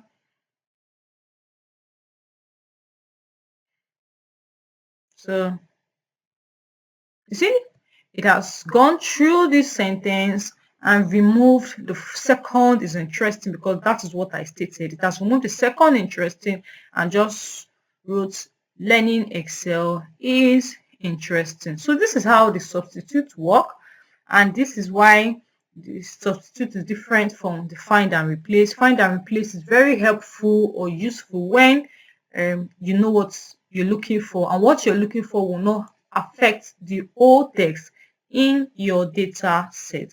And substitute can also be, you can also substitute a particular word with an empty cell like this. So I didn't put anything here, so you can substitute is interesting for nothing, and that is how it works. So this is where I will end this particular video. So I'll just take you through what I did in this video. So we did the left, we did the right, we did the left function, we did the right function, we did the mid, and we also did the substitute. And the substitute, we made sure we did like 2 examples of the substitute: the one that you replace with something, and the one that you can just replace with nothing, and how it works. We also looked at the find and select, and in situation where we should use find and select. Thank you for staying to this time. See you in our next video. Hello and welcome to class. In this video, I'll be teaching the lean function, the trim function, the lean, the trim, and the clean function. So I'll go through my lesson notes first, and after going to the lesson notes, we'll go to our data set where we're going to practice what has been said in the lesson notes. So the lean function counts the number of characters in a text string, including spaces. So what the lean does is to count, like count the numbers of characters in a text string, including the spaces. And these are the step-by-step guide on how to use the lean function. You click on the blank cell, type equals to lean, and select the text cell. Then you close the parentheses and press enter. We'll see that in our lesson notes. Now for the trim function removes extra spaces from text, leaving only single spaces between words. So what the trim does is that all the extra spaces in a text, it removes it, but only the space it leaves behind are the single spaces between 2 words. And this is the step-by-step guide on how to use the trim function in Excel. You click on a blank cell, you type the trim, select the text cell, and you close the parentheses. You close the parentheses. Then the clean function removes all non-printable characters from text, often useful when importing data from external source. So there are some things you may not be able to see with your eyes. So this is what the clean functions remove from the text, remove from non-printable characters from text, something you will not be able to see with by just men looking at it. And this is a step-by-step guide on how to make use of the clean. You click on a blank cell, type equals to clean, and select the text cell. Then you close the parentheses and press enter. The text function helps in cleaning and formatting data. Practice combining different functions for better efficiency. So I make sure I always do clean and trim together. So that is what this is saying. It's very good to practice combine different functions together for better efficiency. So we'll our go to our lesson note, our data sets, I mean, and do it. So now we'll be making use of this messy data. Look at this data, like the name implies, messy. If you look closely, you see that there are some extra spaces in front of the H. More because I cannot see like well, it might be more than one, it might be two, it might be three, even the Python. So this is what we're going to do. First thing first, we are going to use our len. So we want to count the numbers of words. So the len counts both the space and everything we can see with our eye. But before that, let me show us something. Remember, this is a table form. Like this data set is in a table format, and I showed us how to turn our data set from a range to a table. So I'll drop this, might drop down and go down. Okay, so if you look close, you see that we have two business analytics, which is not supposed to be. So it's supposed to be one business analytics, but because there are dirty data, they are in between space. So Excel will see them as two different entities. So if you look, you see business analytics,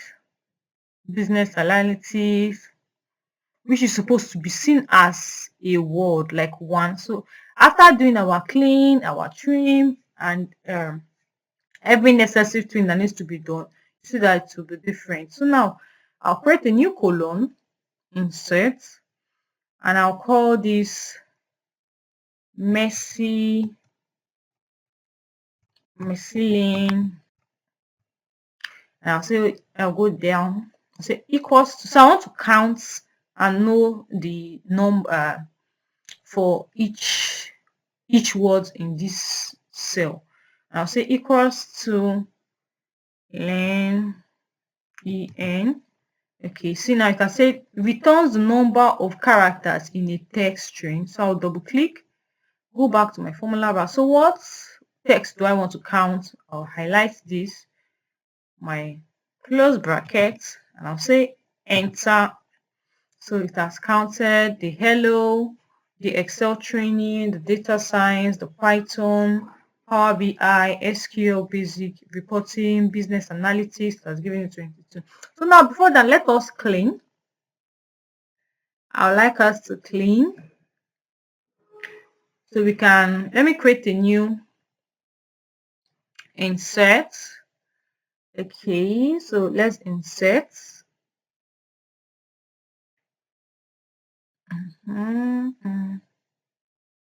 So let me call this clean.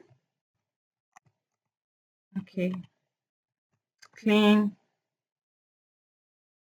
and trim.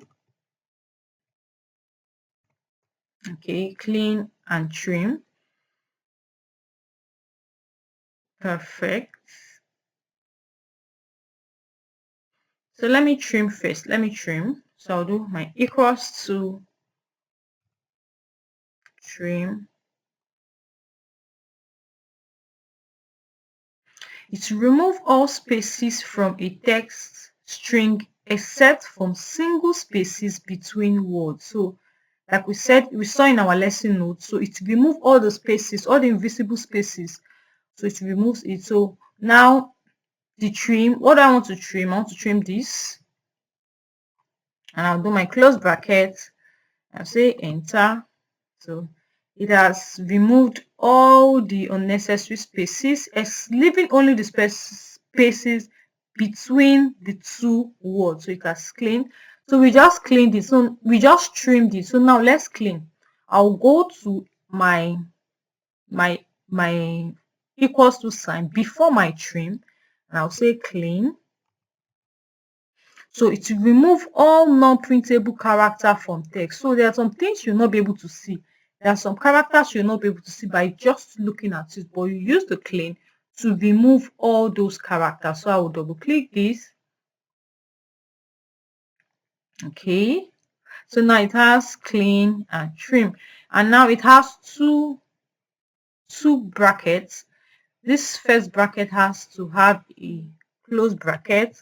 So now it's perfect. This red for this and this black for this.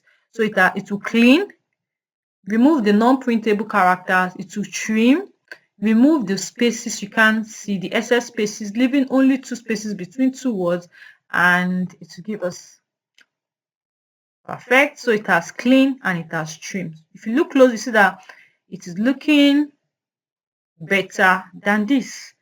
It is looking well arranged and better than this. Remember, I taught the propel, so I'll try to use the propel so that it will make the first letter of each word in uppercase. So I'll do my before my clean. I am including the proper function before my clean. That's why I said it's possible to use more than one text function formula whenever you are cleaning. And put my close bracket. So now I have 3 because 1, 2, 1, 2, 3. I also have 1, 2, 3. So it will clean, it will trim first, it will clean secondly, and it will make it in a proper, to make the first letter of each word in a proper casing. I'll say enter. So now I have it cleaned and trimmed, and also made use of the proper function. Now let me try to do the lane.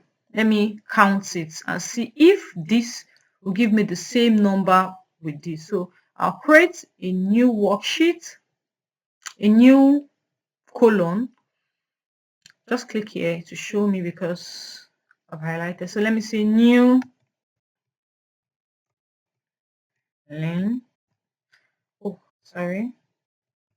I'll go there. So what am I trying to count? Say equals to lane. Double click is what I want. So I'll highlight this clean and trim, the one I've done my cleaning and my trimming, and I've also put into a proper casing. Okay. So I'll also close my brackets because there was an open bracket initially. So I'll close my bracket and I'll say enter. So now this is giving me 15 while this is giving me 11. Excel training is giving me 18 while after doing my cleaning and trimming it is giving me 14. Data science is giving me 13 because definitely there were invisible space we could not see with our eyes, but using the clean and trim it has removed all those spaces and cleaned it very well for us. So it's giving me 12. Python is giving me 10, while the new is giving me 6. Power BI is giving me 11, while this new Power BI is giving me 8. SQL Basics is giving me 16, while this is giving me 10. So remember, I checked before starting this class, I checked for business analytics and I found 2 business analytics. But let me check here now. After cleaning and trimming, see, now I have just 1 business analytics because Excel has corrected the error, has cleaned the data, trimmed the data, made everything intact, and see the business analytics as one thing, as one word, which is supposed to be so. So that is why it's very important to know this text function, because it is a preliminary to data cleaning. Yes, like part of data cleaning, and you know how very important data cleaning is to our analysis, because a dirty data will give a wrong analysis. So that is what it does. The trim remove all extra spaces and leave just the space in between, while the clean will remove things that we cannot see with our normal eyes. And I always encourage that we do clean and trim. I always encourage we do clean and trim. So it will help clean and trim our data well for us before carrying out our analysis. So this is where the video for the text function in Excel will end. In our next video, we'll be checking out some other aspects of Excel we should know, and we're gradually moving to the end, but I'm happy that we've covered up the text function in Excel. In our next video, we'll check out data cleaning, and from data cleaning, pivot chart, pivot table, macros, VBA, and also create dashboard. Thank you for staying to this time. Bye. Hello and welcome to class. So in this video, I'll be teaching data cleaning, and data cleaning is a very important part in data analysis because a dirty data would lead to a wrong result, a wrong analysis. So it is very important to clean your data whenever you're given a data set. So like we always do, I'll go through the lesson note first, and I have prepared a data set which we will be using in cleaning our data. Data cleaning is very important because a clean data produce a right result, while a messy data gives us an incorrect result. So let's go through our lesson notes. Data cleaning is the process of identifying and correcting errors, inconsistency, and missing values in a data set. It ensures that the data is accurate, reliable, and ready for analysis.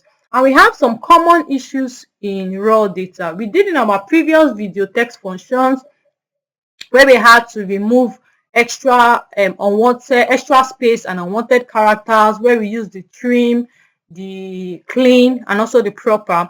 But we'll also cover up some common issues we have in raw data in this data cleaning video. Remember, I said text function is a preliminary to data cleaning. It's a part of data cleaning. So let's check out some of the aspects we've not touched in data cleaning and try to do it here. So we have duplicates. Duplicates has to do with putting in the same details more than once. You know, like when you give somebody your spreadsheet to enter data, and due to human error, the person fixing a particular data leaves the data, comes back, forgotten that he has fixed in that data, we fix in that same data he has previously put. So this is what we call duplicate, when the same data shows more than one. So it is very important to clean duplicates, to remove duplicates before carrying out your analysis. This is the connection between data validation and data cleaning. So assuming your data validation has been set, so once the person puts in a particular detail, it will restrict the person for putting in that same detail. So let's go to blank or missing value. When you have a blank or missing value, or missing cell, it's very important to ask the appropriate person in charge to know why the cell is missing.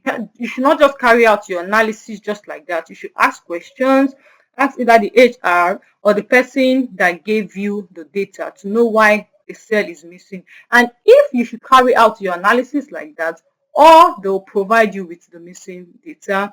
We have inconsistent formatting. We have the extra spaces and unwanted character, like we did in the Excel text function using the trim and the clean. We have errors and incorrect data type. We have naming convention. That is why it's very important to give your column a proper naming conventions. And we also have delete irrelevant column or row. You can delete irrelevant columns or rows. So we'll just quickly go through this, then move to our data set where we can actually clean data, because we'll be checking out how to identify blank cells, and also we'll be doing splits to text to column. That has to do with splitting a column. So let's check out handling blank cell and missing data. Why? Missing data can lead to inaccurate results, like I said earlier, And using text to column. Why? Because it helps split data stored in a single column into multiple columns. And fixing inconsistent data type. Why? Because data inconsistency, e.g. the NY and versus the New York, affects analysis. Remember in our previous video when I was checking out for the business analytics, so you see that Excel saw these two words as two different things because of the space and invisible things that were in between them. Now, anybody that sees NY knows NY, that's okay, this is the abbreviation for New York, but Excel will see them as two different entities. That is why it is very important to make sure that your data is consistent. If you're using New York, use New York all through. If you're using NY, use NY all through. So let's go to our data set. Okay, so this is the data set we'll be using for this data cleaning, and there are two ways to actually check out for blank. There are two ways to identify blank. The first way is when you change your range, your data set, from a range to a table. And I showed us how we can change our data set from a range to a table with our Control T. Press Control T. I've changed mine. So when you press Control T, anywhere, click on anywhere on the data set, press Control T, and when you press Control T, it provides you with change to table, so you can change it to table. When you've changed your data set to a table, it allows this filter button, and you can do like a drop down. So if you check, you see that it has blanks. So you know that there is an empty space in this there. So if I want to unselect all, and I'll go to click only blanks, and I'll say okay. So now it has provided me with the blank cells for salary, the cells that are blank for salary. So okay, why are they cells blank? Who salary is not written? So I'll say Sarah Tyler, Michael Jackson, Patricia Robinson. So I'll have to ask my HR or ask the right person in charge to provide me with their salaries.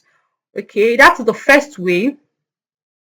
To identify blank or missing cell. So I can check for the age, go down and check, okay, 25, 26. Oh, I have a blank. So I can uncheck this and click on the blank and say okay. So now I have the blank for the age. Michael Jackson doesn't have an age. Emily Davis, Barara, Clara, Charles Walker. So now this is the first way to identify your blank. When you convert your range into a table and you decide to check out using the filter, you drop down and say, okay, I can also check the full name and see, is there any blank? And I'll go down and I'll see no blank. That means all the cells in this column has been properly entered. I can also check for the email and say, okay, there is no blank. This is perfect. Or I can check for the salary and say, okay, there's a blank. Check for the age and see that there is a blank. So identify the blank and know what to do. Ask the proper question and know what to do before carrying out your analysis. You don't just carry out your analysis like that. That is the first way to identify blank. Another way to identify blank is to go to find and select and go to special. So you go to special, you see blanks, click on blanks, you say okay. So it has highlighted the blank cells. So now I can say okay, these are the blank cells in this data set. These are the blank cells in this data set. So there are two ways to identify your blank or missing data. You either use the filter, convert your table from a range to a table, convert your data set from a range to a table, then use the filter in determining whether there is a blank or there is no blank. So another way to find out for blank or missing cell is to go to the find and select. You go to special and you say blank. I click blank.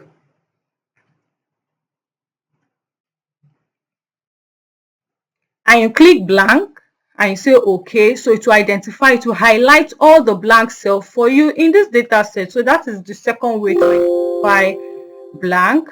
Okay, so now the next thing we're supposed to do is text to column. I would like to split this first name. I want to have a column for the first name and a column for the last name. So remember, I will have to create a fresh column. I'll do insert. I want to create two columns, one for the first name and one for the last name. So I'll give my column the proper naming convention. I'll say first name, FIRST, first name. Remember to always give your data, your column, a proper naming convention. I'll call this last name, last name. Okay, so now I like to split this. I want John to be here, I want Joe to be here, I want Jane to be here, I want Smith to be here. So I would like to split it. If I want to split, I want to change from text to column, I will highlight the cell I want to make use of. And remember my tab, I'll go to my data tab and I'll say text to column. So now it's asking me by delimiter. Yes, I want to split by delimiter. I want to make a split by delimiter and I'll say next. So now it's telling me by what delimiter do you want to use. Obviously, there is a space in between the first name and the last name. So I want to make use of space. I will unclick tab and I'll say I want to make use of space. So it has shown me, so I can do like a data preview, check out the full name, the name, is this what I want? Yes, if it's not what I want, I make sure it is actually what I want. So I'll say next. Now they're asking for the destination. Where do you want this to be placed? Do you want it to replace this first column? Or you want it to move to the next? Or I want it to move to the next column. So I'll change this A. I'll change it to B. I'll change it to B because I'll change this A to B because I want it to start from this B column to this C column. I don't want it to start from this. And I'll check. It's very important to check what you're doing before clicking finish. So I'll check. This is exactly what I want. And I'll say finish. I'll say okay. So it has splitted the first name for the last name. It has splitted the first name for the last name. It has brought John here. It has brought you here. It has brought Jane.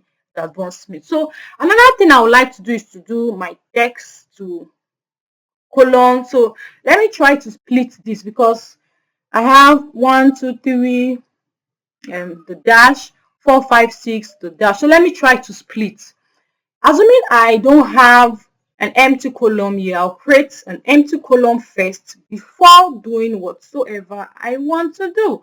So now remember, if you want to text to column, you want to split, you highlight the cell you want to split and you go to your data tab. You go to your data tab and you say text to column.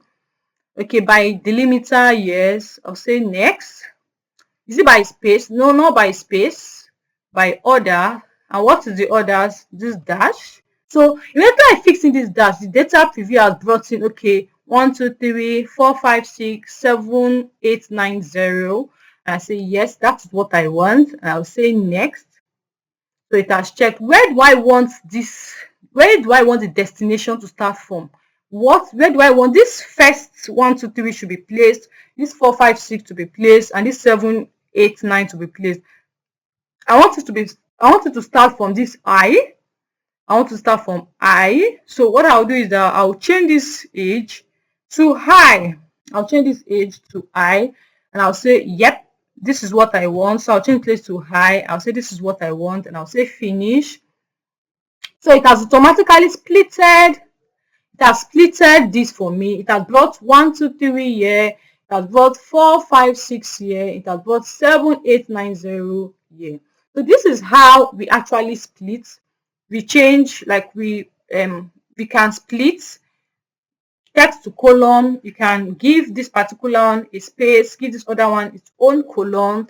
And this is how I also split using text to column and also using this dash as the delimiter. So that's how it works. So in this particular video, we cover up how we can identify blank cells, And there are two ways to identifying blank cells. We can use the table when we've converted our data sets from a range to a table. We can actually check out for blanks there. Another way is to use the find and select. You find and select and look for special, go to special and look for blank. That's another way. So another thing we did is text to column. We had to split the full name from full name to first name and last name. So we splitted this and splitted this. So that is how it works. So depending on what is your delimiter, what are you using to divide these things? Are you using a space? Are you using a comma? Are you using a colon? Are you using a semicolon? So you just make sure whatever you're doing is the right thing, like whatever you're doing is the proper delimiter between these numbers or between these text. So this is where we're going to end our video for today, and in our next video we'll check out some other things we can do. We'll check out duplicates, identify duplicates, and how to remove duplicates, because like I said, having duplicates in your data set will definitely alter your analysis. So it's very important to be able to identify duplicates, and also important to be able to remove duplicates. Thank you for staying to this time. See you in our next video. Hello and welcome to class. So in this video, I'll be teaching duplicates and also how to use the flash fill function. The flash fill is not a function. So I'll be teaching how to use the flash fill. And why do we remove duplicates? Because duplicate values can alter analysis results. And also using the flash fill, why? Because the flash fill automatically detects pattern and fill in values without the need for formula. Data cleaning is a crucial step in data analysis. By mastering these techniques, users can ensure that data sets are accurate and ready for further processing. So it's very important to clean your data. You don't work with a messy data, because a messy data will give a wrong result, a wrong analysis that can actually affect the business. But a clean data will give an accurate result. So let's go to our worksheet and see how we can identify duplicates and also remove duplicates. I've been making use of this data set. If you want to identify duplicates in a data set, you highlight the cell you want to look for the duplicate. Then you go to conditional formatting, highlight cell rules down to duplicate value, and you say click and say okay. Remember, you can change the color. I taught that in our previous video. You can change the color to your preferred color. Say okay. So now it has shown me that Emily Daves appeared twice, Anna Wilson appeared twice, James Miller appeared twice, Sarah Taylor appeared twice, and David Anderson appeared twice. So these are duplicates, and you can actually remove the duplicate. So it's not just proper to look and say, okay, yes, the full name, the two, like full name, this name appeared twice. Two different people can bear same name. So it is not just enough to just remove duplicates by name. So you can also check salary. Let's check the salary. I'll go to my conditional formatting.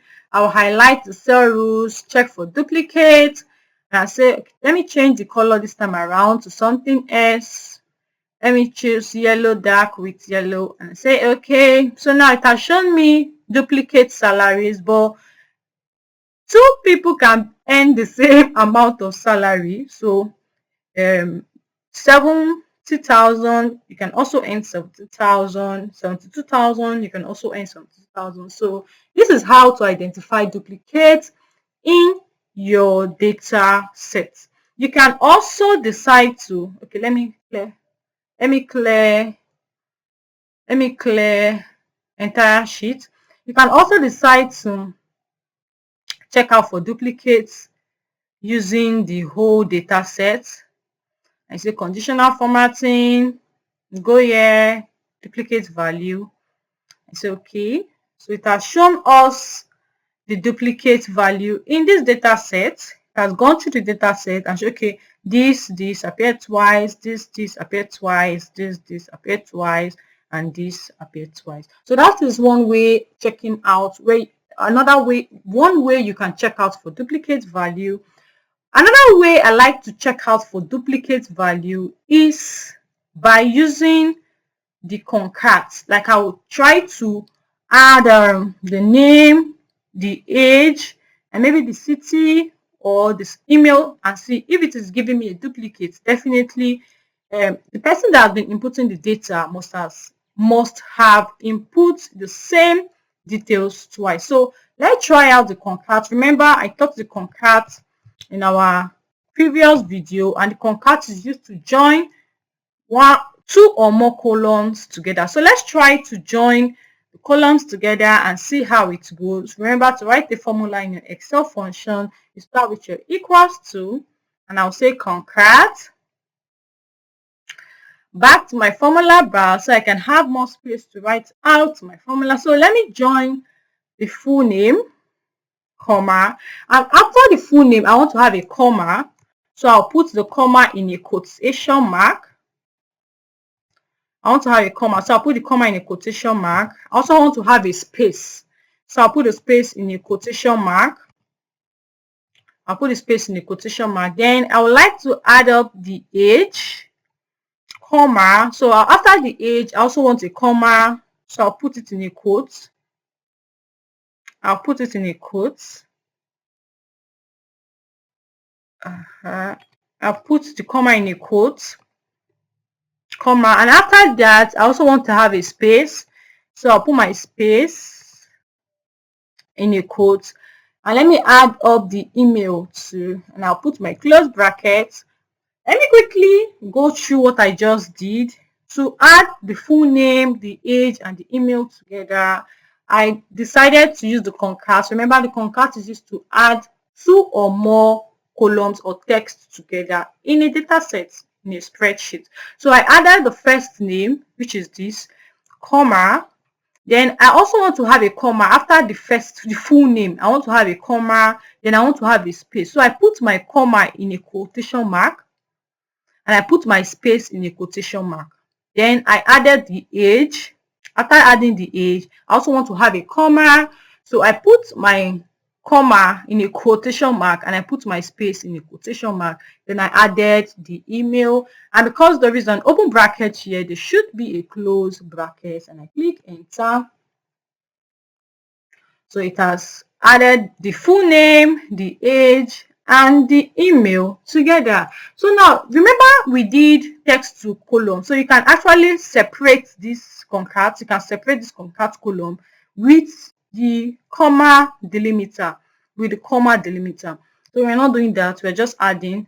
So now let me check out the duplicate for this. I'll highlight this, go to my conditional formatting, and I'll go down to duplicate value. I'll say okay. So there is no duplicate because you see Emily Dave 40 for here. Emily Dave has a different email. So for Emily Dave, email is different from this one. So the name, that means there are two different people, or maybe two different people with the same age but different email. Let me delete this. So that is another way whereby I check for my duplicate value. I try to use the concat. I add two or more unique things together, and I see if there's a duplicate there, I remove my duplicate, and if there is none, I leave my duplicate. So now I've gotten a way on how to identify duplicates. So how do I remove duplicates? How do I remove duplicates? Let me look for duplicates here. So before you remove a duplicate or duplicates, you identify the duplicate first. So let me identify the duplicate. I say okay. So now that I've identified the duplicate, how do I remove it? You go to your data tab. Remember your data tab. You go to your data tab. Now this should be Okay, no, I should not select first. So you go to the data tab, then you go here. Oh, this is duplicate. So I will not have to select my column. I don't have to select my column. So I just click anywhere, any cell in the data set, and I go to this data tools where we did text to column, we did data validation, flash fill, do flash fill. So I'll go to this remove duplicate and I'll say yes. Okay. So I did not click inside my data set. I was outside the data set. That's why it gave me an error. So I'll unselect all. It has selected all. So I'll just choose where do I want to remove the duplicate from. I want to remove the duplicate from the full name. And I'll say okay. So 5 duplicate values found and removed. Now we have 21 unique value remaining. So I said, okay, so now I don't have duplicate name. So I've actually removed my duplicate. So the first thing to do is to check out for duplicates, identify where the duplicates are located. And after identifying, you click anywhere in the data set. Then you go to your data tab, go down here to remove duplicates, and you select the column whereby you want to remove the duplicate. So that's how to identify duplicates and also how to remove duplicates. So now let me teach the flat fill. I want to create a new column. So I'll insert. Now the flash fill. So the flash fill, let me give it a name. Let me call it flash fill. So now the flash fill helps to automatically follow a particular pattern in Excel. So now I would like to give this full name like an email, and I'll say J dot DOE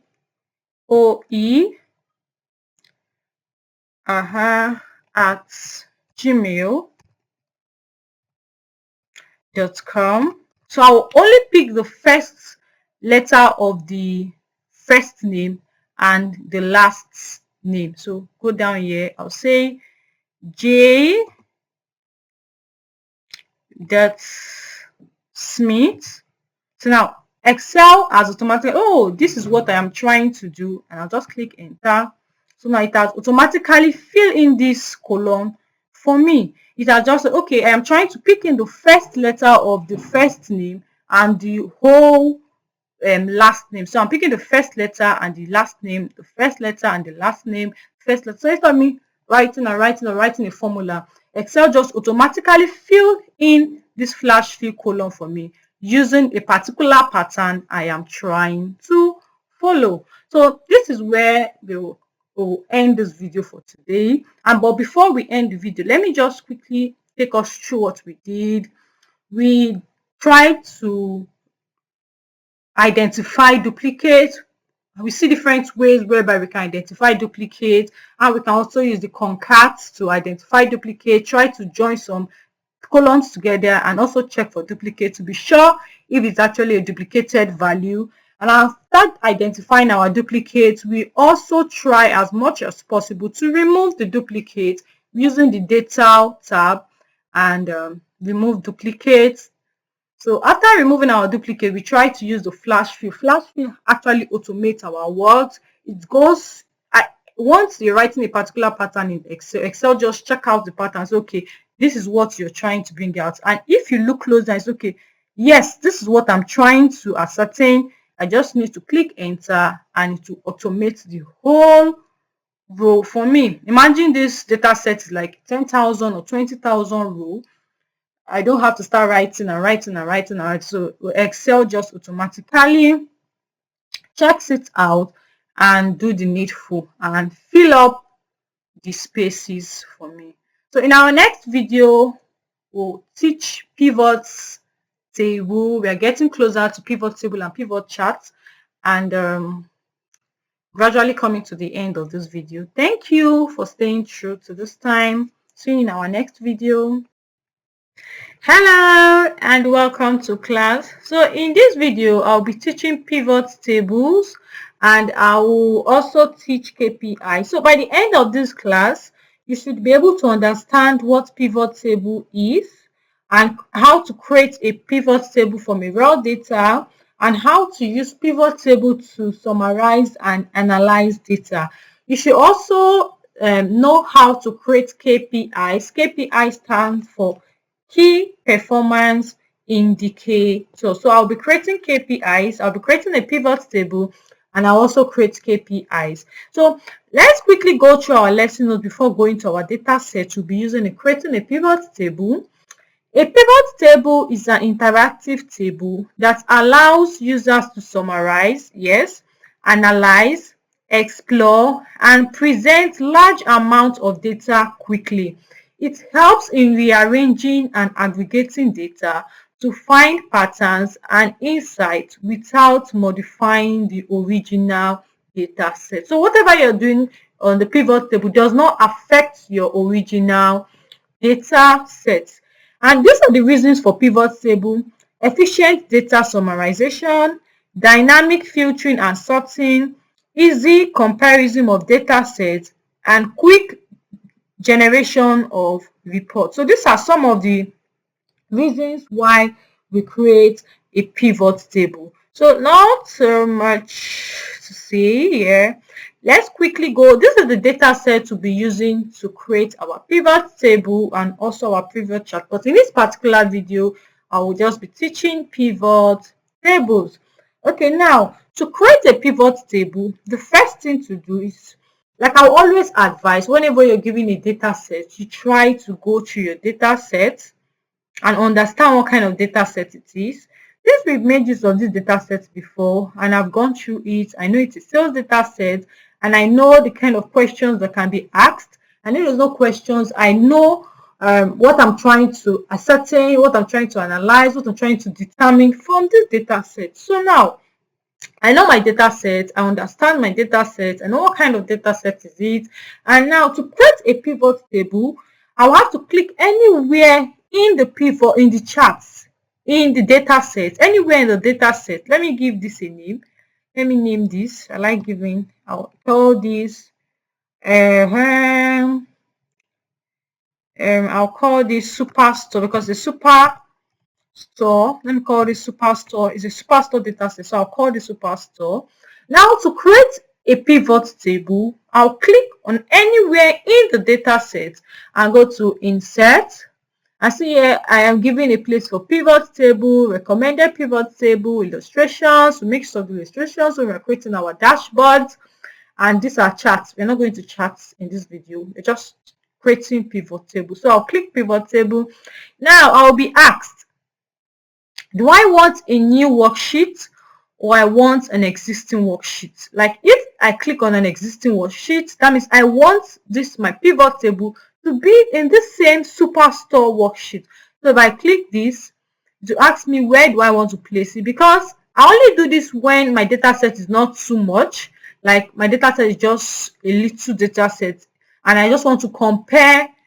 I want to compare the data sets with the pivot table and perform some analysis. I want my dashboard, my charts, everything to be shown on my data set, but that's not what I want. I want a new worksheet.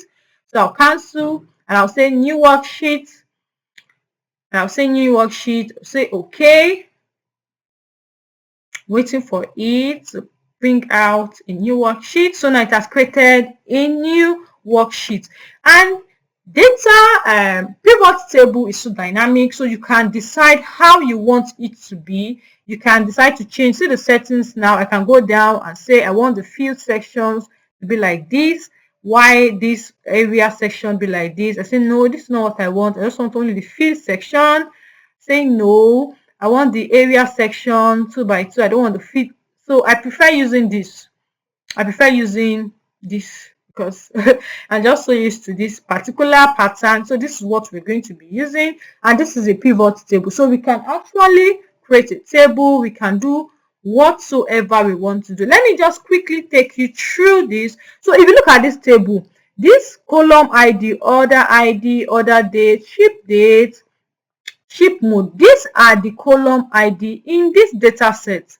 So what it just did, it just brought out the order ID, the order date, the ship mode, the ship mode, the ship date, the ship mode, the customer ID, the customer name. Is still the same thing that is being written here. So anything I want to look for, I'll just click and determine. So now this drag field, we have the filter. Remember, the filter is to reduce something to a particular thing. Like if you're looking for the total sales, now I am looking for the total sales of only consumer segment. So I can decide to click in the consumer segment here. And for the columns and the row, please bear it at the back of your mind that whenever you click on a categorical data position itself either in the columns or in the row. And a categorical data cannot perform aggregation. A categorical cannot be summed. It cannot be you cannot get like the minimum, you cannot get the maximum, you cannot. The only thing that a categorical data can do is to count, and it's already being counted when you drag it from the row, from the column or the row to the value. So when you change a categorical data from the row or the column to a value, it counts it for you. But for a numerical data, which you can perform aggregation of, like the sum, the mean, the max, the average, can always be found in the value. So once you click on a numerical data, automatically Excel brings it to the value section. And if you look closely, if I click somewhere outside the pivot table, you discover that this pivot table field has gone off. So if I click outside a cell outside the pivot table, the pivot field will go off. So I'll click here and I'll try to do something. So the first thing I'll try to do is, let me create KPIs with this pivot table. Remember, KPIs are key performance indicators. They are things we can see at a glance, because when we are creating our dashboards, we'll put out the KPIs up or at the top side of the dashboard. So once you just glance at it, once you just look at it, you say, okay, this is the total sales, this is the total profit we make, this is the numbers of customers we have, and these are what we want to know. So let's use this pivot table in creating our KPI. So the first KPIs I want to create is the total sales. Now I want to know the total sales. How much did we make? How much of the total? So I'll click here. And because this sales is a this sales is a numerical value, it brought itself automatically to the value section. It brought itself to the value. But if it is like a categorical value, let me show you. Product name at a categorical value, it has brought itself either to the column or to the row. But if I bring this here, what it does is just to count the product name. So when you bring a categorical value from either the column or the row to the value section, it counts it. It can't perform aggregation. So now I'm looking for the total sales. I click here and it has given me the total sales. But I have it at the back of your mind that you always put your KPIs, your data set, your dashboard in a proper naming convention. So instead of me to call this sum of sales, I'll call this total sales. So I'll name this total sales. Very important to put your KPIs in the right naming convention. So I'll call this total sales. Now I've changed it to total sales. Another thing I would like to do is to change this, because I know this is like a number. This is like a number. So I'll try to reduce the decimal place. I want the decimal place to be reduced. Another thing I would like to do, I would like to use my comma indicator. Perfect. Okay, let me reduce this again. Another thing I would like to do is I would like to change this from custom to currency. I like to change it from custom to currency. So now it's looking better. The total sales. Now we know we have 2,326,534. 3,326,534. So now I've gotten my total sales. So if I want to create another KPIs, there are two ways to go about it. You either copy, you highlight this, Ctrl C, and place it somewhere else. Say Control V. Since you already know what you're looking for, I'll try to look for the total profit. So I want to look for the total profit. Instead of me to go through, okay, I'll show you how to go through the long process, how to go through the normal process, and how to do the shortcut, which I've just shown you. So now I'll click on this and I'll say I don't want the total sales. I am looking for total profit. So I'll go to this place where I click the total sales. I'll uncheck the total sales. I don't want the total sales. I want the total profit. I want the total profit. So I'll click here, total profit. So it has gone through this and given me the total profit. The total profit. So if I don't want to copy and paste, let me show you how we can actually do it. So the first thing to do is to go back to your Superstore data. Go back to your Superstore data. Here I will try to look for the average profit. I'll go back to my Superstore data. When I go back to my Superstore data, I'll click Insert. Remember, I want to create a pivot table. Go to pivot table, and I want an existing worksheet. I don't want a new worksheet. I want an existing worksheet. I'll go with this arrow. So where do I want it to be located? And I'll go here and I'll say I want it to be here. See, now once when I click on this cell, it has showed me it should be located in column A, row 10. It has written column A, row 10. So I'll click here and I'll say yes, and I'll say okay. So now it has brought out a pivot table for me. So that's how you can go about it. There are two ways to go about it. You either copy and paste, then you just remove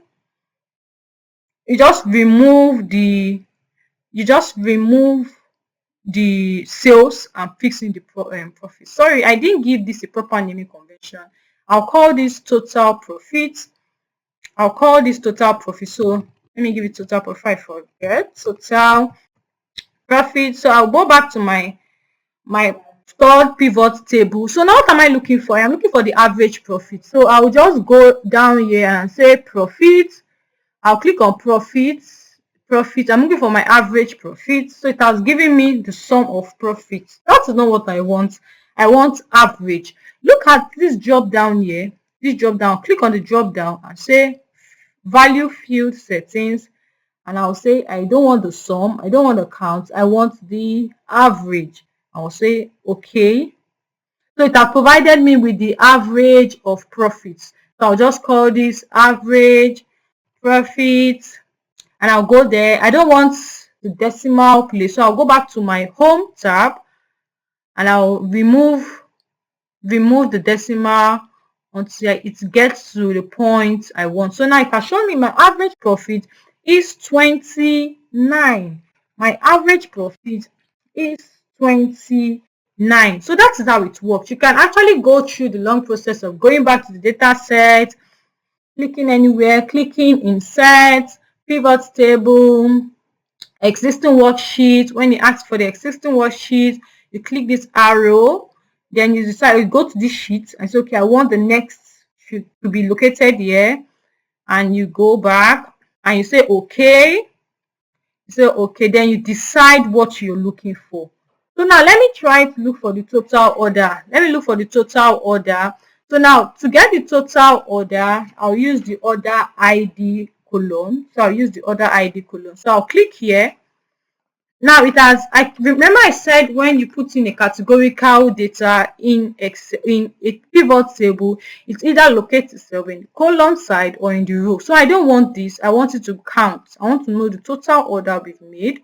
So now it just counts the total order, but this is not giving me like a distinct count. I want a person that orders, like each order should be counted one. I don't want what this Excel did was like it just went into the order ID and say, okay, this customer, if they're in powers, order 1, so that means 1. If Filina Oba 2, Filina Oba 3, Filina Oba, no, I want all Filina Oba to be seen as one order.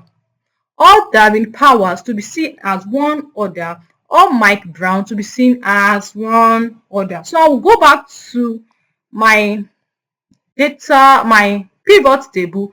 and change this count of order, go to my value setting and say I want distinct count. I'll say distinct count. I'll say okay. So it has counted each customer name per order, like each customer name with all the order they made as one. So it counted each customer and all the order they made as one. So I will give this proper naming convention. I'll say total order. Total order. So we know that the total order we've made is 5,111. So I'll call this total order. So it's very important to know that there is a difference between distinct count and count. So perfect. This is what I want. Now, I would also like to try to get our total customers. Let me know how many customers we have. So I'll just do the copy. I'll do the copy. Control C, paste here, Control V. Now I will go back and change it from order to customer ID. So I'll change it. I'll unclick custom order ID and I'll click on customer ID. Now, because the categorical data, it's positioning itself in the row. I'll bring it because I want to know the count. So I'll bring it to value. And not just that, I'll also change to distinct count. I'll change it to distinct count. So you can see there are a lot of things. If you want to look for the average, you change it to average. If you're looking for the max, you change it to max. For the mean, the standard deviation, the sum, depending on what you are looking for. So I'm looking for distinct count. And I'll say distinct count. I'll say okay. So it has counted the order distinctly. That's one order, one customer is he or her name as per order. So I will just change this naming convention from distinct count of customer ID to total customer. So I'll change this to total customer. I'll change this to total customer. So total customer. So this will be called total customer. And it has given me the distinct count of each customer. So this is the total customer we have. What else can we ascertain from this data set? I think we can check for the total state. Let's know the total state we operate in. The total state we operate in. So I'll copy, Control C, and I'll place here, Control V. Then I'll go to uncheck the customer ID. I'll uncheck the customer ID and I'll click on state. No, is it states? Okay, yeah, let's check out states. Because states is a categorical data, it has positioned itself in the row. So I don't want it there. I want it to be placed here, value. I want it to count the numbers of states we have. And this is not giving me what I want. So I'll also do the distinct count. Go to the value and go down and click distinct count and I'll say okay.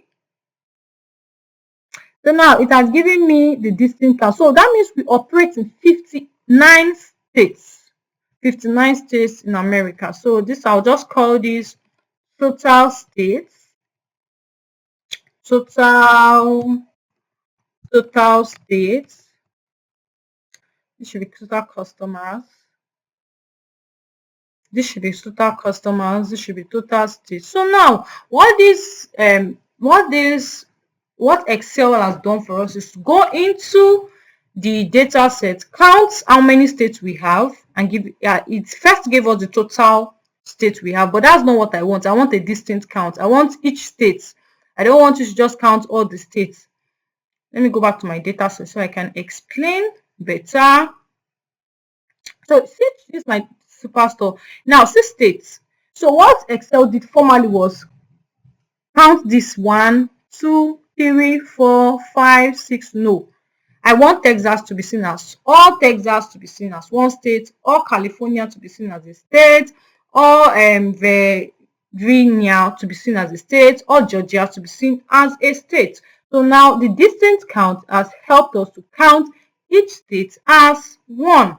So that is the difference between the counts and also the distinct count. And these are KPIs. When we're creating our dashboard, you see how important KPIs KPI are and how we can use it to know a particular details by just looking at it by the glance. By the glance of it, you can see that this is the total sales we've made in this workbook, in this superstore data.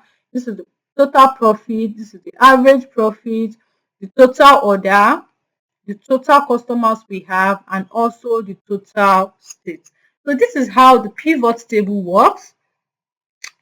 This is how the pivot table works and how you can actually derive data from the pivot table. So in our next video, we'll be checking out some charts that we can create with Excel, and we'll create those charts to help us analyze our data and how we can also do some little editing in our charts, and then after we'll create our dashboard. Thank you for staying true to this time. See you in our next video. Okay, before that, it's very important to give your sheet a name. So I'll just call this, since I created KPIs, I'll just call this KPIs. So this is where I'm going to end this video for today. See you in our next video. Bye. Hello and welcome to class. So in this video, I'll be creating charts. We'll be talking about charts in Excel, and I'll create some charts, some of the charts we have in Excel. So let's quickly go through the lesson note, then we go to our data set and try to create out some charts and also do some editing, because I will like to state this. Creating beautiful charts, creating beautiful dashboards is good, but the first thing you should have at the back of your mind when you want to create a chart or a dashboard is you're trying to pass a message, and your message should be passed clearly and effectively. So even if a layman sees your dashboard or sees your chart, he or she should be able to understand what the chart is trying to say. So let's quickly go through the data set, the lesson notes, then we'll go to the data sets and create some charts in Excel. Charts are graphical representations of data that help in visualizing trends, comparison, and relationship. Excel offers various types of charts that can be used for different purposes. These are the type of charts in Excel that we have. We have the column chart. Is best for comparing data across various categories. We have the bar chart. It is similar to a column chart, but it is displayed horizontally. We also have the line chart. The line chart is useful for showing trends over time. Yes, I like this line chart because it's used for showing trends over time, like the total profit by month. So you want to see how we made profits by month in a year. So the line chart shows how the profit are being made. Pie chart, it represents data as proportional slices of a whole, like that. So I'll create pie chart and I'll create line chart in this video so we understand better. We also have the scatter plot. It shows relationship between two numerical variables. And we have the area chart, which emphasize magnitude over time by filling the area below the line. So this has to do with like a map chart. It just has to do like a map. So let's quickly go. A pivot chart is a graphical representation of data summarized in a pivot table. It updates dynamically when the pivot table changes. Pivot table and pivot charts are powerful tools for data analysis and visualization. Charts helps in better presenting and understanding data trend. Mastering them improve efficiency in business reporting and decision making. So pivot charts and pivot table works hand in hand. I like creating a pivot table first before creating a pivot chart. So let's go to our lesson notes so we can create a pivot chart and actually analyze and visualize it. So now remember, to create a pivot table, you insert anywhere in your data set and you go to insert pivot table. Now I want a new worksheet. I don't want to put it in an existing worksheet. I want a new worksheet, so I'll say okay. Perfect. So it has created a new worksheet for me. It has created a new worksheet for me. So now the first thing I'm trying to get, because when you want to create a chart, you need to know what you're looking for. You need to know the business question that is being asked. What am I looking for? So the first thing I'm trying to ascertain is the sales by segment. Sales by segment. I want to see how much was sold by each segment and which segment performs or provides us with the largest sales. So now I'll go there and I'll say sales by segment. Okay, let's click segment first. So segment, remember segment is a categorical data and it has aligned itself in the row because the categorical data. Now I want to see sales by segment. So I will click on my sales. My sales is the numerical data. So it's position itself in the value space, So now this is the consumer, this is total sales for consumer, the total sales for corporate, and the total sales for home office. Now I want to create a pivot table so that I can visualize this my analysis. To create a pivot, okay, I want to create a pivot chart so I can visualize this my analysis. To create a pivot chart, you click anywhere in your pivot table and you go back to your insert. Excel provides us with recommended chart, but since I actually know what I want, I will go for a pie chart.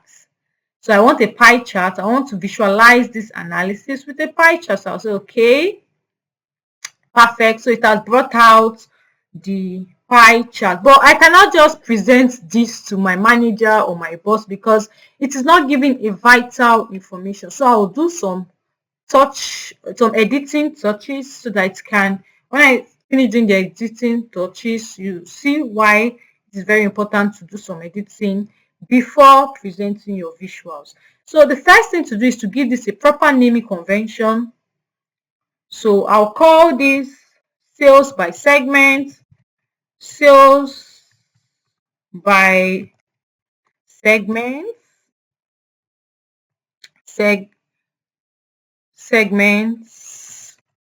Okay, so because when anybody sees it now, you know, okay, this data is sales by segment. So the next thing I'll do, I like to make it bold. I like to make my title, my chart title bold. The next thing I would like to do is I'll go to this plus sign. So for this one, you can decide the style you want to use. If you want to use it like this, no, I'll just stick to this. I prefer this. So now I'll go to this plus sign and I can do a lot of things in this plus sign. What I would love to do is to put data labels. So I would like to see, I want data labels for each segment. So I'll click data labels, but I'll also go back to my drop down and I'll say, okay, do I want it to be in the center? Do I want it to be inside end, outside end? I think I prefer outside end. And I also go to more options. So there are a lot of things you can do. You can actually put the category name if you want. You can put the percentage if you want. If you want to show the percentage, that means consumer has 50%, gave us 50% sales, while corporates gave us 31% sales, and home office also gave us 19%. So I don't want this. I don't want the percentage, depending on what you want. So you can check out. You can check. I think this is okay. General. This is okay. So, okay, this is perfect because now when you look at it, you see that home office gave us this particular amount. Why corporate give us this particular, and this give us this particular. Let me see if I can change the numbers. So you can change it to number. Okay, yes. You can remove the decimal place. So I don't want any decimal. I want 0 decimal place. Let me see. Yes, it has implemented. So you can do 0 decimal place. You can change the size if you want to increase it. If you want to reduce the height, increase the height and the width. You can also check for the properties. You can check for the properties, but I think that is fine. I think that's fine by me. This data label is okay. Okay, so it is very, you do whatever you want. You can check the shadow if you want to increase the shadow, the glow. No, I don't want all that. Let me see the alignment. So it's very important to check and decide what exactly you want. Okay, label option is, you can change the name. For me, I think this is perfect. I think this is okay. And if you want the percentage, you can show the percentage, but I wouldn't want to. So now that we're looking at this, you can understand that this is for the home office. This is for consumer. No. And this is for corporate, and this is for consumer. So I don't need this. I will right click this, and remove. Oh no, I'll right click and hide all button. Yep. So I hid it. Also right click this. I don't need this because when looking at this, this is for consumer, this is for corporate, and this is for home office. So I will delete two. I changed this. Let me change it again. So I remove the legend. Let me see. I remove the legend for the numbers. I changed the number to number, and I also remove the decimal place and say okay. So it has removed the decimal places. So now I have home office is this, consumer is this, while corporate. I can just click on it and also go back to my home, make it bold, and can also increase the fonts to what fonts I want. So now looking at this is sales by segment. Looking at the sales by segment, you know that home office consumer gave us the highest sales, followed by corporate, and followed by home office. This is just a simple pivot chart we can use in visualizing our analysis. So now I will give this a proper naming convention. I'll call this sales because it's very important when I'm creating my dashboards. Sales by segments. So I'll give this sales by segments. Now let me create another chart. For this chart, I would like to use the line chart, and I would like to check for sales by order dates, and I'll try to look for the month. So I want to check sales by month. I want to see which month provides us with the highest sales, and in which month did you make the least sales. So remember, to create a pivot chart, I prefer creating a pivot table first before creating a pivot chart. So I'll click anywhere in my data set, go to insert, pivot table. I want a new worksheet, and I'll say okay. So it has provided me with a new worksheet. And what am I trying to ascertain? I'm trying to ascertain sales by order date. So I'll click on order date. Order date is a categorical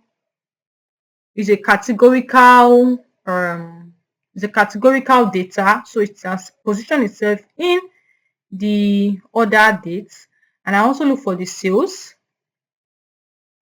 because the sales is a numerical, so it's to position itself in the value. But this is not what I want. I want month. So I'll uncheck the year, uncheck the order date. Okay, and it has given me the month, so I want only months. Okay, let me bring this here. Perfect. So now I want it to be located in the row label and also the sales. So now it has gone through the data set and provided me with sales per month. So for January, this is the sales we made. For February, this for March, this for April, this for May, and for June. So now I want to create a visual. I want to create visuals that once you just look at the visuals, you can understand and know which state, which month, sorry, provides us with the highest sales. So I'll go to my inserts and I say recommended charts. But I know what I want. I'm just going through. So I will go to line. I want to use the line. So you can actually check the one that actually fits in your visualization, that best meets your visualization. So let me just try lines with markers and I'll say okay. But when looking at these charts, it's not giving the proper information. I don't expect my boss or my clients or the manager to start looking at, oh, January, you're not too sure what is the amount for January, this, what is the amount for February. No. So that is why I will do like a proper editing, proper naming convention, and also put data label. So the first thing I'll do is to give this chart a proper chart title, and I'll call it sales by month. Sales by month. Okay, first thing first, sales by month. Then I'll go down to this my plus, which has the chart elements. Okay, what do I want to remove? I don't like the grid lines. The grid lines are these tiny lines we see here. So I don't want the grid lines. So I want to check the grid lines. Okay. What else? The legend. The legend. Okay. Let me remove the legend because I'll also. So next now, this do my data label. I'll create my data label. But if you look at the data label, the numbers are meeting up with each other. So I will go further to my data label and I'll go to more. I'll try to do some things. So there are a lot of things you can do. You can say, okay, the option, what do you want to show? Do you want to show the category name? Oh no, that would be a lot. You want to show values, so you check. You can also decide where you want to position your label, if it's in the center, left, right, above, but I think I'll leave mine in above because I prefer it there. And also number. So you can also do number. Instead of Geneva, you can say it's a number. Okay. You can remove the decimal and say okay. Let me see. Yeah, it has removed the decimal. But it's still not giving me what I want, because when I'm creating my dashboard, our dashboard has to be the combination of different charts in one place. So I'll bring all my charts together in a particular place. So this charts might be reduced from this side. So even if I reduce it, so you see that the numbers are kind of entering, are kind of interrupting each other, and I don't want that. I want something that when my boss or my manager sees it, he or she will be able to understand it at a glance. So I can also increase the height, the weight, depending on what I want. Okay. So now, if I want to change it, if I want to make it more accessible, I'll highlight this, not this, and I'll go to this last place and I'll say okay. I'll check out. So now for the axis option, the minimum is 0. That is why the minimum starts from here, and the maximum is this 400,000, and this is the 400,000. So you can decide what you want. You can change it, you can increase it depending on your preference. And another thing I'll do is this display unit. So now you can change it to hundreds, you can change it to thousands, you can change it to 10,000, 100,000, some millions. So let me try thousands. Oh, perfect. So now it has reduced it. But whenever you change it from the normal to thousands, always go back to your data, your charts title, and put like 1,000, 1, 2, 3. close bracket, so that whenever anybody sees the data set, he knows that, okay, for January we have 96,000, for February we have 60,000, for March we have 211,000, for April we have 138,000. So perfect. You don't just change it and leave it expecting whosoever sees your data set to know that this is what you have done. So now I think it's better. Okay, I don't need this again, so I'll have to delete. I highlight this and I delete. I also have to hide this field, so I'll right click and I'll say hide. Okay, perfect. So now my sales by month is looking good, looking beautiful. But what else can I do to enhance the visual? So I'll try to change this to bold. I'll make this bold. You can also increase the font if you want to. You can also increase the fonts. I also like to make this bold. Yes, and increase the font if you want to, depending on your preference. Okay, I think this is perfect. So now, looking at this, you just know that this is sales by month. And for January, we have 96,000 sales. For February, we have 60,000. For March, we have 211,000. Now, you don't even need to start looking and trying to crack your head. Once you look at this data set, you know that November has the highest sales by month, while February has the lowest sales by month with 60,000, while November has the highest sales with 353,000 by month. So this is how charts in Excel helps to enhance our analysis and helps to visualize our analysis, so that at a mere glance, looking at it, you will not be confused. You just know that this is what this chart is trying to portray or was trying to say. So this is how we create a line chart. Simple, clear, straight to the point. When somebody looks at it, they say, okay, this is sales by month in thousands. So February has the lowest sales, while November has the highest sales. That is where your analytic thinking now comes in. So you now started finding, okay, why does November have the highest sales, and why does February has the lowest sales? What are the factors that affected sales in the month of February, and what are the factors that affected sales in the month of November, and what measures can we put in to increase sales in this month of February and other months? So this is how the pivot charts using the line chart in Excel work. You don't just create your line chart and boom.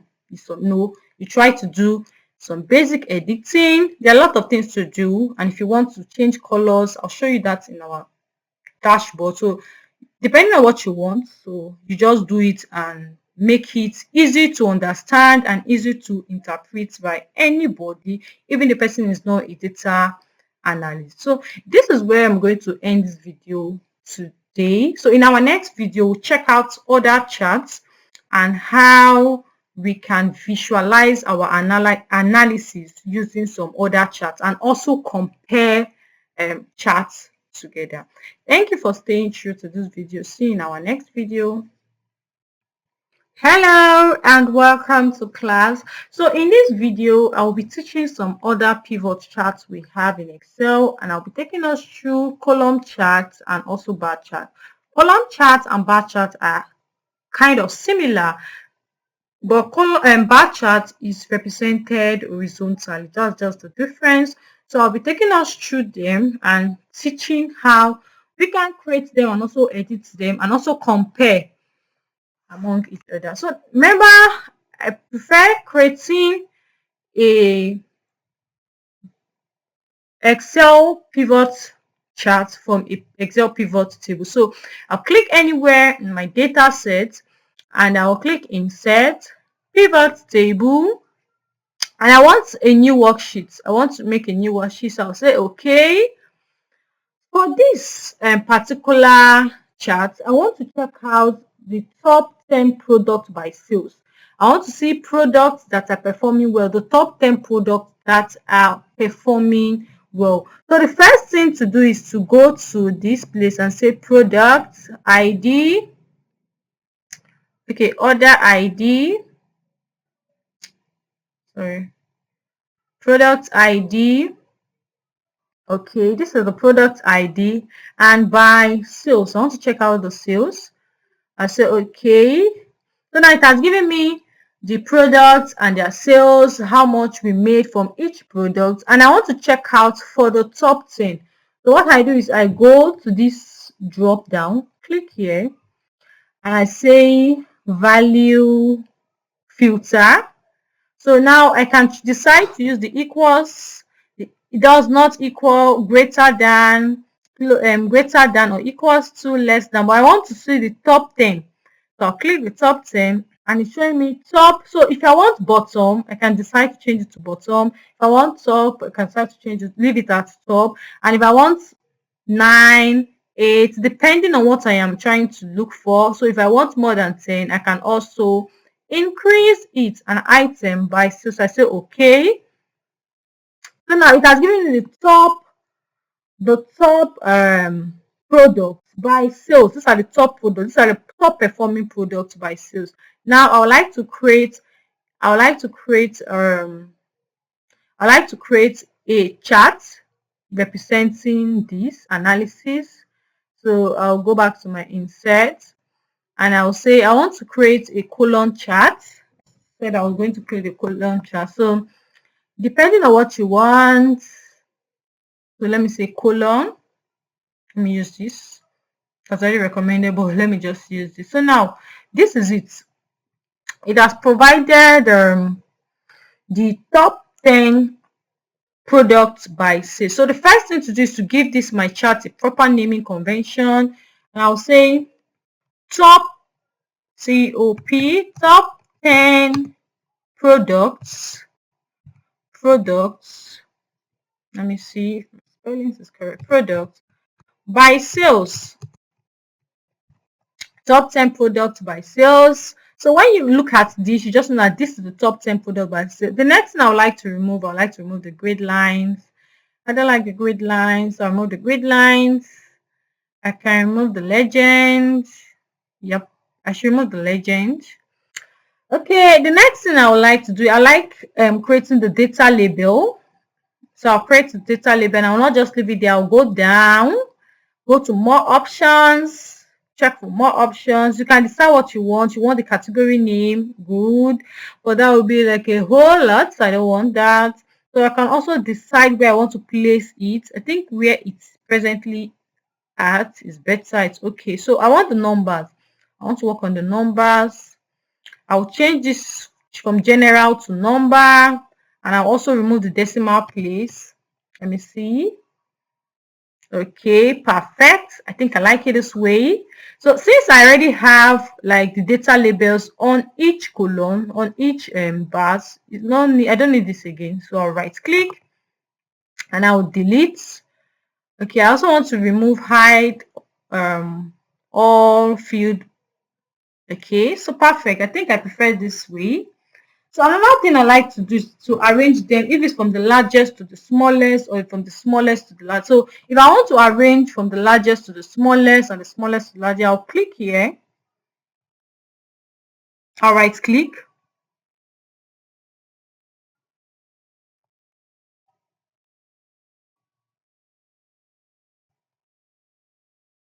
So I'll right click and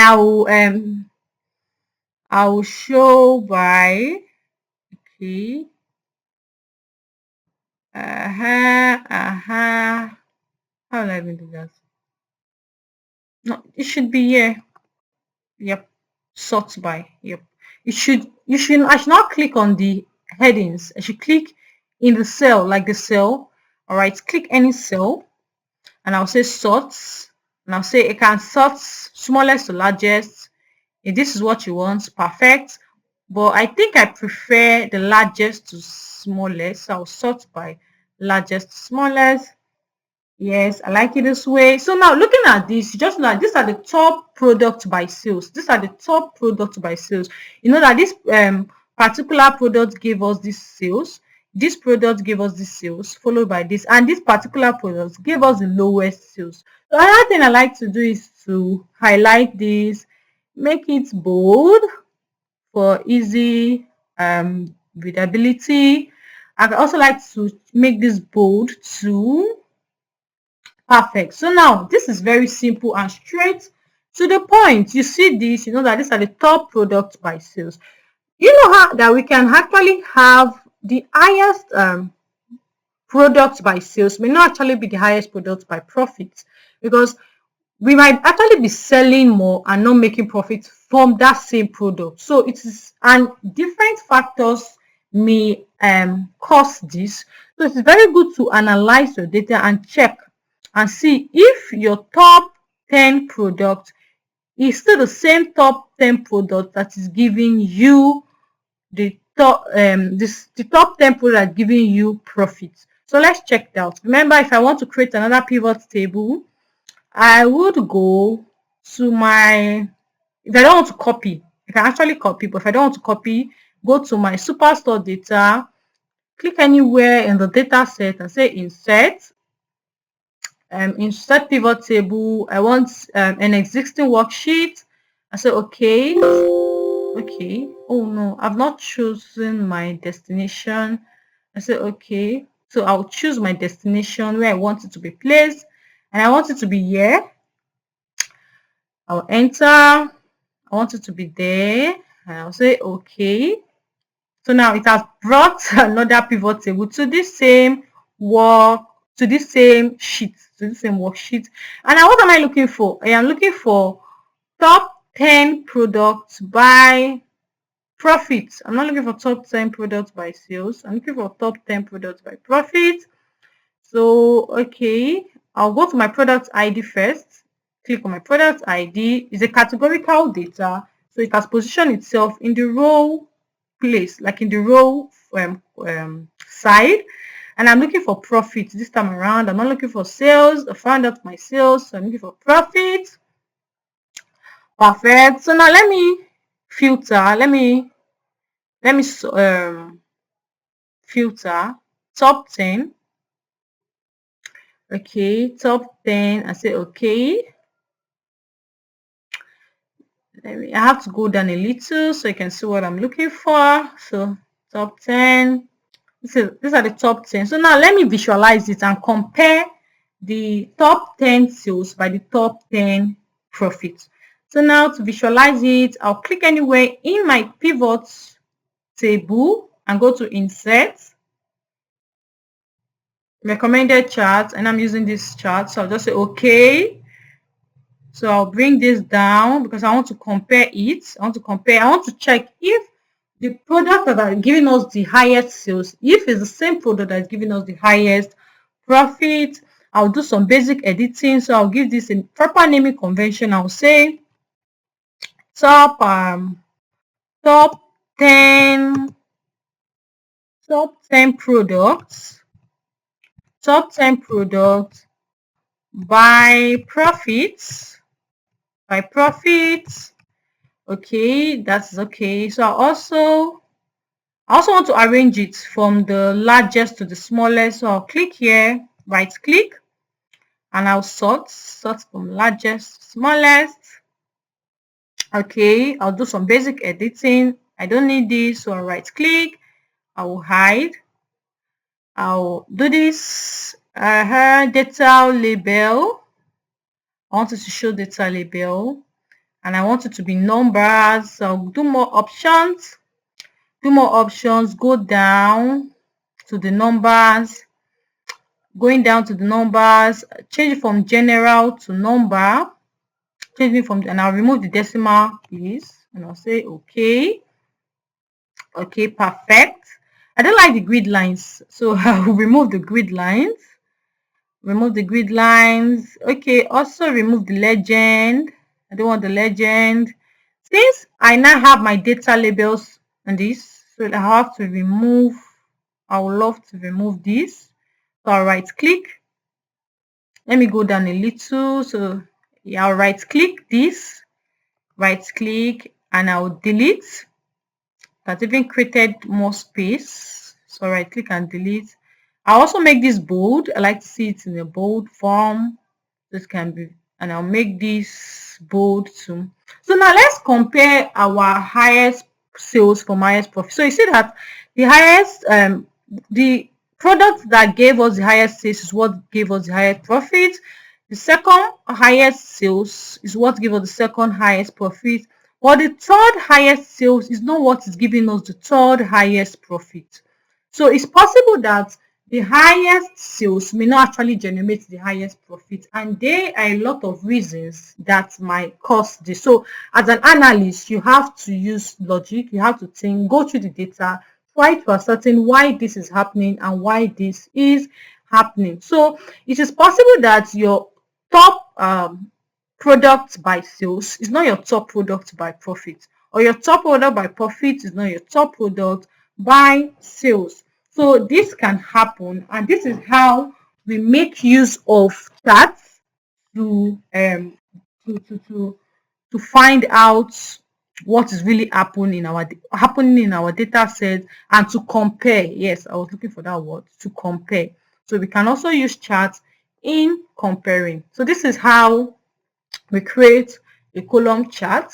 Let's quickly create a bar chart. A bar chart is kind of similar, but the difference is that it is in horizontal form. So this is like a simple chart. When somebody comes here, say, okay, this product produced the highest profit, this product produced the highest profit, and this product produced the highest profit. So this is how we create a column chart. Let's quickly, okay, let me give this a proper naming convention. I'll call this top 10 products, top 10 products by profits, and sales. And sales. I like giving my sheet a proper naming convention so that when I'm creating my dashboard, it will be easy for me to identify what I'm looking for. So now let me briefly create a bar chart and see how it has been made. So insert anywhere in your data superstore data set, or in your data set that you're provided, you see that all we've been creating does not affect the worksheet, the superstore data set. It is intact, just that we create them in another sheet we want, or you can create it beside the data set, but I prefer creating it in a different worksheet. So I'll click on insert, recommended, pivot table, and I want a new sheet. I say okay. So now I want to check out the states that are giving us the highest, that we are selling more, that are giving us the highest sales. So I want to check out the top 10 states that are giving us the highest sales. So now I'll click on my state. Remember, my state is the categorical data, so it will position itself either in the row or in the column. So now I want to check my sales. I'll check my sales. Okay, perfect. That's shown me for Alabama. This is the sales we made. Alberta, this is the sales. Arizona, this is the sales, and California thereabout. So now I want to check the top 10. I want to see the sales that makes the highest, the state that makes the highest sales. So remember, I'll go to this filter here, and I'll say value filter, and I'll say top 10. I'll say okay. So it has shown me that California, Florida, Indonesia, and this makes the highest sales. So now I want to visualize it. Let me visualize it. Okay, the first thing I want you to arrange itself. Let me arrange it, sort by the largest, smallest. Yes. So California makes the highest, New York followed by New York, followed by Texas and Washington. Now let me create a chart. Let me create a chart. I would like to create a bar chart. I'll say okay. I don't really like how this is being positioned. So let me first change. Let me give it the proper, nope. let me give you the proper naming convention. So I'll call this top 10 states by sales. Top 10 states by sales. I don't like the way this has been positioned. Let me change it from, I think previously we made it, let me sort by smallest to largest. Yep, I think I prefer it this way. Let me change it to this smallest to largest. Okay, now, so what else? I'll try to do my editing. I don't like the grid lines. Nope. I don't like the legend. I want data label. And I want numbers so that I'll be able to remove the decimal places. So I want number. I'll change from general to number. And I also remove the decimal places. I want 0. I say okay. Perfect. I think I like this. So I will now remove this because I don't need this again. Looking at my data set, it's very easy to understand. That this is California with this amount of sales. This is New York with this amount of sales. Texas with this amount of sales. Washington with this amount. So I will make this bold. Okay, I also make this bold. I'm just trying to check if everything is intact. So now, looking at this, you know that these are the top states by sales. And California, the first. New York follows. Texas follows. Washington follows. And thereabouts. So this is how we create a bar chart.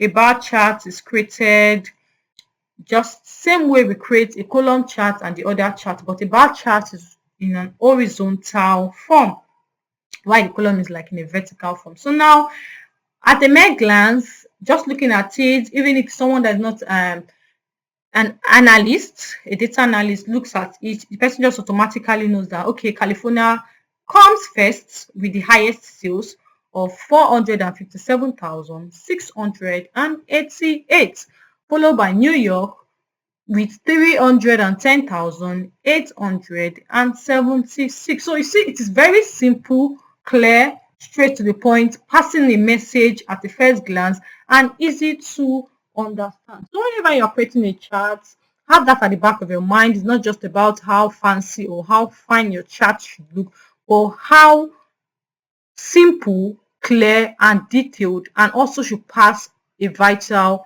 information to whosoever is looking at it. So this is where I will end this video for today. In our next video, we'll do something else before we'll do macro and VBA before we create our dashboard, which will be the last video for this session. Thank you for staying true to this time. Have a great time. Bye. Hello and welcome to class. So in this video, I'll be teaching macros and VBA, which stands for Visual Basic for Applications. And what are macros? Macros are a sequence of instructions that automate repetitive tasks. Instead of performing the same step manually, you can record a macro and run it on a single click. Imagine you are tasked with preparing a monthly sales report, formatting data, clearing charts, and calculating metrics. Doing this manually every month can be time-consuming and error-prone.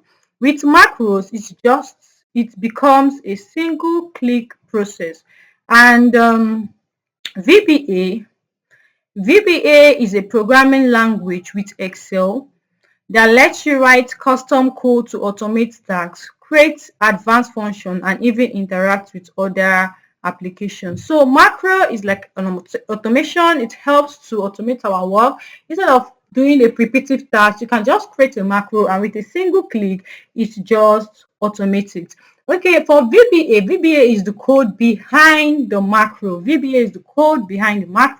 And in this video, I'll show you how we can check how the code behind the macro affect our VBA. So these are the benefits of macro and VBA. We have efficiency, It saves hours on repetitive tasks. Accuracy, it minimizes human errors, and also customization. It creates solutions tailored to your exact needs. So you create macros according to the need. And by the end of this class, you should know what a macro is, how to create a macro, and how to understand VBA, which is the code behind the macro. So in conclusion, macros and VBA, Visual Basic for applications, are used to automate repetitive tasks, handle complex calculation, and streamline workflow that would otherwise take hours. So just like we do, I have a data set where we'll be using to practicalize what I've been said, and we'll create macro to check out VBAs and how the VBA code affects the macro when. So this is the data set I'll be using.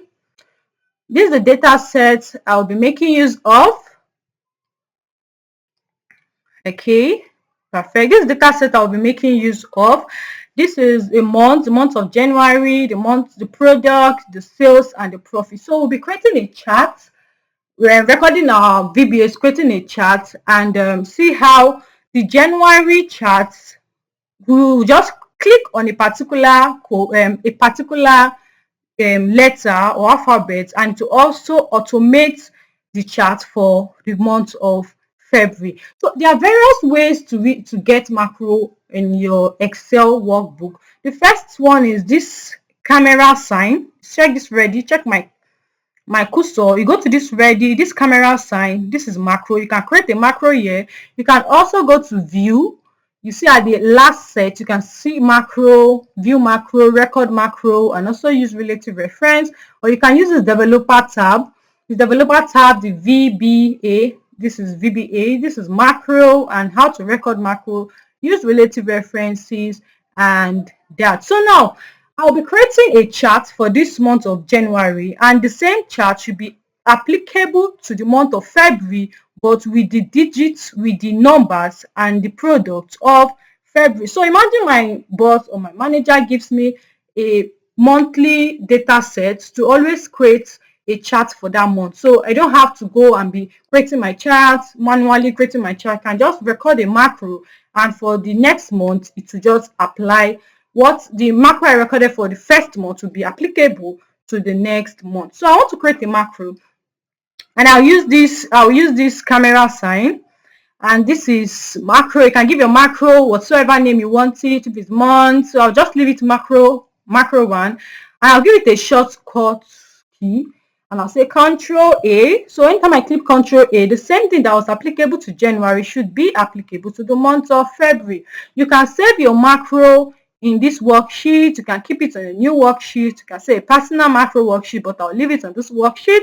And you can also write description. Description helps somebody that is checking out your macro to know what you did. So I'll not write any description. I'll just say okay. So the macro has started recording. So I'll start from product.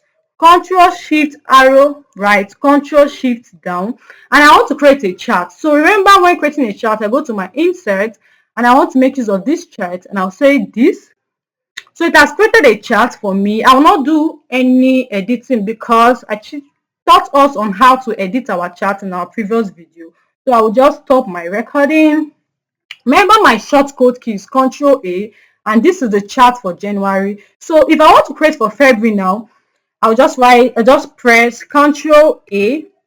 So the same chart that was created for January has also been created for February, but using different numbers. If you look closely, you see that this one has 1, 2, 3, 4, 5, 6, 7, 8, 9, 10. This one has 1, 2, 3, 4, 5, 6, 7, 8, 9, 10. So according to the product we have for each month, that is how the chart will be created for that month. So if you look for January just has 1, 2, 3, 4, 5, 6, 7, 8 products, and also 8 products that is being showed in our data, in our charts. So that is how macro works. So now I have recorded a macro. So the previous month, if I have of March, I'll just go to the data set and type Control A. The same data that was used for January, for February, for March we'll also create a chart to show for match.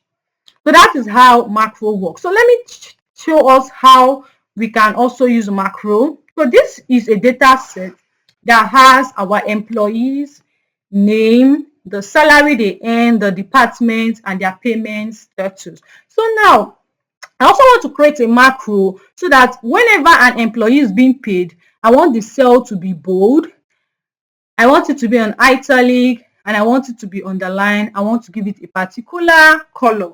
So if this Michael Jackson is being paid again, I don't have to go back here and do the same editing.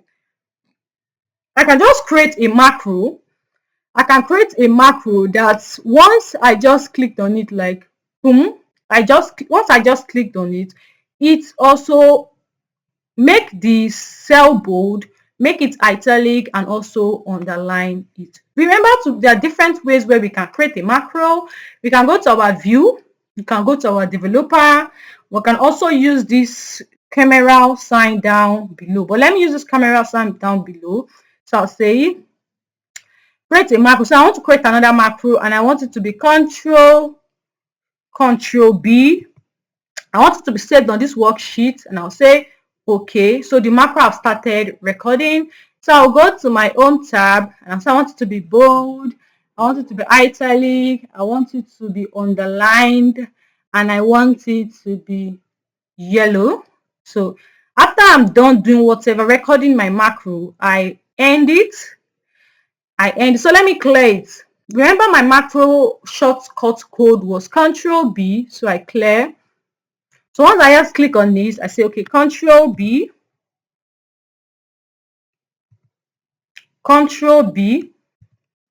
So now this has effect Control B. But if you notice, when I bring this down here, when I bring this down, and I say Control B, it also reflects for this particular cell.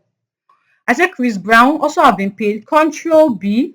So the same editing that was made, the same editing that was made for John Doe is still the same editing for this. So I say, and I don't need to start doing the normal formatting, bold, italic, underline, and also the color. So I'll just say Control B. So it's also applicable. J. Miller has been paid, Control B. David Anderson has been paid, Control B. Sophia Thomas has been paid, Control B. Michael Jackson has been paid, Control B. So I don't need to go and start doing my normal editing, B, italic, underline, and the color. So now let me show you how our VBA, like the code behind macro, actually affects our macro. So if I want to check out for the code, I'll go to my view tab, and I'll say macros, and I'll say view macros. Remember, I created two macros. See, the first macro was for the months. Now I'll do the second macro, and I'll say view edit. So it has brought me to this place.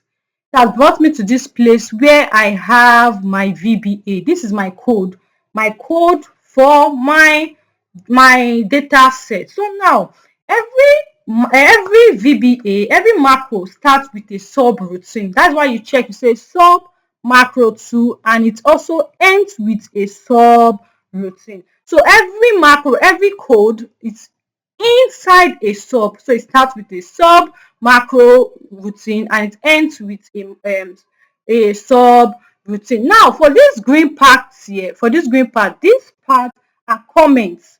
This green tab, there are comments that explain your code. This shows that macro 2, that's the name I gave to my macro. If I give it like department, to show department macro. If I gave it like employee, to say employee macro. And this keyboard shortcut was the keyboard shortcut I used, so that anytime I do Control B, the same macro that was recorded will be applicable to any cell I click on the Control B.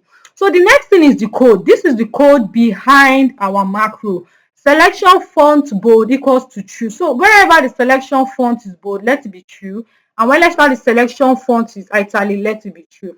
And this is the selection font for the underline. And also this is the code for the color. So if I change this from true to false, let me change it from true to false. I say FALSE, and and I say, okay, Emily, days have been paid, and I say Control B.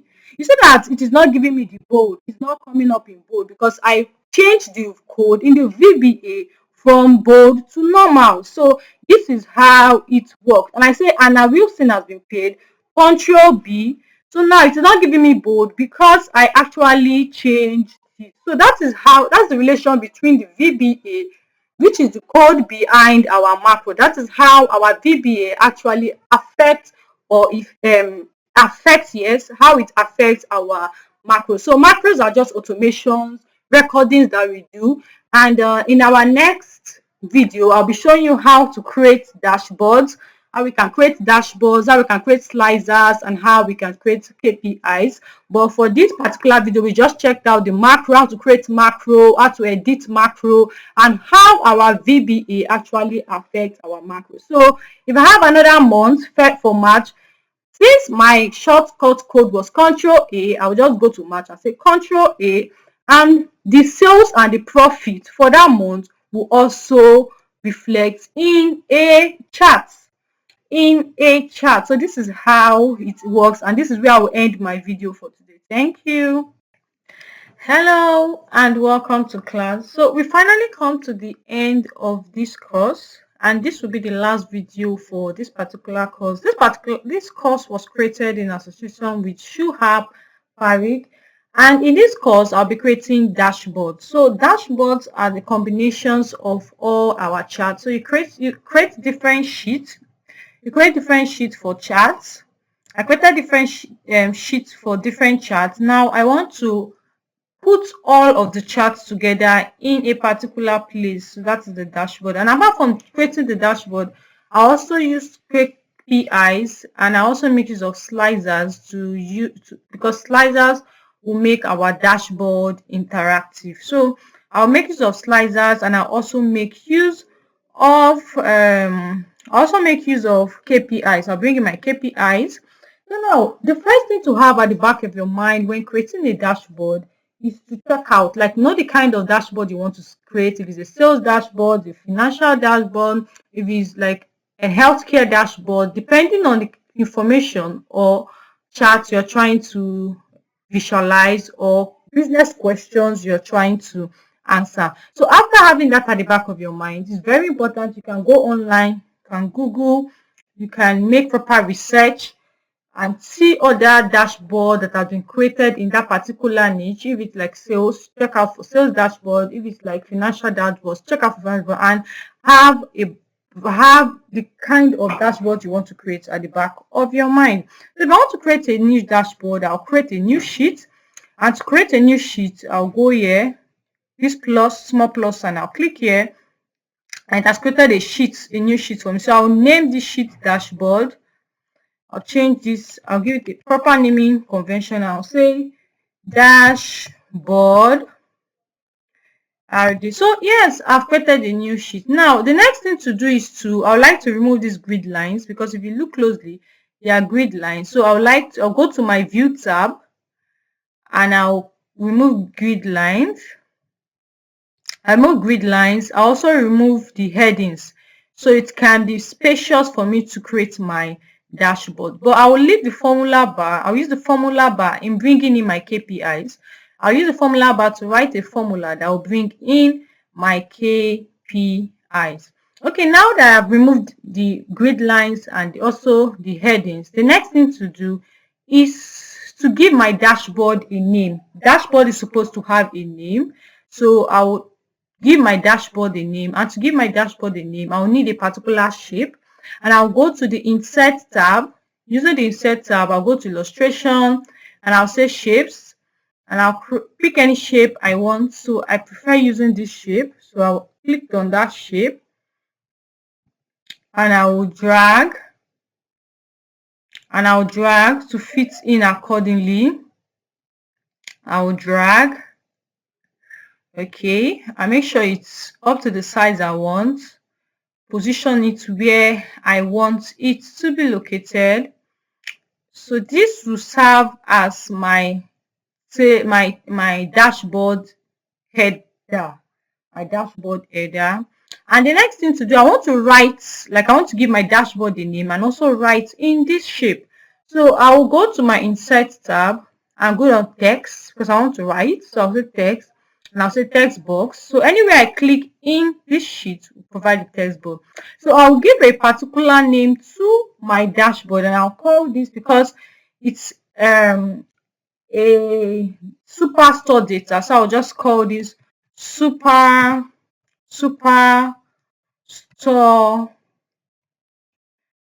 data, and I'll make this bold. I'll increase the font to make it bold. So I'll make this bold. I'll also try to increase the font. Let me see, 14 is perfect. And I will drag, fix it in my shape. I'll also drag to fit. Make sure it's what I want. So now, perfect. I've given my dashboard a name. Like, this is the name of my dashboard, superstore data. Okay, now that my dashboard has a name, the next thing to do is to create KPIs. Like I said earlier, we talked about KPIs, and I said KPIs are key performance indicators that help us to see things at a glance. So now, to create my KPI, I'll go to my KPI sheet and check how many KPIs do I have. So I created 1, 2, 3, 4, 5, 6, 7 KPI. So I need to create 7 shapes for my KPI. Back to my dashboard. I'll create a shape for my KPI and I'll go to my insert, same way, illustration, and say shape. I also love to use this, so I'll create 7 shapes for my KPI. 7 shapes for my KPI. So instead of me going back to do the same thing, go to insert, illustration, shape, I will just highlight this shape I want to use for my KPI and say Control D for duplicate. So I'll make 7 of them. 5, 6, 7. So since I have 7 KPIs, I've made 7 of them and I'll arrange them accordingly. I'll try as much as possible to arrange them accordingly. So I'll place this here. Also go to pick this one. Instead of me going back to create each shape for each KPI, so I'll just pick this, duplicate, control this to duplicate, so I'll drag, I'll position them where I want them to be placed. So I'll drag, I'll position them, I'll make sure they have, I'll position them. So whenever you create a shape, you have this tab which is shape format. So you can actually change the size. You can change the size of the shape. You can increase it, you can decrease it, you can do whatever you want. You can make them align depending on how you want your dashboard to look. So it's optional. I'll just create a simple dashboard for this class. So you can decide on what you want. You can try to increase it. If you want to decrease it, you want to make it bigger. You can also change the color. I'll show us on how we can change the color. So depending on your organization color, you can go here and say, okay, I don't want this blue. This is my color. I'll pick yellow. So depending on what the color you want to use, you can also change it to purple. And if you cannot find the color you want, you can go to more fill color and also decide the color you're looking for. So now that I have created a shape for my KPI, the next thing to do is to write inside my KPI. And to write inside my KPI, I will do the same thing. I will create a text box to give my KPI a proper naming convention. So this, okay. So now the next thing to do is to go to my insert and go to insert, go to text and create a text box. So the text box is what I'll be using in writing. The first KPI should be total sales. Okay. Total The first KPI, yes, should be total sales. So I'll name this total sales, total profit, average profit, order profit, and total customer. So I'll have to write dashboard, then I'll say total sales, total sales. So when I write my total sales, I'll drag and I'll position it where I want it to be. I can also make it bold. So now that I've created my total sales, if I want to create for this next, I'll have to do the same thing. Insert, go to my text box, create a text box and write the name. But I don't want to do I don't want to go through that method. What I'll do, I can highlight this and do my Control D, duplicate, like I did when I was creating the shape. When I duplicated it, so I'll just position it where exactly I want it to be. I'll position it here. I'll go do the same thing. I used Control D in duplicating, so I'll also drag this. I'll also do this. So Control D is not me going back to do the long method. I'll just duplicate. I'll duplicate and drag to where I want it to be positioned. Nope, I want it to be here. Okay. Oh, it's remaining one. So I'll also highlight this again. And I'll say Control D. Control D. So it has duplicated it. And I'll position it here. So now what I'll do is just to change the name. So this one is total sales. The next should be total profit. So I'll come here and say total profit. The next should be average profit. So instead of me writing, I'll just duplicate and give it the proper naming convention that is there. So I'll say average profit. Average profit. I also position it to align. Okay, perfect. So the next one should be total orders. So I'll just change this total sales to total orders. The next should be total customers. So instead of going to right, so I'll just say total customers. And I will drag. I want it to fit in well. Okay. For the next should be total states. So I should write total states. And this should be, let me check the last one to confirm. Let me check the last one to confirm. Total states. Yeah, total products. So I'll go back and give the last one the proper naming convention. This one should be total product. So I'll erase this and say total product. Now I have my shape and my text box where I have given my shape a name. So now I want to bring in my KPIs. I want to bring them. So you can actually decide on what you want. You can arrange them accordingly. You can increase, you can decrease. So I'll try to position them well so that, okay, is this perfect? If I see any need for any reduction or increment, I'll make sure I do that. Okay, yes, so now that I've created this, now the next thing to do is to bring in my KPI. Remember I said I'll use my formula bar in bringing in the KPI. So the first thing to do when you want to bring in your KPI is to create a text box. So go back to my insert tab and go to text and say text box. So anywhere I position my cursor in my data, in my sheet, to bring out the text. So I will highlight this text box, go back to my formula bar and say equals to KPI, and I want to bring in my total sales. So I'll highlight this cell. If you look closely, when I highlighted the cell, it's bringing out a lot of formulas for me. I know what I want. This is not what I want. So I would make sure I erase, remove all this. I just want the KPI column A, row 4. And if it's not giving me what I want, I'll change it to what I want. So I'll say column A, row 4. I'll click enter. So now my KPI has moved from this KPI sheet to my dashboard sheet. So now, since I have my KPI here, so I drag and position it here.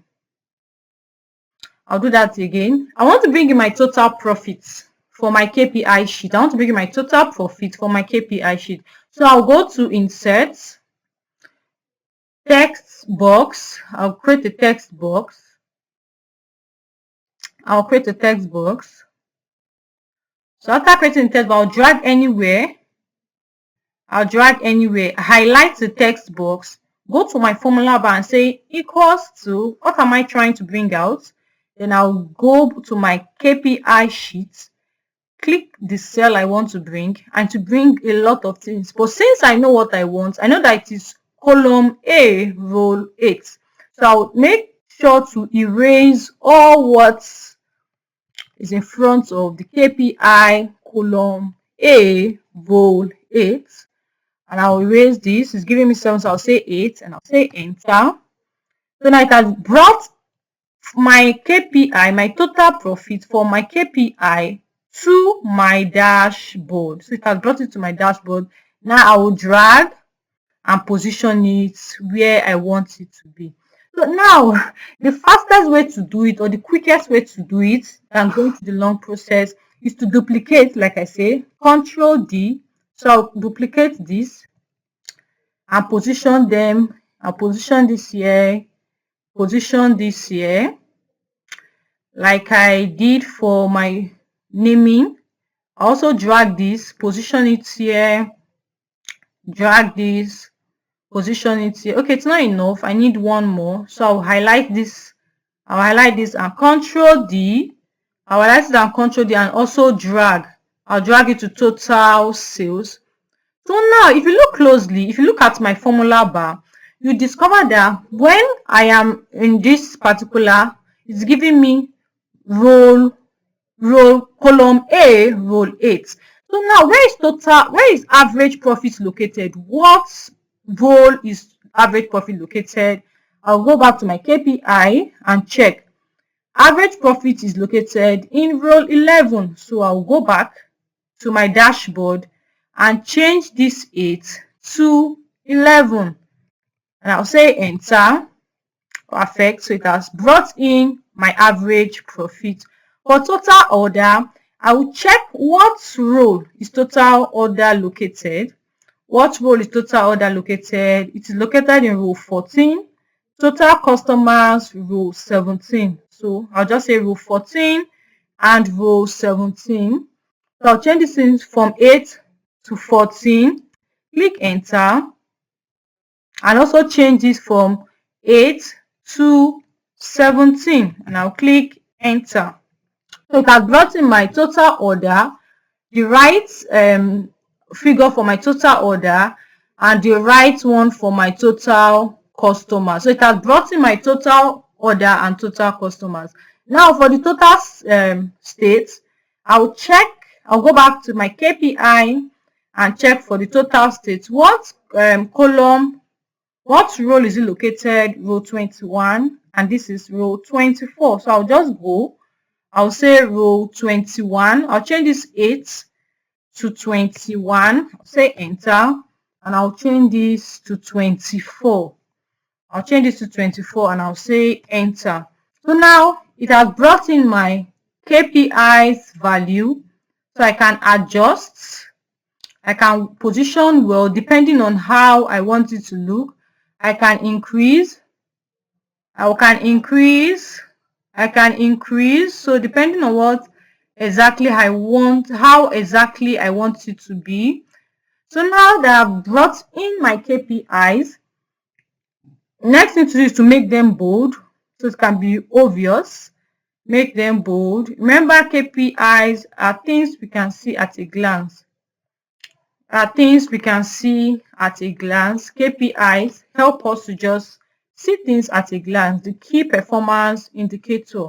So I'll just make sure they are bold and well positioned. I'll highlight and I'll make it bold. Now that my KPIs are here, I'll go back to my view. I'll go back to my view and I'll remove my formula bar, because that was why my formula bar was still there. See, now I have more space to do my dashboard, to create my dashboard. I have more space to create my dashboard. My formula bars are gone. Now, the next thing to do is I like to create slicers. I like to create slicers. One thing you should know, that whenever you're not on a pivot table and you try to create slicer, it will give you an error. It will always give you an error. So I'm waiting for it. So see, now it's giving me an error because I'm not in a pivot table. So the next thing I will do is to highlight the pivot table and go to slicers. So it has brought out all the column for me. So now I want to create slicers. I've not done anything on ship mode. I'll create slicer using ship mode because we have different ship mode. I'll say okay, perfect. And I also try to create for segments. So let me create for segments. So I'll highlight and I'll go to my insert tab. I'll say slicers. I also want to create for segments. I'll just click on the segment and I'll say okay. So it has created two slicers for me. It has created one for the ship mode and another one for the segment. One thing about slicers is that it help you to filter your search. It helps you to limit your search to a particular thing. Remember when I was trying to bring my slicers, I clicked on the total sales. So if I want to check out total sales for first class, I'll click on the first class. And if you look close, you see that the total sales figure has reduced. I can remove my slicers and add same day. So to bring only the total sales for same day. I can say no, not same day. I want to check out for, you can remove slices. I want to check out for second class. So you give me the total sales for second class. You can say second class, standard, second class. So this helps our dashboard to be dynamic. It helps our dashboard to be interactive. So depending on what you want, you can submit this dashboard and tell your manager or tell your boss that, okay, it's an interactive dashboard. You can decide on what you want to look for. If I want to look for the total sales for consumer segment, so I'll just click here and it will reduce the total sales to only consumer segment. Remove filter. If I want for home office, it will also reduce it to home office. But I want these slicers to be applicable to everything. I want it to work for total profit, for average profit, for total order, total customer. So what I'm going to do is to report connection.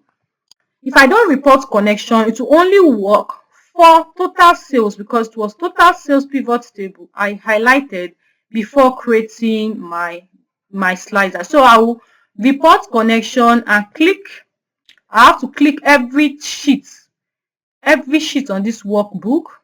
I have to click every sheet on this workbook. I'll click everything and I'll say okay. So it's reporting connection now. It's reporting connection. Perfect. Let me remove my filter. So if I want to check for total sales for same day, total profit for same day, average, I'll just click same day. And you see that it has reduced it to only same day.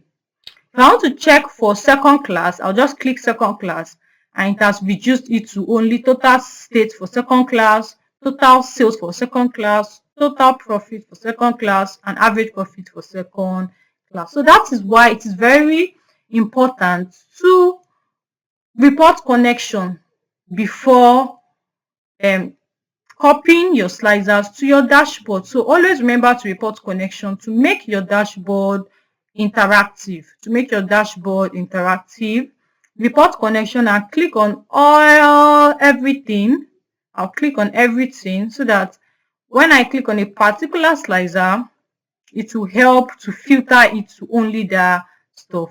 So now reporting connection, it has given me the total sales for only corporate segments, total profit for corporate segment, average profit for corporate segment, total order for corporate segment, and the rest. So now the next thing to do is to bring my slicers from this KPI sheet to my dashboard. So I'll say Control C, go to my dashboard and position it here, Control V.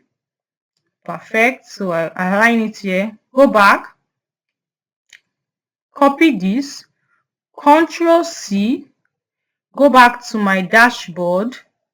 Go back to my dashboard and close it and say Control V.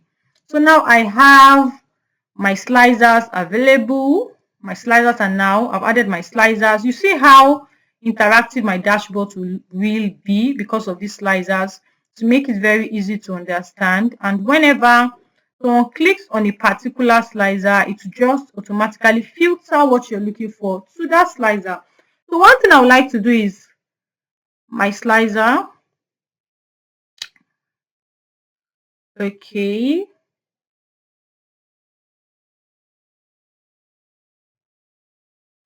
Okay, I would like to change the color of my slicer. I want it to kind of fit to this color blue. So I'll just change it to blue. Also do the same thing. Change it to blue. So now you see that the color is looking even. Okay, now that I brought in my slicer, the next thing to do is to bring in my charts. Bring in all my charts. Okay, arrange my chart. I'll bring in this first. So I'll say Control C for copy. Control C for copy, and I'll position it here, Control V to place. Perfect. So now I can actually arrange it well. No, not this. I can actually arrange it well to fit in my dashboard. So I can arrange it well to fit in my dashboard. There are a lot of things you can do. You can make sure to align them. See, make them position them to be on the same line. I'll also bring in sales by segments. So I'll do Control C. I'll place it in my dashboard and I'll place it. I'll say Control V. Okay, perfect. Everything is looking good. Everything is aligning. So there are a lot of things you can do. There are a lot of ways you can arrange. This is just a simple one.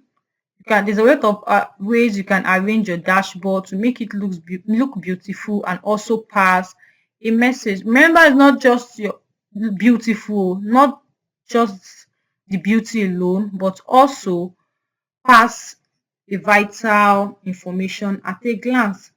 Okay, let me drag this up and position this up a little so that this can come up a little. Let me try to drag this. Okay, and increase this a little. Perfect. This is looking good. It's gradually coming together.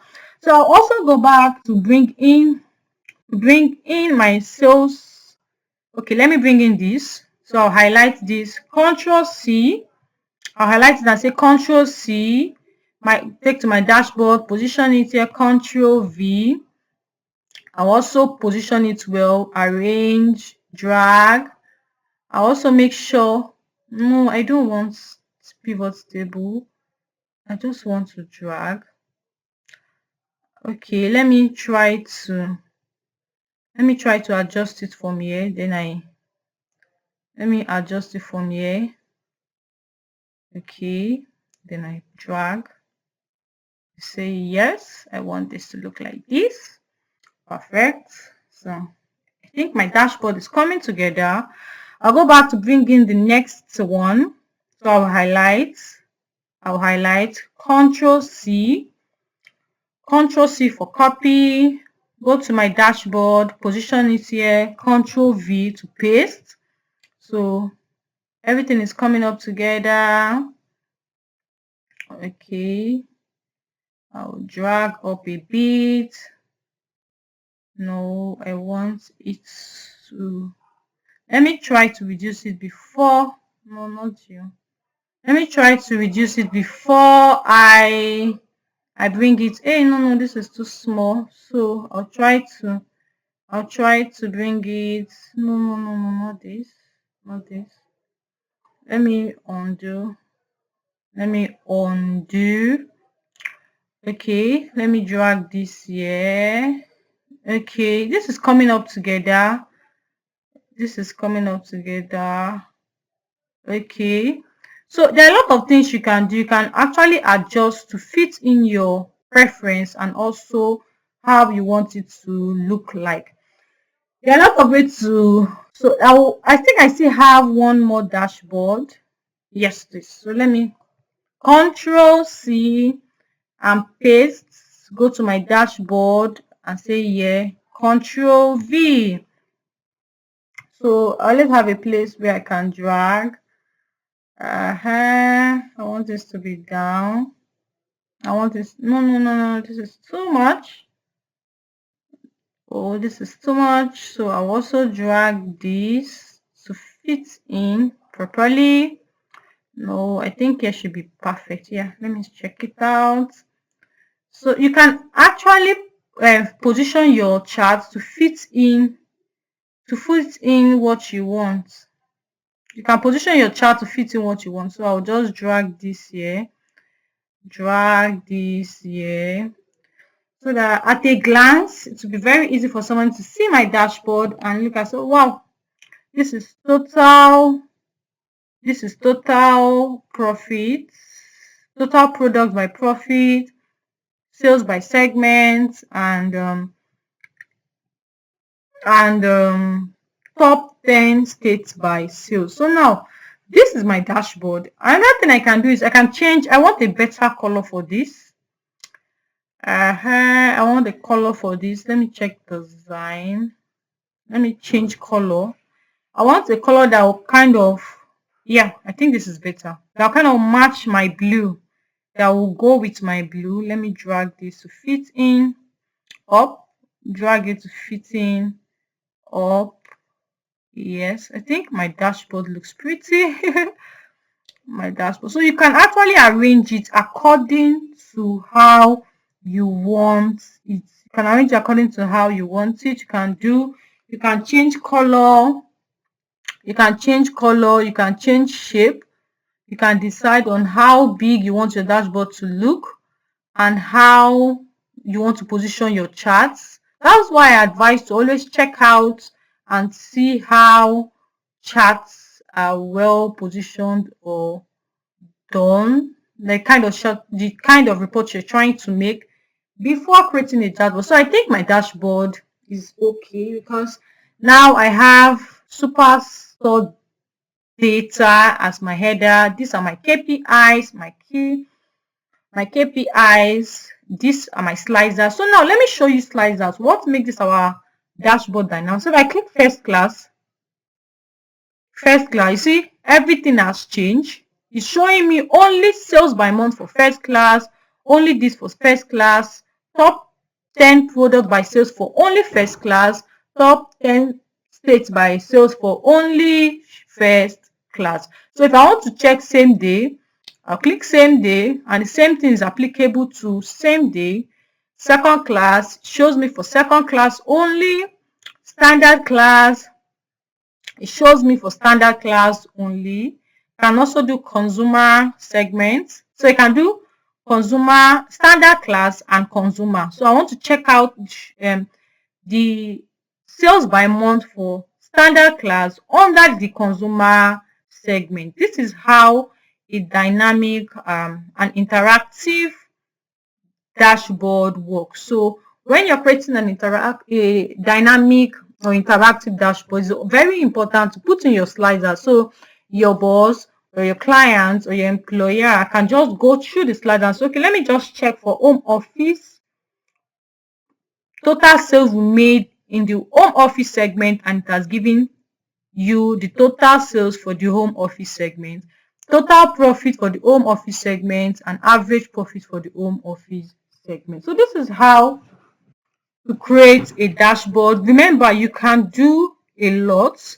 You can also change the colors if you're not comfortable with the color, or you always stick to your company or your organization color. So you don't just choose any color. I remember that beautiful dashboards are good, beautiful dashboards are good, but the main essence of creating dashboard and chart is to pass on information to help check up our analysis and see what needs to be corrected and the business question that needs to be answered. So make your dashboard or make your chart as simple as possible to be able to allow the person that is looking at your chart or dashboard to be able to understand it clearly. So even if a layman checks out this dashboard or someone that is not a data analyst checks out this dashboard, it's very easy for the person to understand and say, okay, yes, these are total sales, these are total profit, these are average profit, total order, and this is sales by month.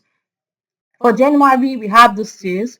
For February, this is. For March, this is. April, this is. May, and also check out sales by segment. Okay, yeah, for consumer. Oh, I think I changed this.